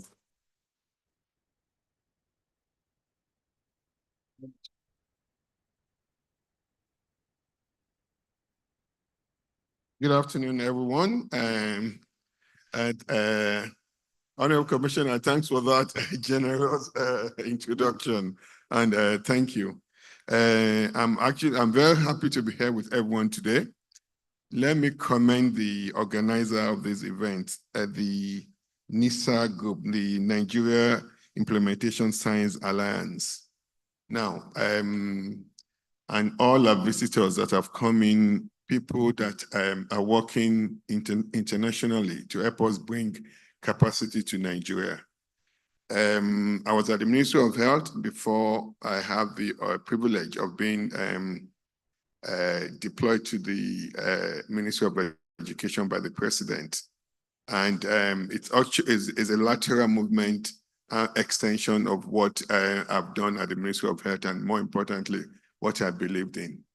And what the job, Mr. President, instruction that President Bola Ahmed Tinubu gave us, which is to deepen diaspora engagement. We have a lot of our citizens out there all over the world that have excelled so much in the area of research, medicine, engineering, and whatever area you can think of. Mr. President has mandated us to reach out to our diaspora population to help them, encourage them to come back to help us develop and improve our country in various areas, in areas of research, manpower development, capacity building, training, and also grant funding, which will be a form of direct foreign investment to our country. Now, having been seconded to Ministry of Education, we are realigning our focus to really make our educational meaningful and train Nigerians, young Nigerians who are very capable in area where they'll be useful to themselves, not just going to school to study things that they'll have a degree, but they are really unemployable. So our focus going forward is to make great opportunities for young Nigerians so that they can have opportunity to study courses where they can be useful to themselves, contribute to their community, and then to the nation at large.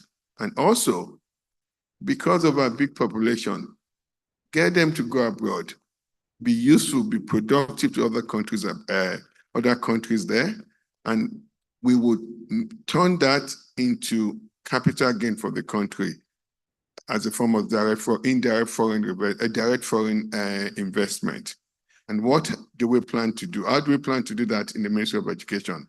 We're now going to focus heavily on STEM, and the STEM with two M's: science, technology, engineering, maths, and medical sciences. And that's why I'm very happy to be here today to really start laying out the plan of what we want to do going forward in our educational department. We're going to focus heavily on STEM. Other developed nations have done this 30, 40 years ago. We now need to do that in a more elaborate and in a more aggressive fashion in Nigeria.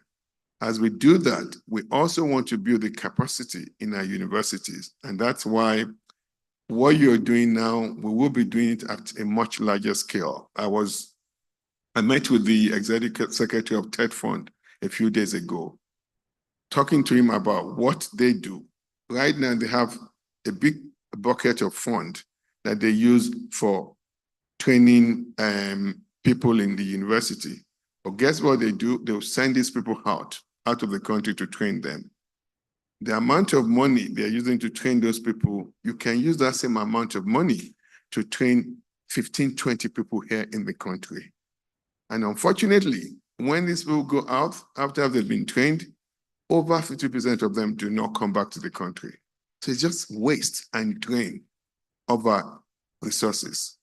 So what we're going to be doing going forward is exactly what NISA is doing here today. You're futuristic. You've looked into it, how to better optimize your time, your capabilities, and the money you're using. I'm ashamed to say that the government is 9 years behind you, but it's better to be late than never. So going forward, we'll mandate TED Fund to use all this money that is available to train locally. We will encourage people like you in diaspora, exactly what you're doing here, to come in and help us build capacity.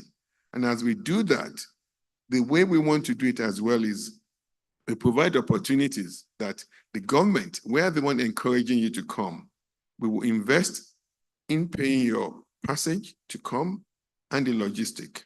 We might not pay you any stipend for what you're doing, but we provide all the support for you. And also beyond doing it, all the people you've collaborated with abroad, people that have trust in our country that want to help us, all our other expatriates that really have this extensive repertoire of knowledge. After spending so much of their time in lifelong learning and in research. So we believe as we do this, we'll be able to build more capacity within our university and tertiary education system. And as we do that, we can begin to drive more investment into our educational sector. And the other area we're going to be focusing on going forward is TVET, Technical Vocational Education Training. We've abandoned this as a nation. This is an avenue that we can get young men and women into the productive sector. We're designing a program that we can quickly give them knowledge in practicum training, not what we're doing, what we're doing now, that knowledge teaching is centered around didactics. As we expand our technical and vocational training center, we'll ensure that 80% of this student time is being spent on real practical training, life experience on the trade we're trying to get them to learn, and 20% on didactics. We believe if we move in these two areas, expanding STEM, aggressively building on our technical and vocational training, we'll be able to redirect our country from where we're churning out a lot of people in the social services education sector. Not that that part is not important, but our university system have so much misaligned their curriculum. You have University of Technologies being set up. You have University of Agriculture being set up and other specialized universities. But guess what? A lot of these universities, University of Technology, offering courses in history, having courses in social services. That's not the intent why they were being set up. And also, another big problem of what we're having is that we don't have enough lecturers and teachers to teach in our school. We're also going to deploy a lot of e-learning capability so that people like you can help us transfer knowledge sitting in the UK, sitting in the United States, or wherever in the world. You can help us teach at our colleges, at our universities, at our polytechnics, and other areas of our schooling system. And I'm just telling you, this is how we intend to move forward very quickly. But let me commend the organizers again for what you're doing. You have been futuristic. You are 10 years ahead of a lot of us. So thank you for this and all our visitors that have come abroad to do this. Thank you, thank you, thank you. So I know I have a very short time. If there are questions, I'll take 2 questions. I don't just want it to be one-way conversation. So I'll take 1 or 2 questions before I leave. If there are any questions. Oh, please go ahead, President.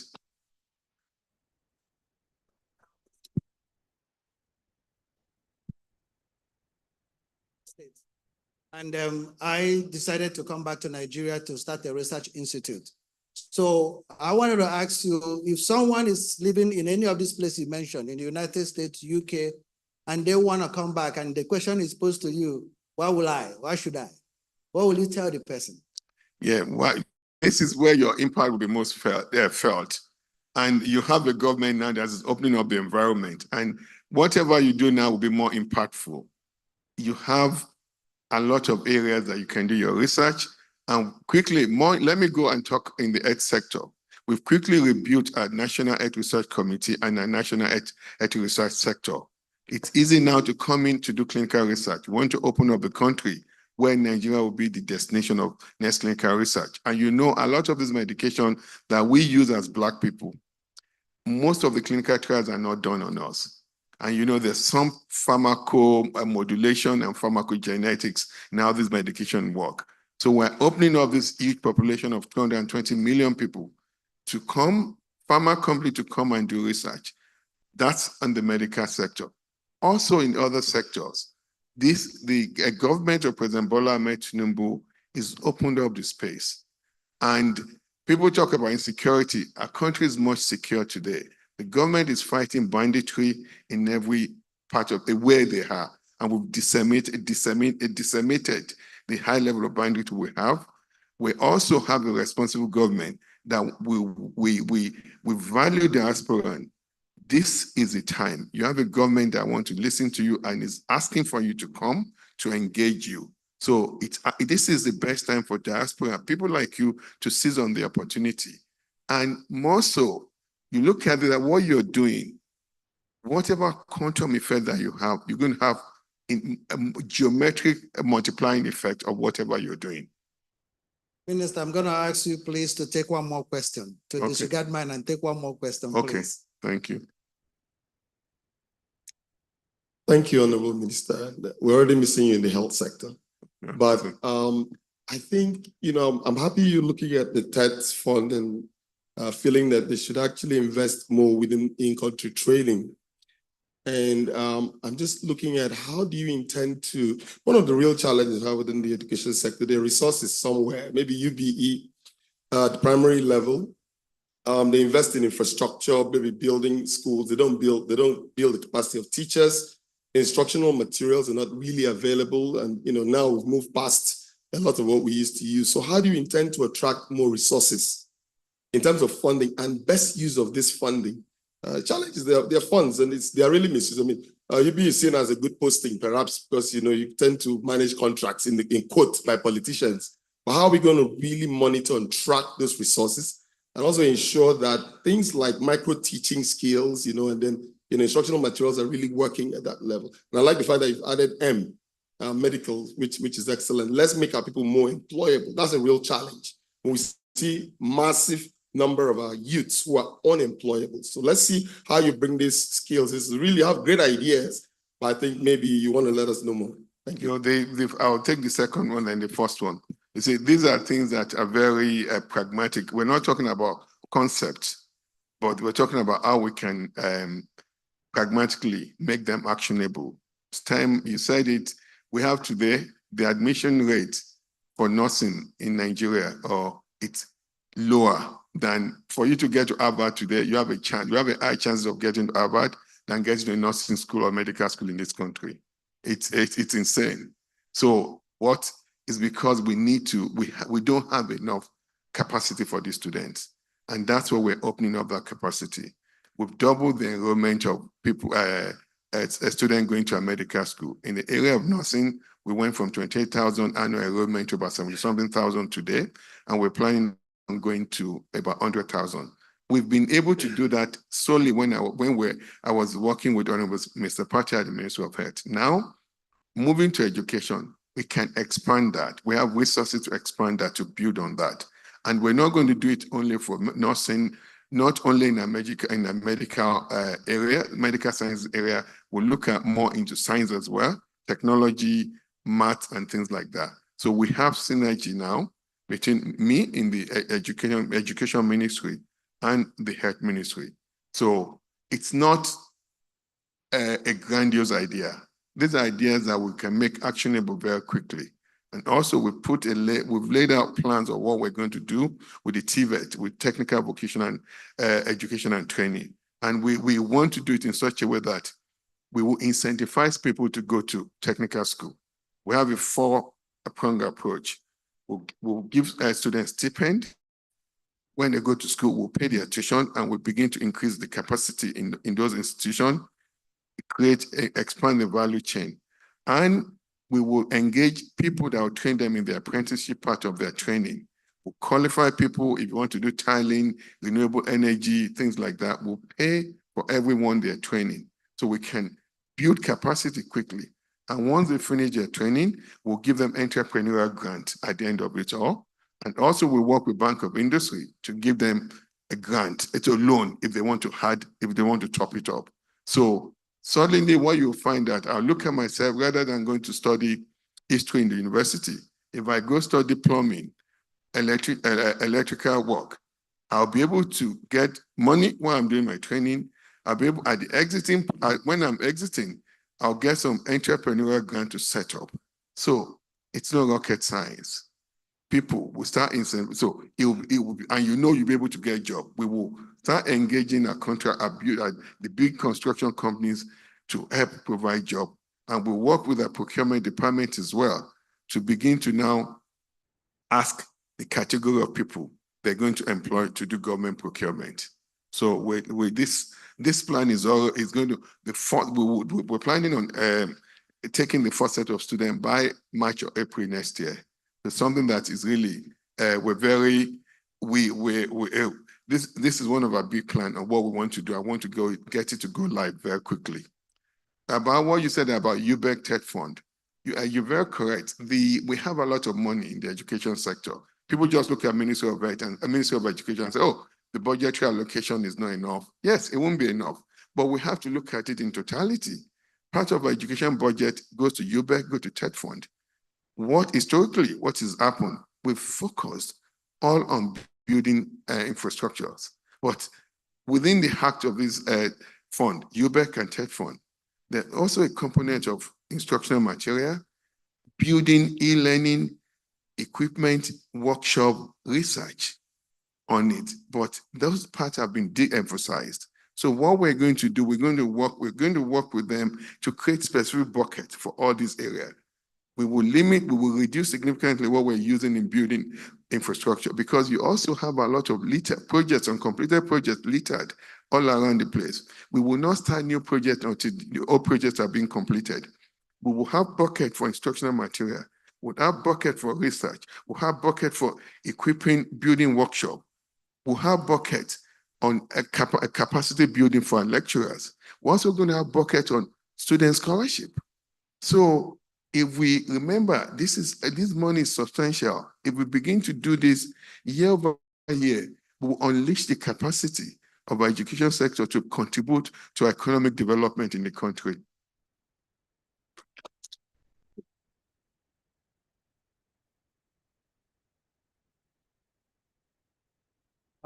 Just Minister, I just want to be able to introduce this year we did something that is different with the Global Implementation Society, and we have the president that is here. And I will ask Naveen if you please will come up. Yeah.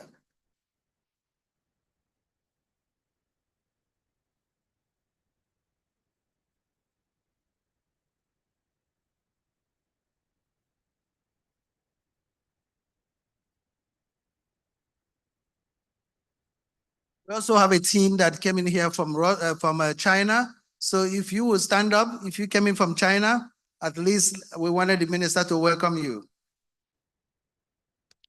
Okay, I think they're not here. Okay, all right. So we're gonna go out, but all of you, I want you to please, if you could stand up and give the minister a clap, please. Thank you.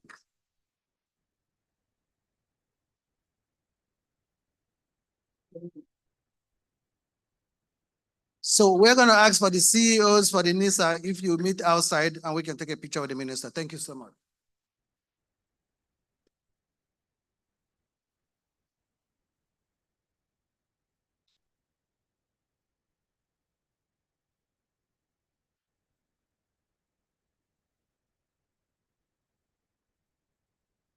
Okay, group leaders, please, strategies, continue strategies. Can we continue discussing our strategies, please, so that we can submit? You have 15 minutes for this session.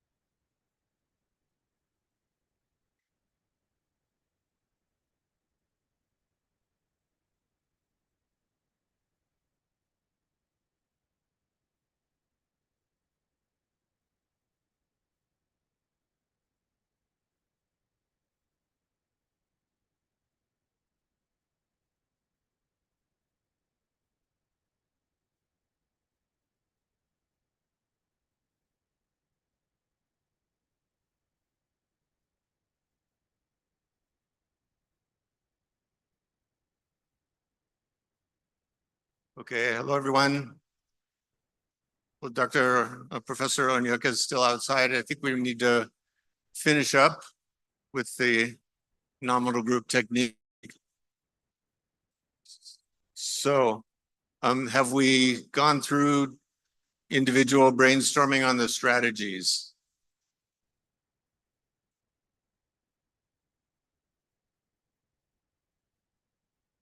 Have we done the individual brainstorming on strategies?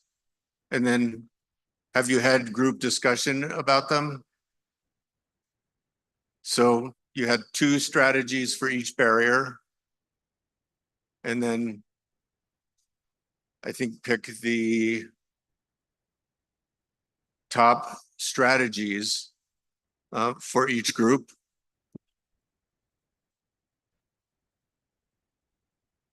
So why don't we take a few minutes to have that discussion among your groups about the top strategies, and then pick your top 5 strategies to address those barriers. And so you'll do that at each table and get consensus. And then once we've all reached consensus, then we can use that other barcode to submit those strategies.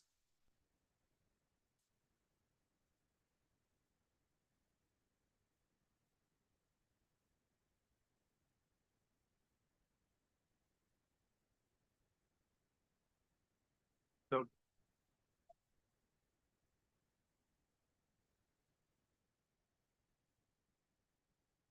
yeah, they're not going to talk. You can now. I asked them to talk to each other. Yes, no, they're talking to you already. Oh, okay. Yes, they're rounding up. Okay. So what you need to do is ask Is them. it 5 strategies? No, it is 3 barriers 3 areas and 2 strategy. for each barrier. Oh, so you want them to have a total of 6? Strategy.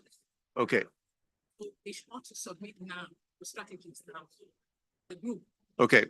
So for the group, we'll nominate your top 2 strategies for each of the barriers. So I misspoke. So there will be 6 strategies, 2 for each barrier that you've decided on for your group.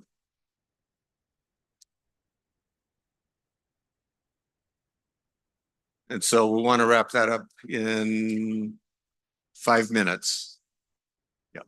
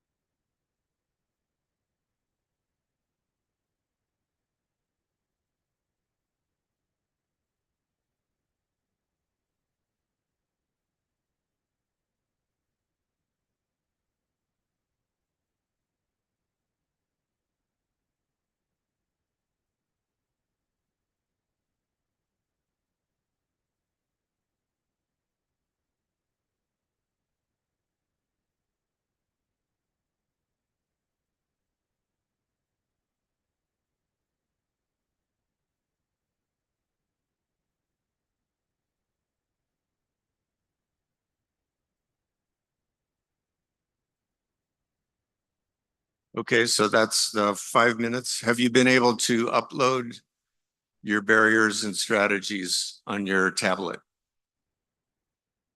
I think I see a few still working.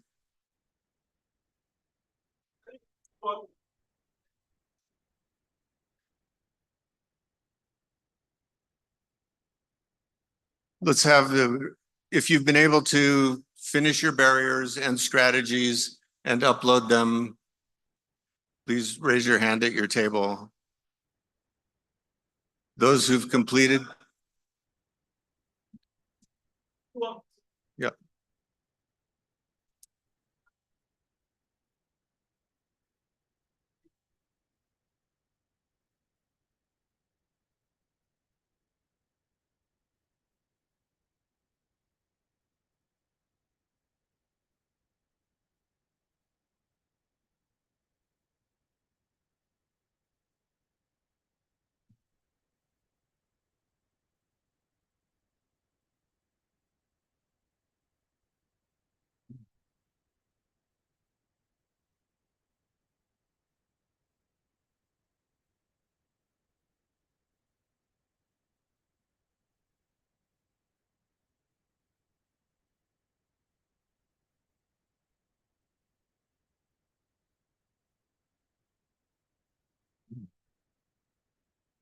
Okay, I see table 1.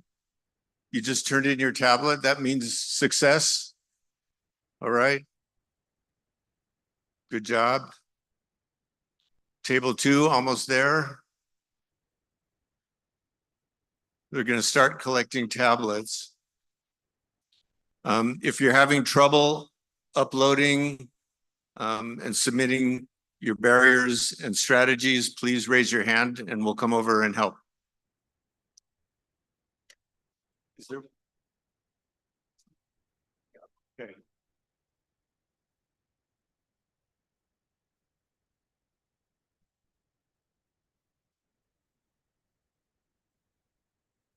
Okay, we'll give it just a couple more minutes for everybody to finish up.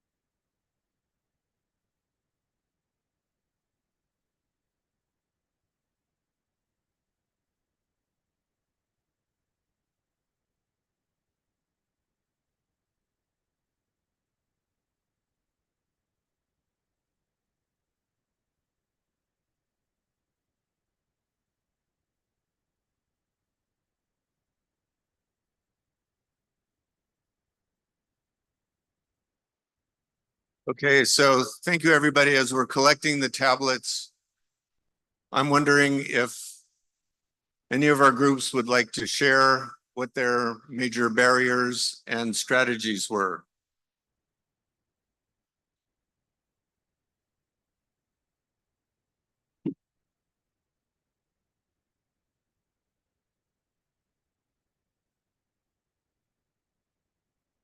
We have mics.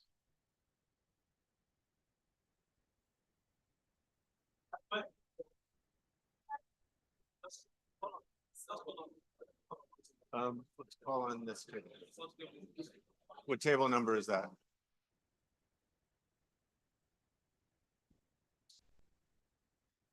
10? Okay, table 10. You are our super achievers.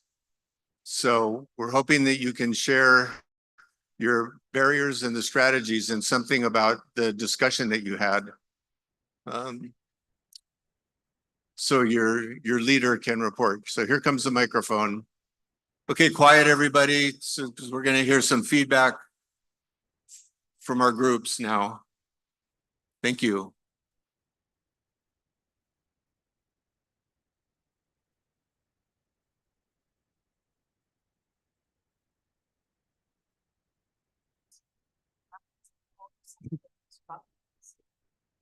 So I, which tables? hello, everyone. Okay. Hello, everyone. So I don't know if we are being put on the spot for submitting our work. Maybe we should have kept it. Yes, so you are being put on the spot because you submitted your barriers and your strategies. There's still a few more tables that need to submit your strategies, so please do that before your tablets are picked up. Okay. All right, so for table 10, we did some brainstorming along barriers to evidence-based interventions. And we had three top barriers from our brainstorming session. And we feel that one critical barrier in the community is cultural and religious barriers. For a country like Nigeria, we do have a lot of ethnicity across the country. So if we are speaking to evidence-based interventions, it's important that we do consider cultural and religious barriers to those interventions. So some of our strategies were that if you want this to be sustainable, it is important that you have targeted advocacies, not just routine advocacy activities, but targeted in a way that you achieve better results, and these interventions can be sustained. So that's one of our key barriers. And then secondly is knowledge gap. We feel that for evidence-based interventions, one critical barrier, especially for us here, is knowledge gap. One is knowledge around the intervention, and then secondly is knowledge around access to those interventions. So those are some of the things that we think that you need to critically look at in terms of programming for such interventions. And some of our strategies or the top strategies for us is to ensure that we do some form of capacity building across different levels to ensure that people are well informed of the interventions, can interpret it rightly, and then know how to get access to such interventions. And then lastly, and also related to the first one, is political will. We wish we had additional time to put in the limited resources, but political will is also a strategy that we think is also a barrier that we think that is very critical for some of these interventions.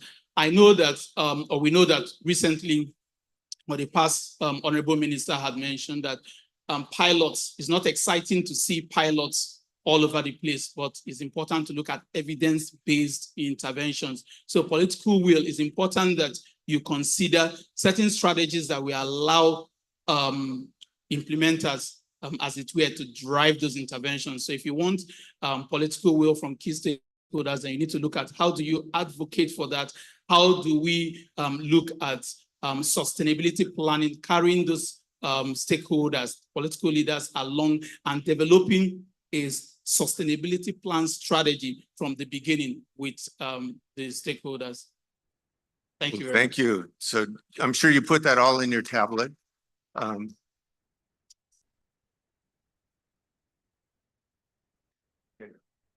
Yeah, I think the cultural issues are so important, and that can drive the barriers in different cultural areas as well as your strategies. And so when we talk about strategies, some tailoring and adaptation, and that's where the pilot work can help inform, that formative work can help inform how you tailor your strategies for different cultures. Okay, I think it's table 22. Was that 20, table 20? I've heard that you've got some very interesting feedback. So can we get the microphone back over here?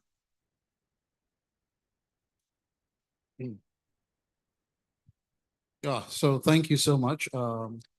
Quiet, please. Yeah. So we had similar barriers to what they had, but the way we prioritized it was quite different. So for us, the first thing was you need to know what the existing EBIs are before you even know how to implement it. So we felt there may be inadequate knowledge, awareness, as well as dissemination of the EBIs. So we felt this is something that is important. So I will mention capacity building again as a strategy. So we looked at dissemination should not just be one-off, maybe a meeting like this or a conference. Dissemination should be across board and as well as done at the subnational units. This would help in making sure that we get across existing evidence-based interventions to relevant persons. So the second one, we looked at lack of resources, including human resources, financial, and as well as infrastructure. So looking at it from that point of view, we felt that funding is important. We also want to discourage over-reliance on donor funding alone. We're looking at if we can, for these EBIs, if matching funds can be secured, both contribution from policymakers and government, as well as the donors, this will go in a long way in ensuring that the sustainability, even when these EBIs are being implemented. And the final one was talking about the sociocultural and religious beliefs. So we felt that there should be a lot of community involvement and engagement of the community, stakeholder engagement. But we also come down on the social behavioral communication strategies to roll out EBIs. So we gave examples of making sure that for some of these EBIs, it should be done in languages people understand, particularly maybe for people in the rural areas and some setting. For a place like Nigeria, doing some of the EBIs in pidgin language will actually help, while also for the new generation, for the Gen Z, you need to package the messages in nuggets, small snippets, if you're going to get their attention. So that's the way we look at some of those things. Thank you. Thank you. So even with just these two tables, I'm hearing some common themes around culture and capacity building. And so, at this conference, we hear a lot about implementation science and research. This was doing some implementation science, because now we'll be able to gather your responses from all the tables and think about broadly from all the many perspectives in the room, what are some of those common barriers and common strategies that might be useful in your field.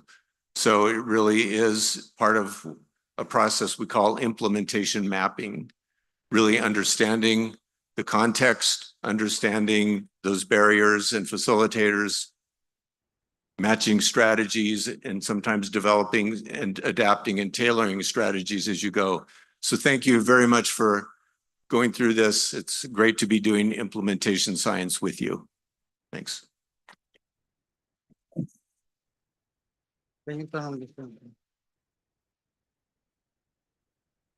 Thank you, everyone. And thank you for the NGT team. We do this every year. And like Karen's talked about, that we hear about implementation science and that here you're doing implementation science. And a lot of people have asked me, how can they make sure that things we do in NISA continues? So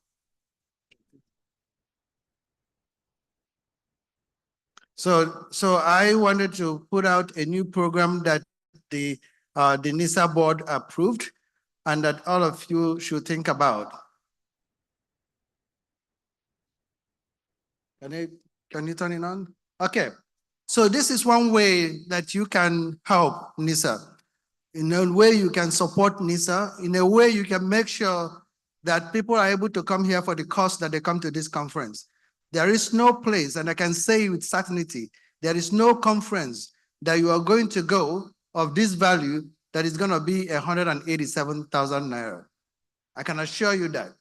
If you are going to take a trip to the UK for the conference, if you're going to go to the US for CUGH, you're going to be spending at least 10 million for all the things that you have, your transport, your hotel, and the things. And most of those conferences, you're not going to have any Nigerian food in them. So I can assure you that. So one way you can make sure that we continue to do this is what we're calling a NISA endowment. So you can put in a 10 million naira, an endowment. It's a one-time cost, but that cost is fixed, and whatever interest we get in the bank is used to do what you want us to do. That means what you want us to do, we continue perpetually. That's how it is designed. So that's something that we're going to do. And one of the things we wanted to know is that it's an opportunity for you to name these awards.